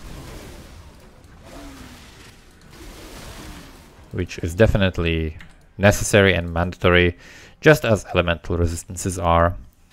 You don't need it as early and you don't need as much of it, but you definitely need some.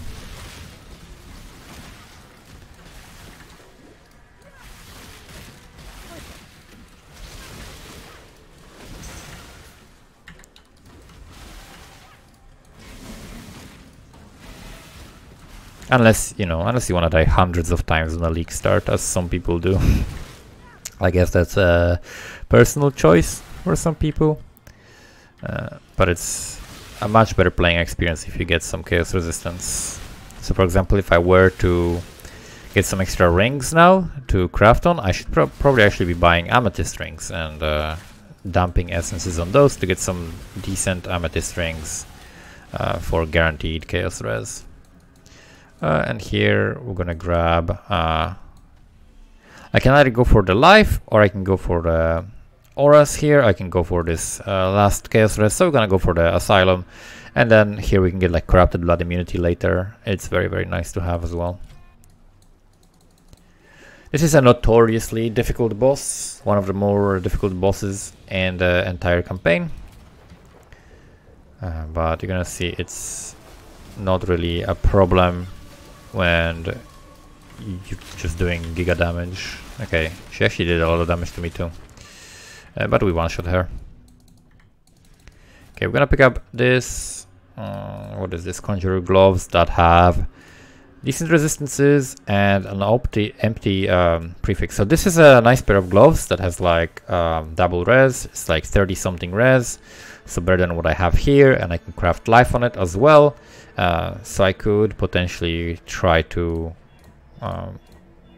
link it. We don't have any more jewelers with me, but we can try that in a moment.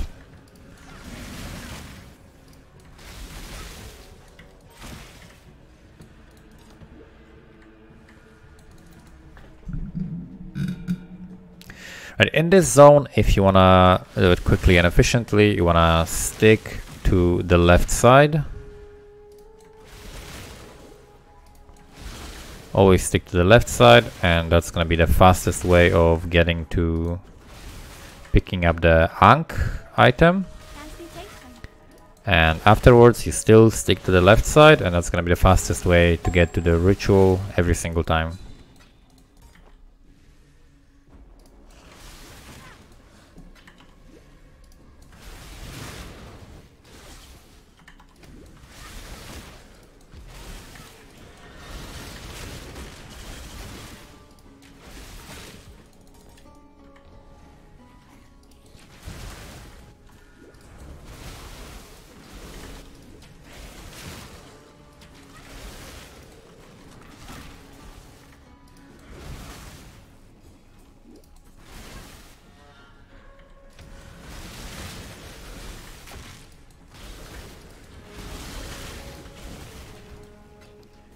Picking out some chromes, nice.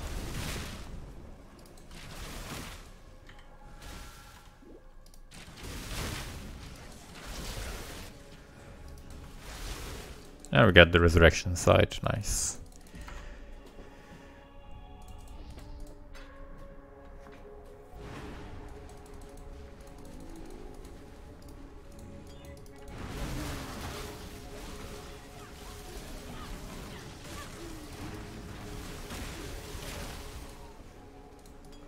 Gonna grab this life flask, is better than what I had, and has basically the same modifier, which is chill and freeze immunity.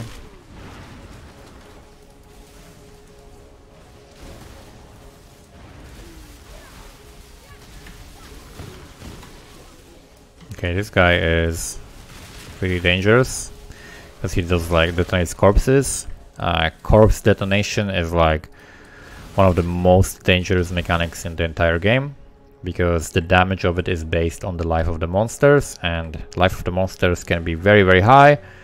So the base damage of that is like insanely huge when you compare it to like regular spells that can do, let's say, 1000 damage to you, and the corpse explosion can do, let's say, 5 times that. If there are like multiple corpses around, they're gonna be all exploded, and you can just take absolutely astronomical damage that there's just no way of mitigating a lot of the time.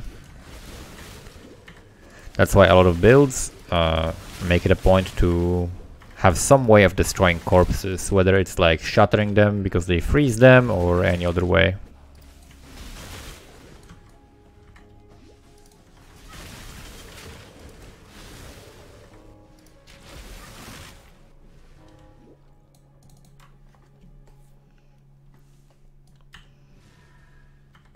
Alright, let's pick up the waypoint.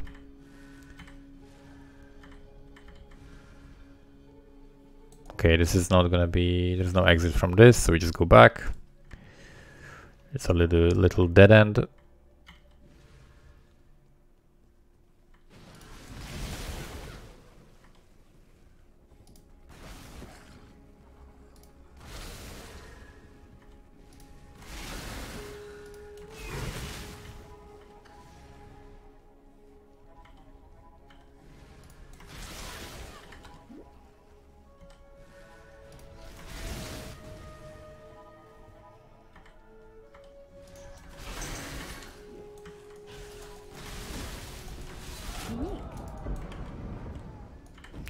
We got some quiver, we don't care for it.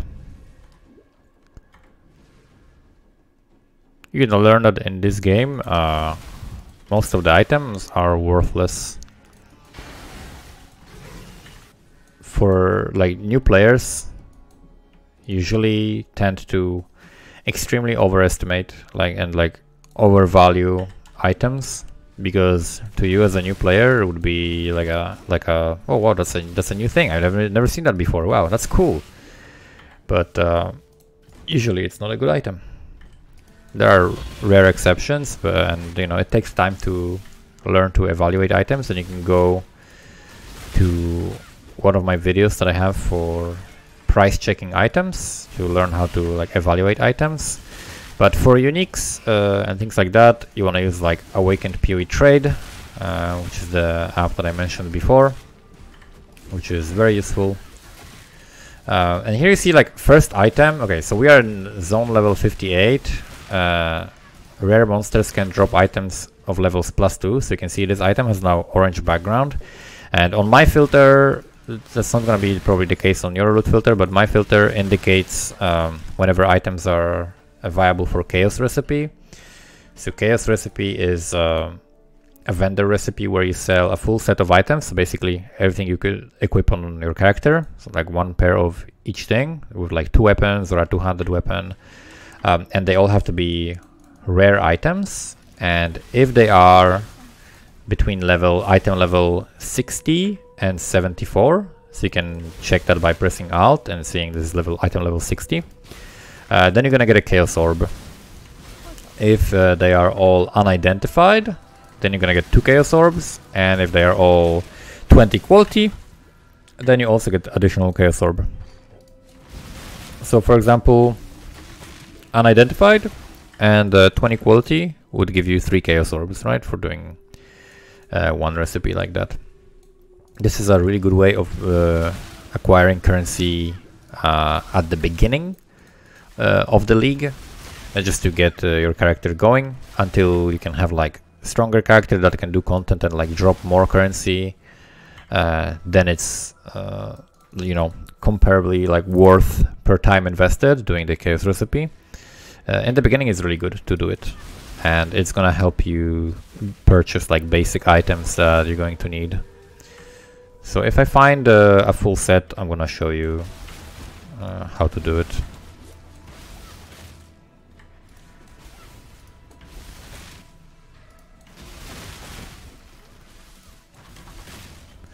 I'm gonna swap this Flask, we don't need the Chaos Res anymore.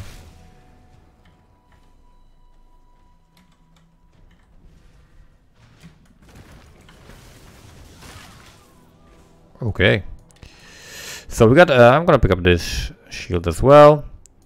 I'm gonna identify these though, because I still wanna check stuff for myself. There are definitely lots of meaningful upgrades I could make.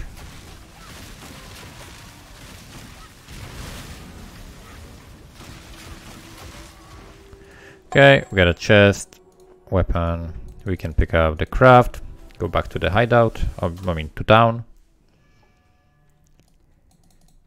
Grab a skill book from this guy or girl. So, okay, this is level 59.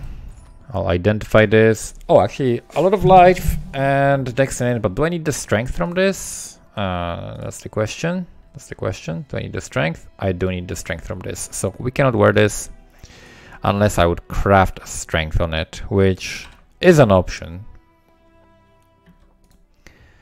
So we can type strength, and it's gonna cost me 2 alchemies, or it's gonna cost me 1 augment. This is enough. Oh, actually, never mind, it is not enough. So I would have to spend a scour as well. Actually, it's not enough, so we're just gonna drop it here for maybe a later use.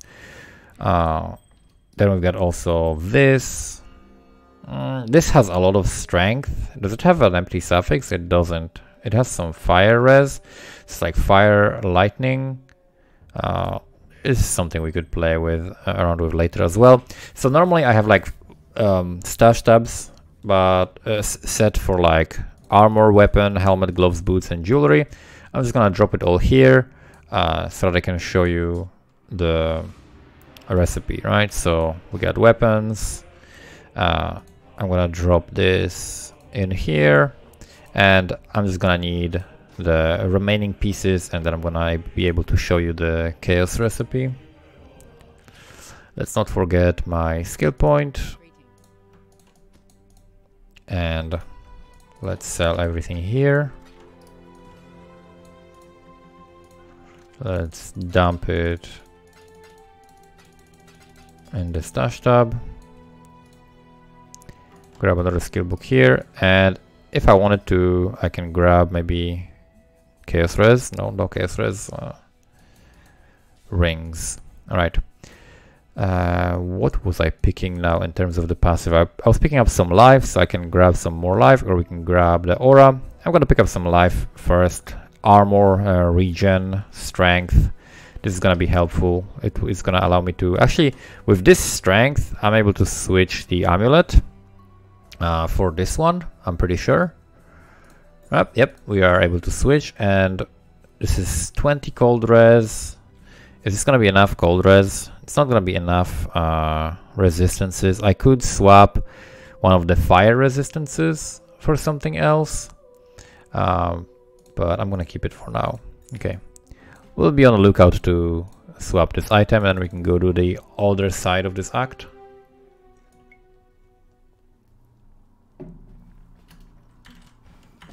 Don't forget to turn the aura zone if you like unequip the items. Okay, I accidentally clicked on the ladder again.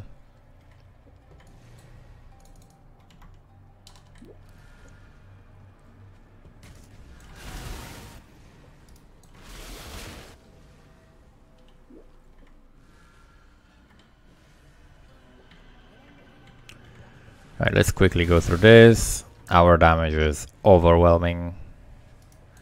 Let's kill the blue pack.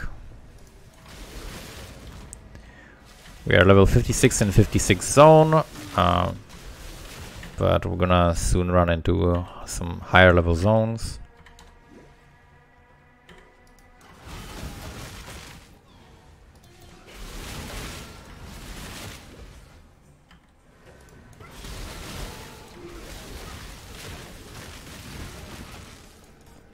Higher level determination. Let's see how much armor I have now. Okay, 4,400 when we pop the flask. It's something. It's not great because we don't have that much armor on gear. But for now it's okay. Which doesn't have like enough strength and dexterity to... Evasion, like especially, is really good early on, but we don't have the dexterity to use it. To use armor with lots of evasion. Okay, just this guy just drive by died.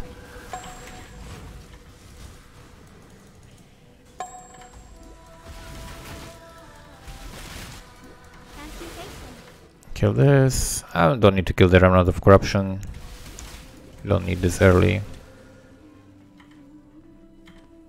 Right, now we're gonna grab this skill point. So here we've got porcupines, which are very deadly. You need either some avoidance or high resistances. Like you need like grace or determination or the defensive flasks at the very least to not die to these.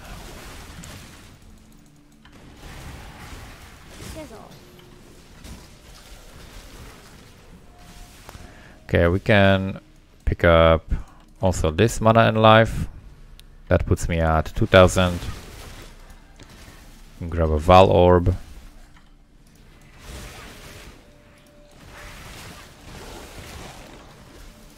Okay, I'm gonna pick up this helmet for Chaos Recipe.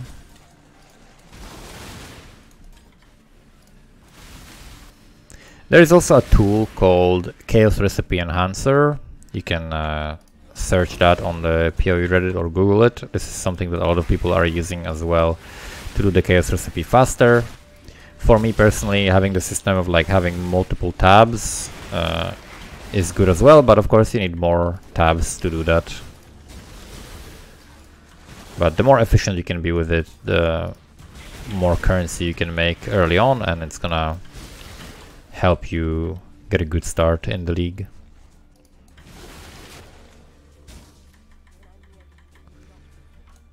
Alright, now this annoying boss.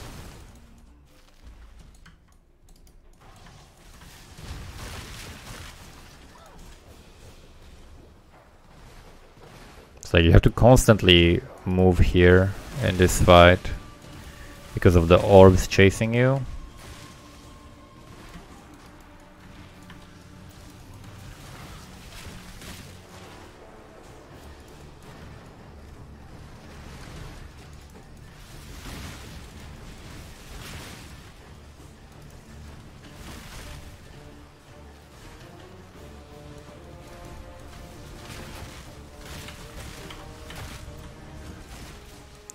Alright, we got a belt and the gloves. That's some extra stuff for the chaos recipe. The hardest things to get are usually the jewelry, but worst case scenario, I'm just gonna craft some to show you. Right, this gives me a skill point as well as Conqueror's Efficiency Jewel, which is very nice for some extra mana reservation efficiency, so you can reserve more auras. Okay, so now we're probably gonna go for this reservation, and that is gonna allow me to add the extra herald back into my auras. We go back to the bathhouse, and this is where one of the trials is also located.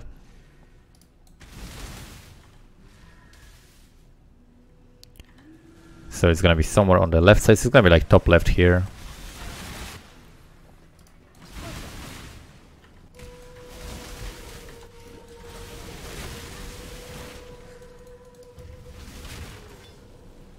Alright. Let's just quickly move through all of this and this. Pick up the recipe.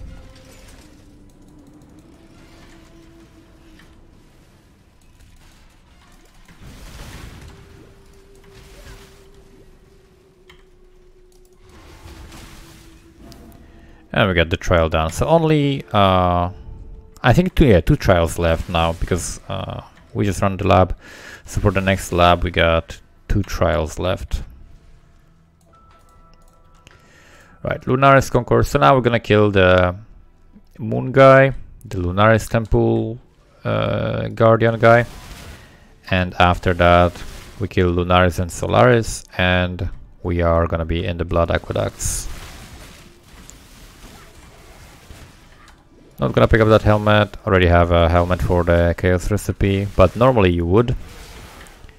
You just want as many items as possible and then you sort them out later. Ridiculous damage.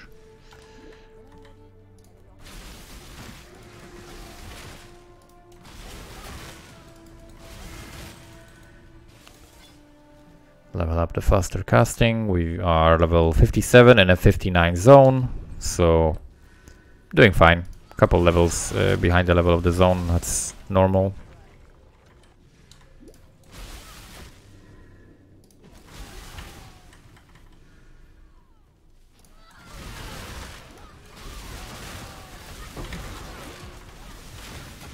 Okay, 3 fusings. Okay, this is madness. So many different arch nemesis modifiers on these monsters.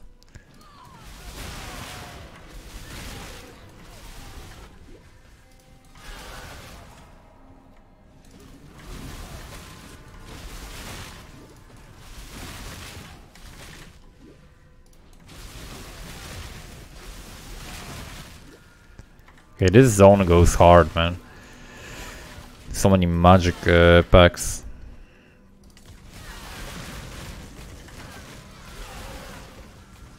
Alright, we got a waypoint here. Lunaris Temple level 2.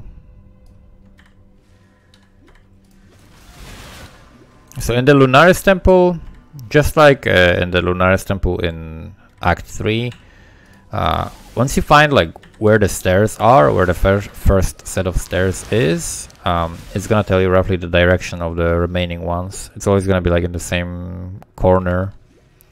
So the stairs here are gonna be somewhere up. Yes, it's gonna be now up or left. Like it's gonna be top corner where we wanna go.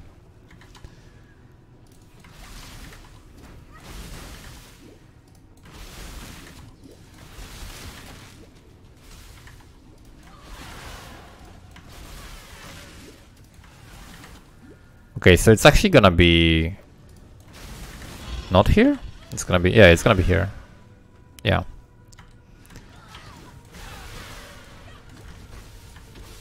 Okay, this is a mana siphoner, which is very annoying. Jesus Christ, I'm encountering the craziest combinations of arch nemesis monsters. Very scary. Now we're gonna grab extra mana reservation here. Oh, and here you can check, so you have 2 flowers and 1 flower, so you want to go in the direction where 1 flower is. And in Act 3, it's like 2 cards versus 1 card, and you want to go in the direction when one of these cards is.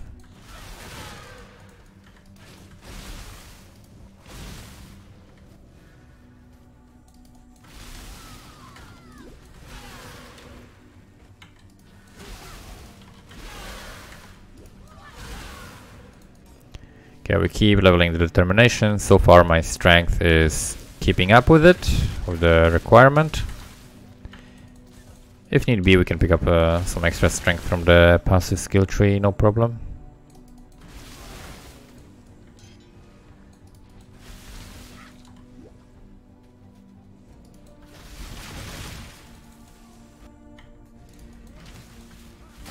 Okay, let's use the Wave of Conviction. Okay, we got boots. Since it's a 4-link, I'm gonna identify this. Could be potentially very good for me. It's not, but could have been. I'm gonna drop it in the Chaos recipe place that we made here. So now I only need rings and amulet, right? And then I'm gonna have a full set. Alright, now we go to the promenade.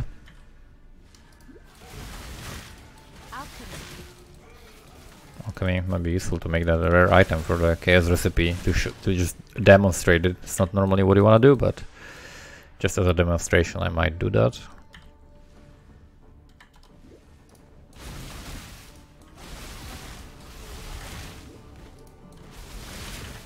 And we are very, very overdue, like some decent movement speed boosts. And we got a map. I got my first map, and I haven't found boots with more than 10% movement speed. That's very unfortunate.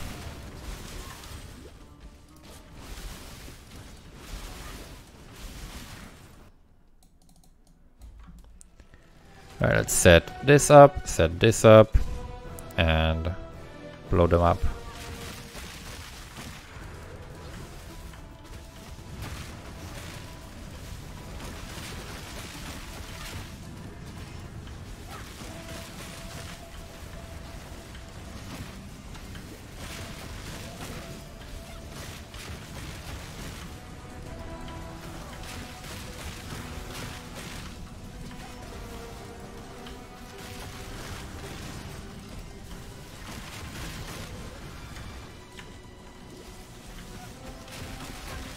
Alright, very easy. We got a ring and scepter, boots. I mean, the boots are gonna be not the right colors at all that I need, but I could sacrifice a couple of sockets, but they're not great.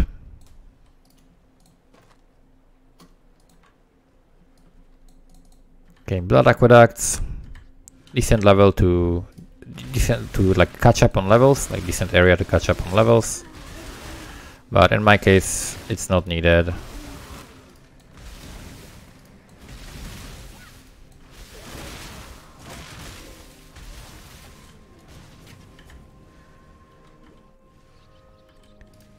We are like 3 levels below the level of the zone, which is totally fine to progress. If I wanted to be like more powerful, I could do that, but the character is powerful enough.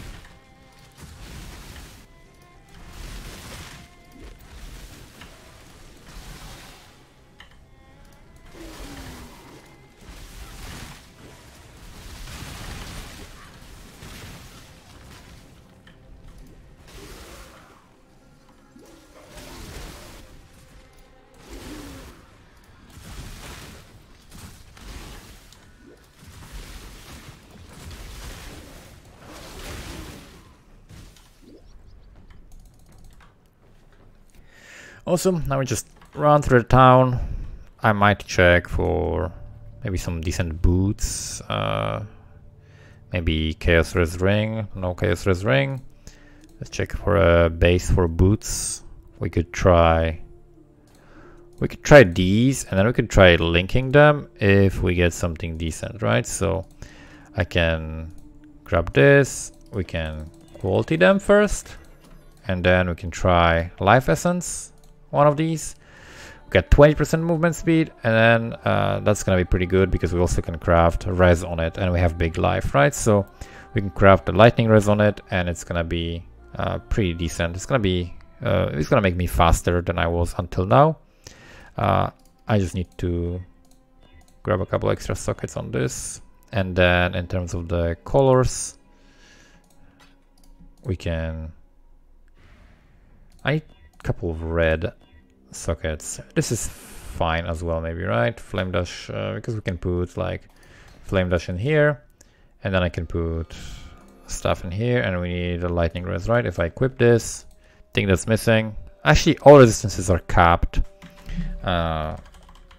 But lightning is the lowest, so I can put lightning res on this item.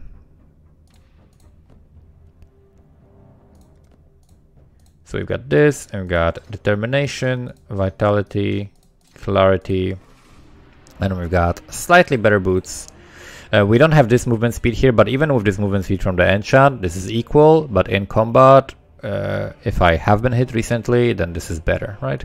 So we're gonna be moving a little bit faster now. We can dump this, we can put this in the chaos recipe, put this here, and I think we are good to proceed.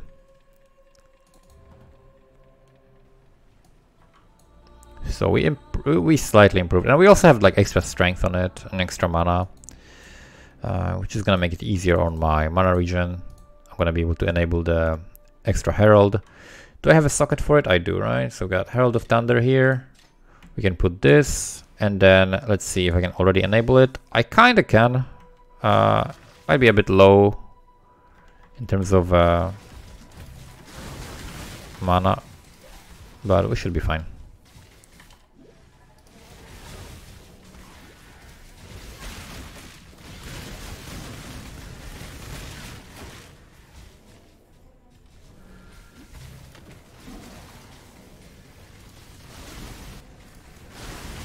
So we're gonna have Herald constantly going off because we are shocking all the time.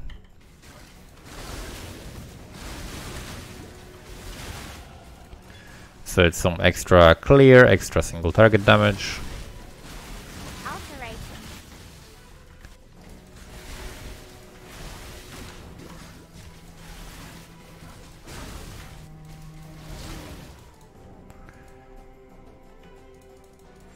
Extra reservation, and next node is extra reservation and effect of auras, which is very, very powerful.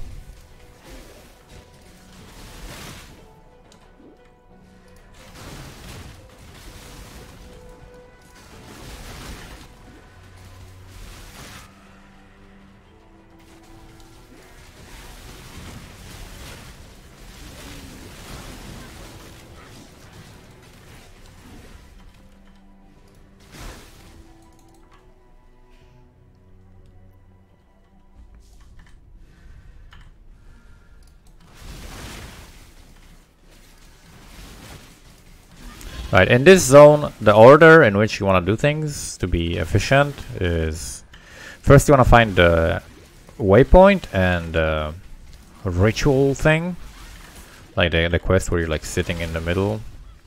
You can also do betrayal. I have a full guide on betrayal. The thing about oh my god, okay. The thing about betrayal is that it gives you a lot of experience, so it's really nice to just do whatever. It doesn't matter what you're doing. Even if you're not thinking about it, like just clicking stuff is gonna give you tons of XP. So picking up waypoint, step number 1. Then we want to find the ritual zone.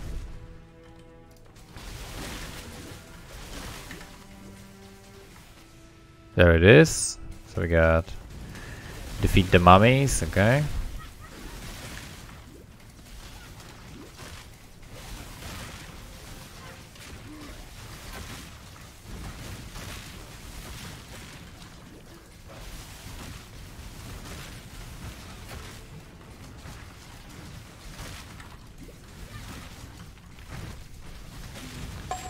Right, and after that you wanna portal and grab the blue bottle from the quest. Here we can grab a wand. You can check if there's anything good on it. Spell damage, lightning damage to spells. It's not too bad. And now we're grabbing the blue bottle. And we're going back into the portal. And I can actually leave a portal here probably. And we want to go to the right side of this zone. Probably gonna be below this, right? If I'm looking at it correctly.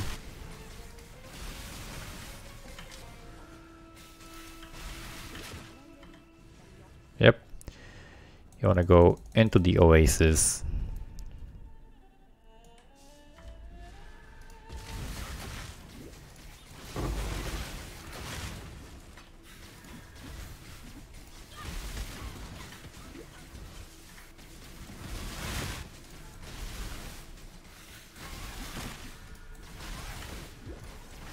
Every now and then it's good to check your levels. Make sure you're not too under leveled or over leveled. Okay, we got brass spirit shield. That's a quantity shield. What else does it do? It's quantity and block and the curses. Yeah, we don't really need it. Could sell it for alchemy shards, and if it's a good roll, you know, in trade league you can sell it to some people. It is used. Alright, with this guy, you always want to make sure he sees you and he attacks you, and then he's gonna move. If you're too far, he's not gonna attack you and he's not gonna move. So he needs to attack you, and then he's gonna move to the next position. He's gonna let him attack you. You can dodge it, of course, and then you move to the next spot.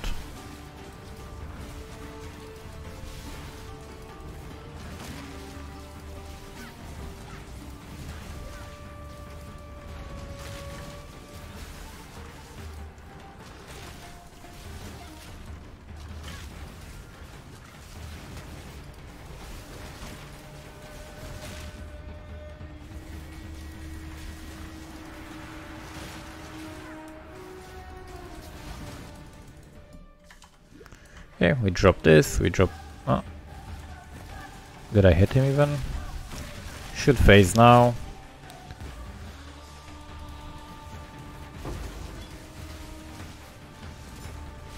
It's gonna give me a bunch of jeweler's orbs.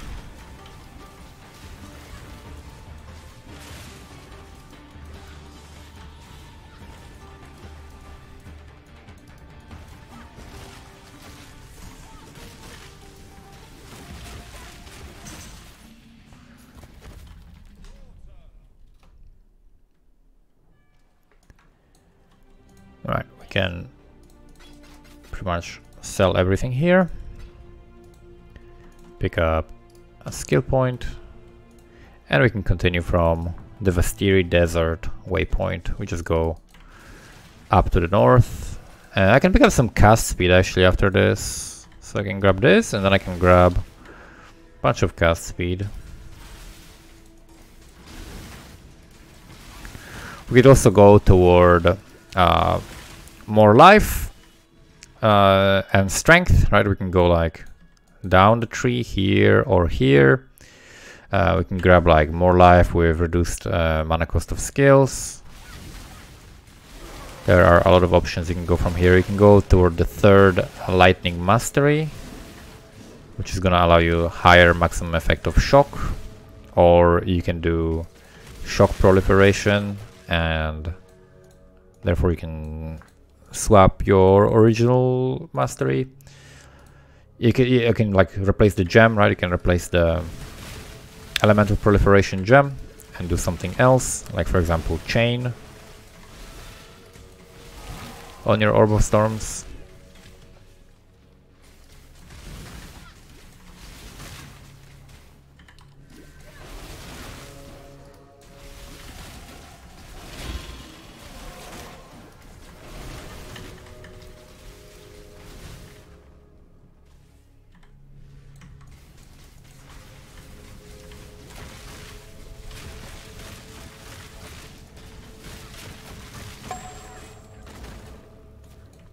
Nice.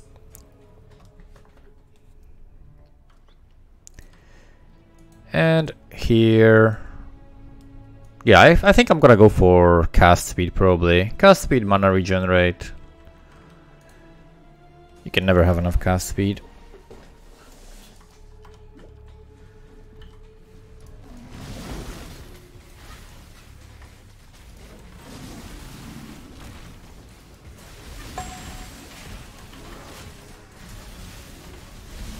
Okay, there is crazy shit happening here.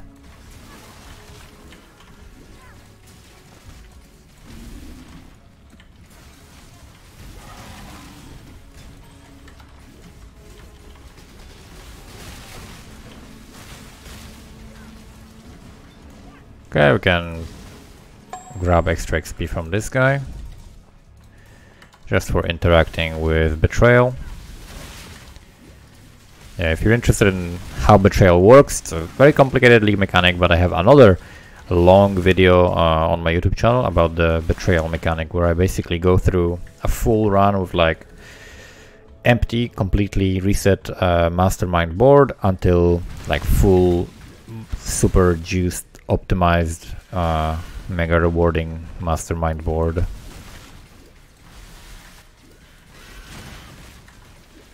We have to go actually to the trial here. Okay. Let's pick it up.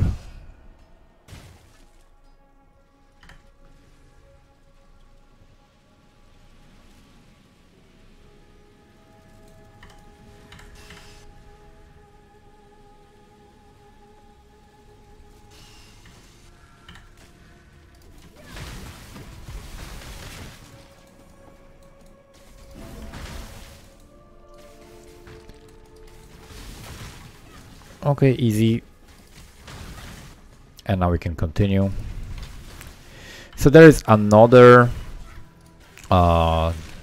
crazy bleed zone coming up pretty soon. So I'm gonna see if we can craft a bleed removal flask. Let's see if I go to Menagerie. Actually, I don't have a flask with me that I want to craft on because I'm level 60, so we can craft on a Divine Life Flask now, which would be like your endgame flask. We can grab this, and then this lady is gonna... No, they are actually gonna have the flasks. I actually don't see a Divine Flask here, so okay, let's pick up Divine Flask when we see them, and then let's pick up like a Max Roll Chaos Res Ring when we see it as well. And here maybe we can see if we have like a good pair of boots or something. I could drop this on. Actually, boots or what else? What else should I craft? Maybe helmet or something else. Actually, never mind. Not boots anymore. We have decent boots for now. Okay, so let's be on the lookout for... Okay, Divine Life Flask. That's what I wanted. Let's travel here. Do I have some glass blowers? I don't have any glass blowers. Okay, tell me I can craft this now. Yes, I can. Okay, so we can put Divine Life Flask. We can select Ceiling and then kill everything that's here. So challenging. And then we got Corrupted Blood Immunity, and then we can also augment that. And this gives me... Okay, we got reduced amount recovered, but 50% of the recovery is applied instantly. So this is a pretty good flask that we'll be able to just spam if we are in trouble, and it's going to remove bleed, which is very, very powerful and very important. Okay, can drop this. Doesn't need it, and then we can go continue through the tunnel. Okay, so we got a pretty good life flask setup right now. I'm gonna skip this league mechanic.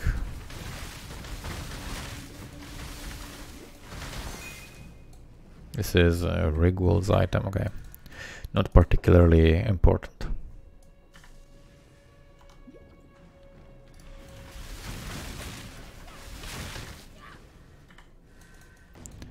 Right, here we're gonna pick up the crafting recipe, and we're gonna do both side quests in here. So one is gonna be this fight, which is pretty annoying fight where you have to fight inside of tornadoes.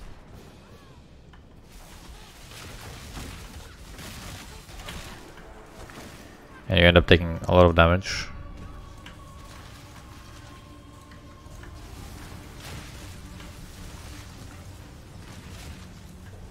So these sparks are also helping me shock, so I can cast my ability.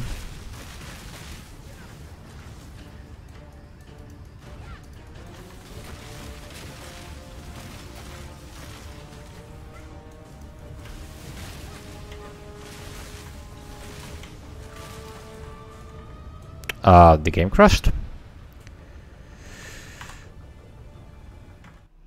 Okay, so we had a game crash. I just loaded back in, and I'm gonna go back to query and continue that boss fight from where we are.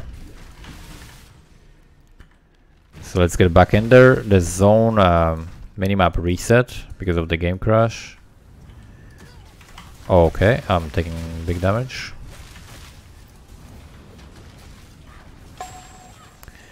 We got a belt, boots, belt, this. Go back to hideout. I can ID this belt, see if there's anything better than I had on it. I could craft cold res on it, and it's gonna have less strength, so we're just gonna drop it in the chaos recipe thing. Actually, we have enough of these things. Okay, we picked up the feather, so we got a skill point. This skill point is gonna go toward the cast speed. Back to the query. Now we go to the right side, because usually the next zone, the refinery, is going to be somewhere in here on the right side. Essence of Rage, that allows me to put some strength on an item with it. That's pretty useful.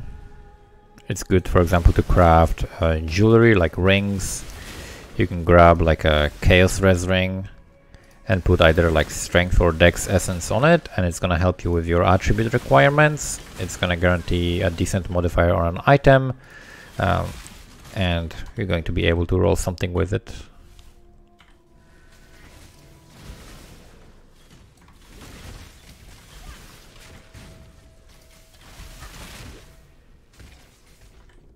Okay, we got this boss in here.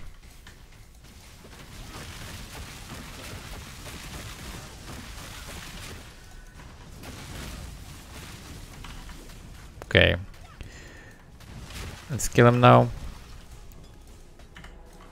Check out what's on this jewel. Minion accuracy speed, not useful.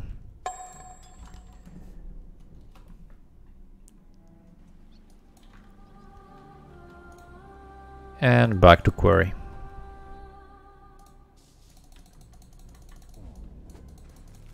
So in this next zone that we're walking into, the belly of the beast again. Again, huge potential for enemies bleeding you and just completely destroying you. So that's why I made sure to craft the bleed flask before this. This is a zone where a lot of characters will just randomly die. Like you just run and you just randomly instantly evaporate, and that's gonna be likely like physical damage and bleed. So if you want, you can like select this bleed pantheon for it. The Soul of Ralakesh, it's very, very powerful for this.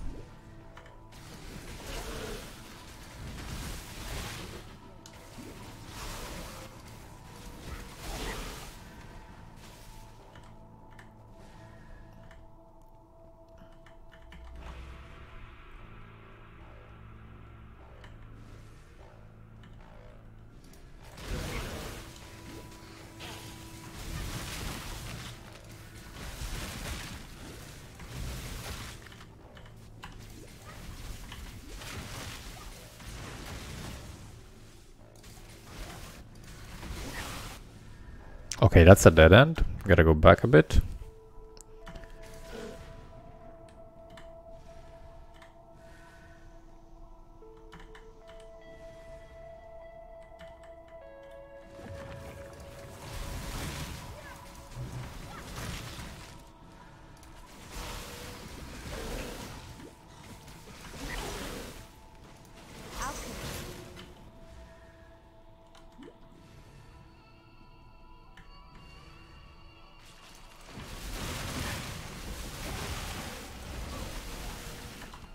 Especially blue packs of these monsters, if you get like shocked and ignited at the same time and bled at the same time, you're dead a lot of the time.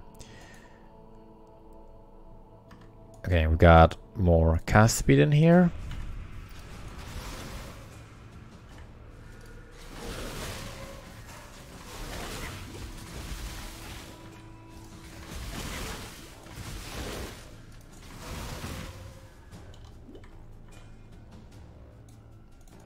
Okay, in here the order doesn't matter. I just go usually like this.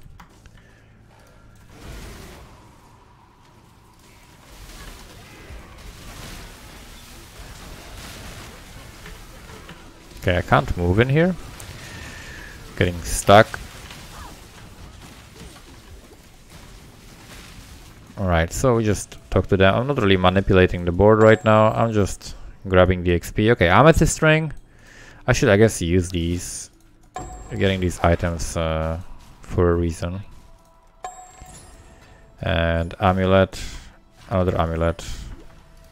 Can, after I'm out of this zone that constantly tries to kill you, we can check what we got on this jewelry.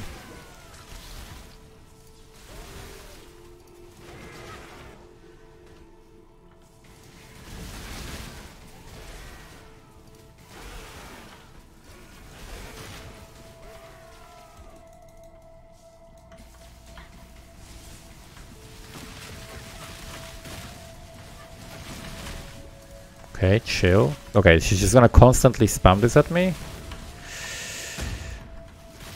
Just constantly. She did one other attack. Other than that, she constantly spams the barrage. Jesus.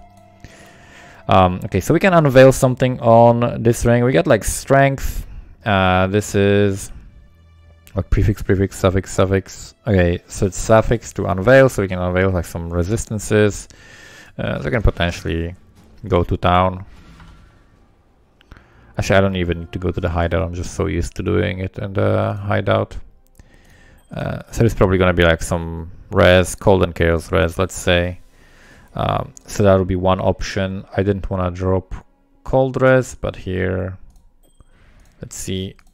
I'm missing some lightning. If I swap these rings, then I'm not missing anything, and we are gaining chaos res, and we are gaining evasion, but we are losing, no, actually not losing life really.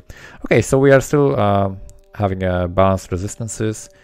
Okay, let's see what we can unveil on this amulet. We got effect on non-damaging ailments, that's pretty good. Lightning and chaos res, that's pretty good. Spectral wolves, that's actually pretty good early on. So obviously I would like the resistances. I could do like lightning and chaos in here. We also have life, we also have strength on this. I'll probably have not enough strength, right? I don't have actually enough strength. Let's look at the resistances. Still all capped, and we're getting 66 chaos res. So this is pretty strong. Very nice unveils in here. So my chaos res is gonna be super huge, and I can dump rest of the stuff in here and not worry about it. I got a bunch of scrolls as well. Yeah, okay, we're good. Okay, so we like almost capped our chaos res. We're gonna need some more resistances still, but I still have a lot of items to upgrade, right? So we're just gradually upgrading our items more and more, and the fact that this has strength is also pretty useful. Strength also gives you extra life, which is pretty important.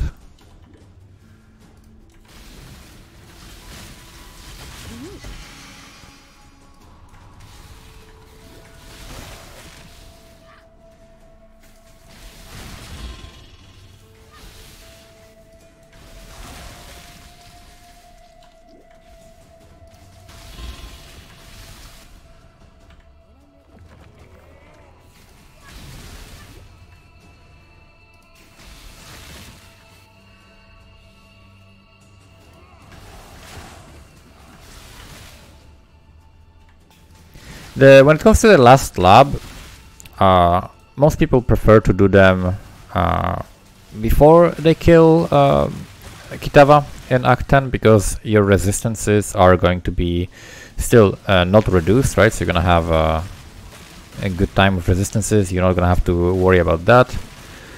So I probably would recommend doing that as well in that order. So like right before you kill Kitava, let's say like level 65 or something, you can go and do your last lab if you are feeling up for it.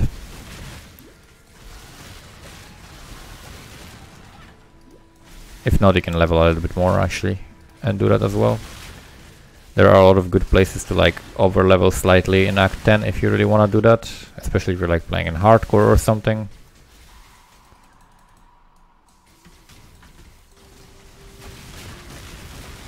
Okay, I think I'm just gonna power through this. Okay, my Orb of Storms expired, there we go. Nice.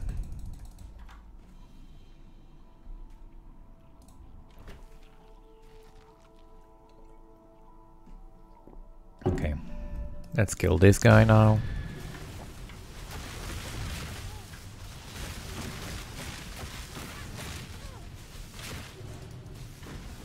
Okay, I'm so slow.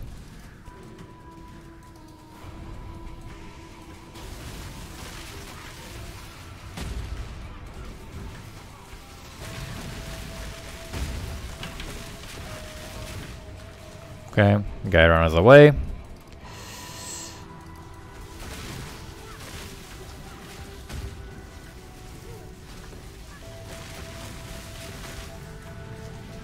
Super easy. Unique wood splitter. We can check out the wand. And we can sail to Oriath for the last act. What's on the wand? Mana regen, L damage with attacks, not useful.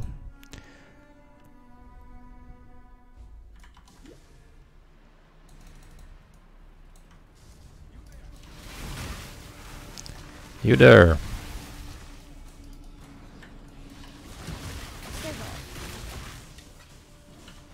We don't need to talk to Bannon. It says talk to him, you don't need to. He's gonna wait for you in town anyway.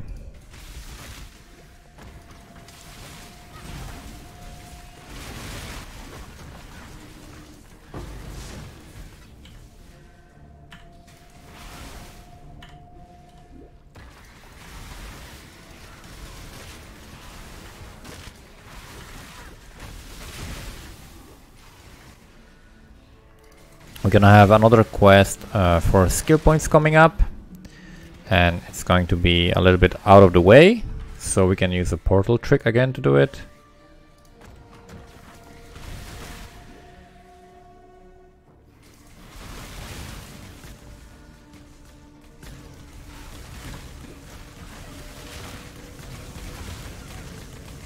Okay, we got fortification thing here.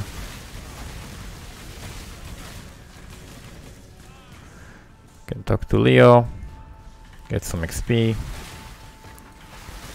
Still only level 61, so I should be killing a lot of monsters here, because now we need to catch up on XP.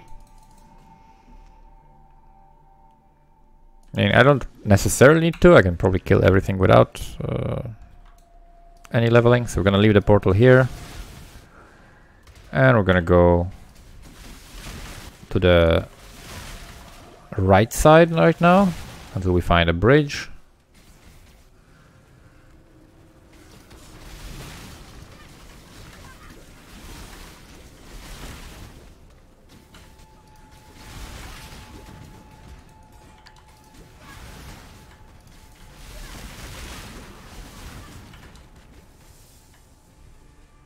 And then Waypoint, and then we go back to town and we'll take the portal.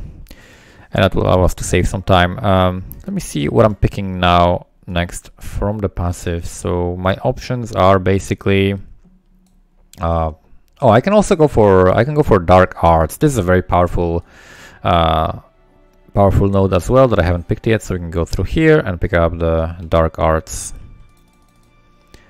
Ravage square, we go down.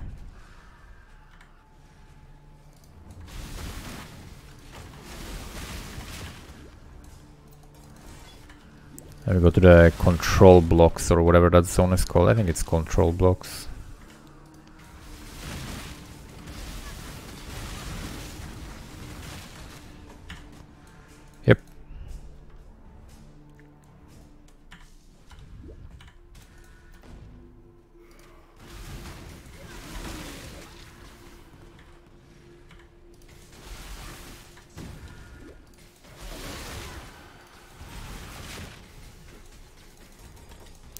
Next level of Lightning Conduit. That's huge. Like every level you're getting right now on your spells is gonna definitely like feel noticeable.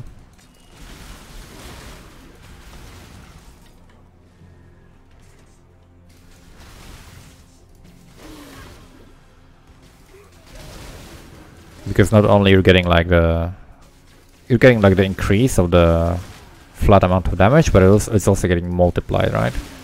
So like the total number of damage that you're getting per level up usually ends up like being higher and higher and higher, because you're getting more and more multipliers and increased damage as time goes on.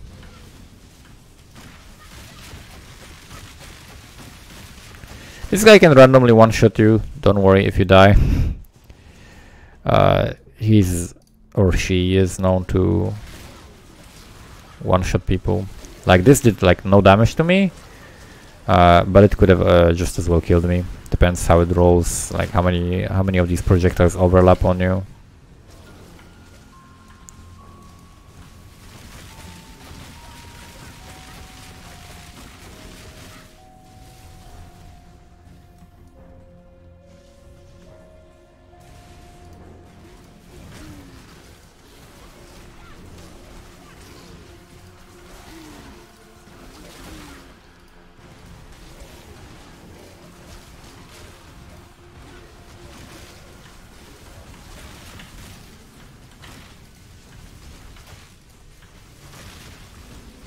Right, and we can go back to town.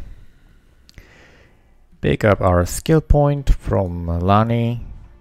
We can grab, probably I would grab like silver flask or quartz flask, one of those. Silver flask would help us with the uptime on our onslaught. And for example, you could drop the onslaught gem at that point for mapping and just rely on the flask for the speed.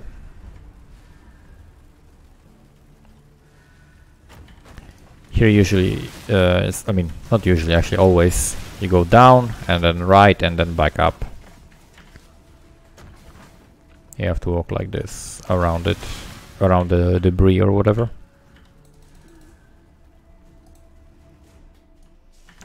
And we go through torched quartz. Okay, why is my character stuck somehow? I'm lagging like insane right now. What is going on? Okay. Alright then. I think this was some server issue or something.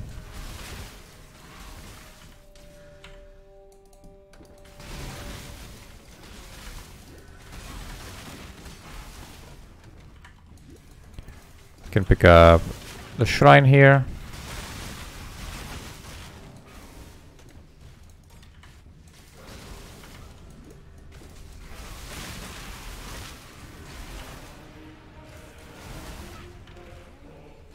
And we're coming up to the zone that is pretty much parallel to the Act 5 zone.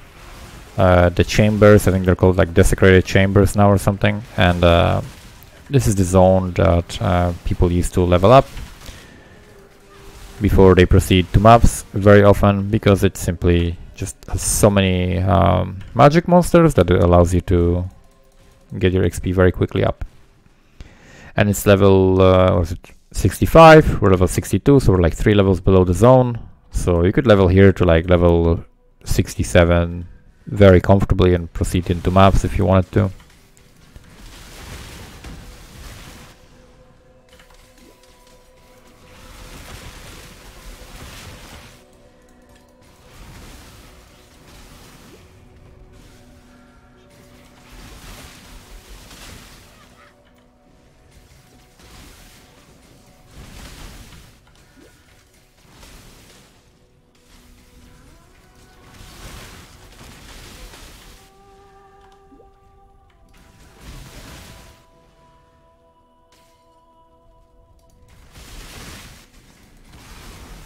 But I'm just gonna pass through it and then kill Kitava. in the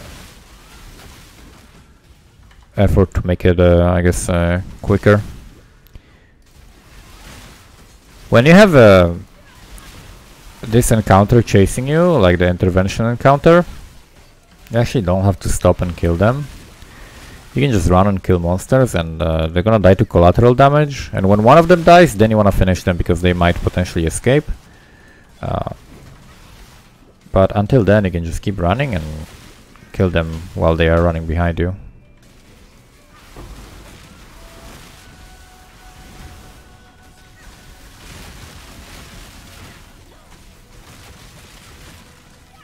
Okay. What's hitting me? I have no idea what's hitting me. And Chimera. Let's see if there are any items worth picking up. So we got wands. We've got some stuff to unveil, which we could pick up. This has actually a massive amount of life. This has actually a good amount of life as well. A belt, so some pretty good gear here. And we got the dark arts as well. You can pick up the wands, face damage. This is not good. This is also not good. Huge amount of cold damage to spells, so we could craft something on this and potentially use that. And this one is not good. And this belt is also not good. So we got these chest pieces that we could potentially use.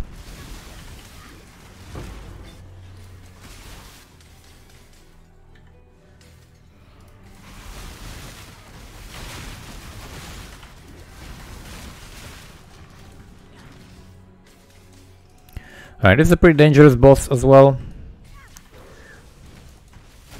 Just want to make sure to not get hit. That's the main thing. Just don't get hit. Like I just did.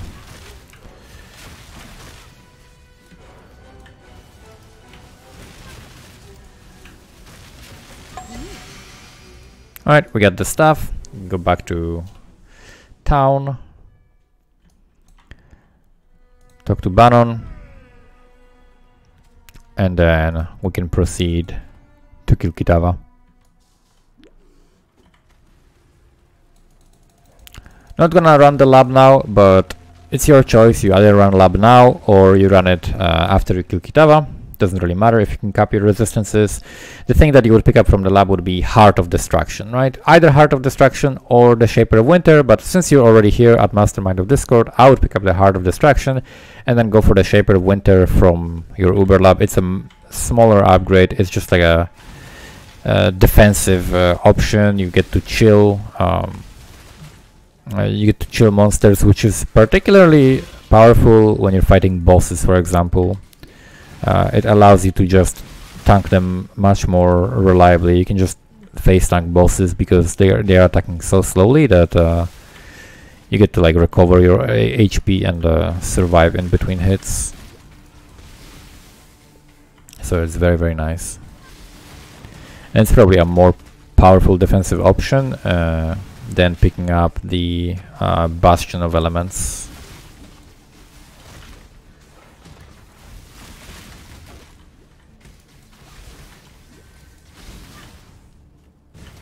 But Bastion of Elements or like the Golem way, those are both viable as well.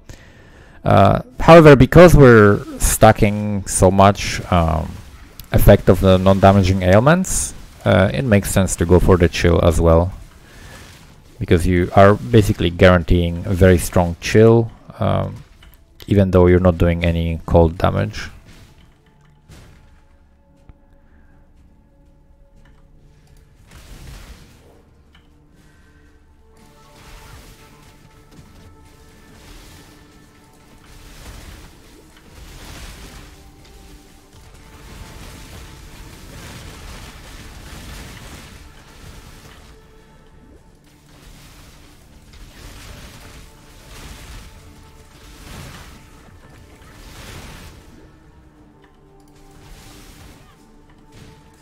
Actually, we're gonna go the other way. For some reason, I thought this is locked, but it's not locked. It's actually the exit.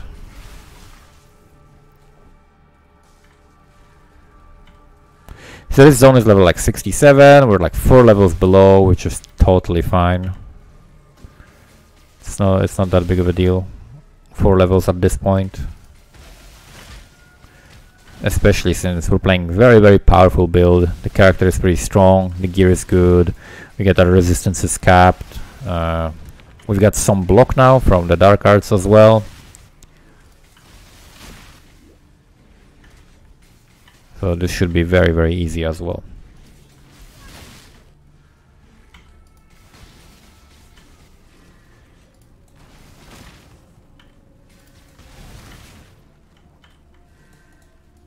Last craft. Talk to Sin. Plant totem and look it up. Oh yeah, our damage is huge.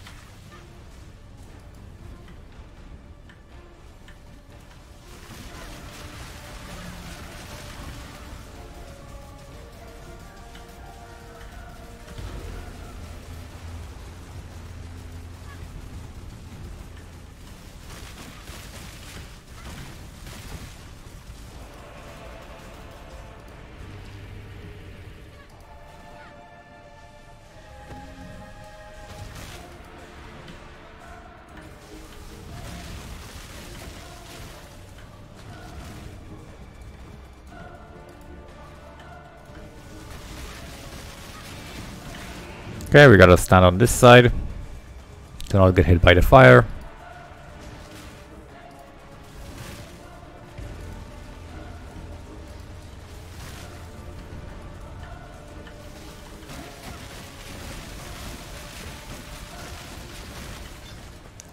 Easy peasy.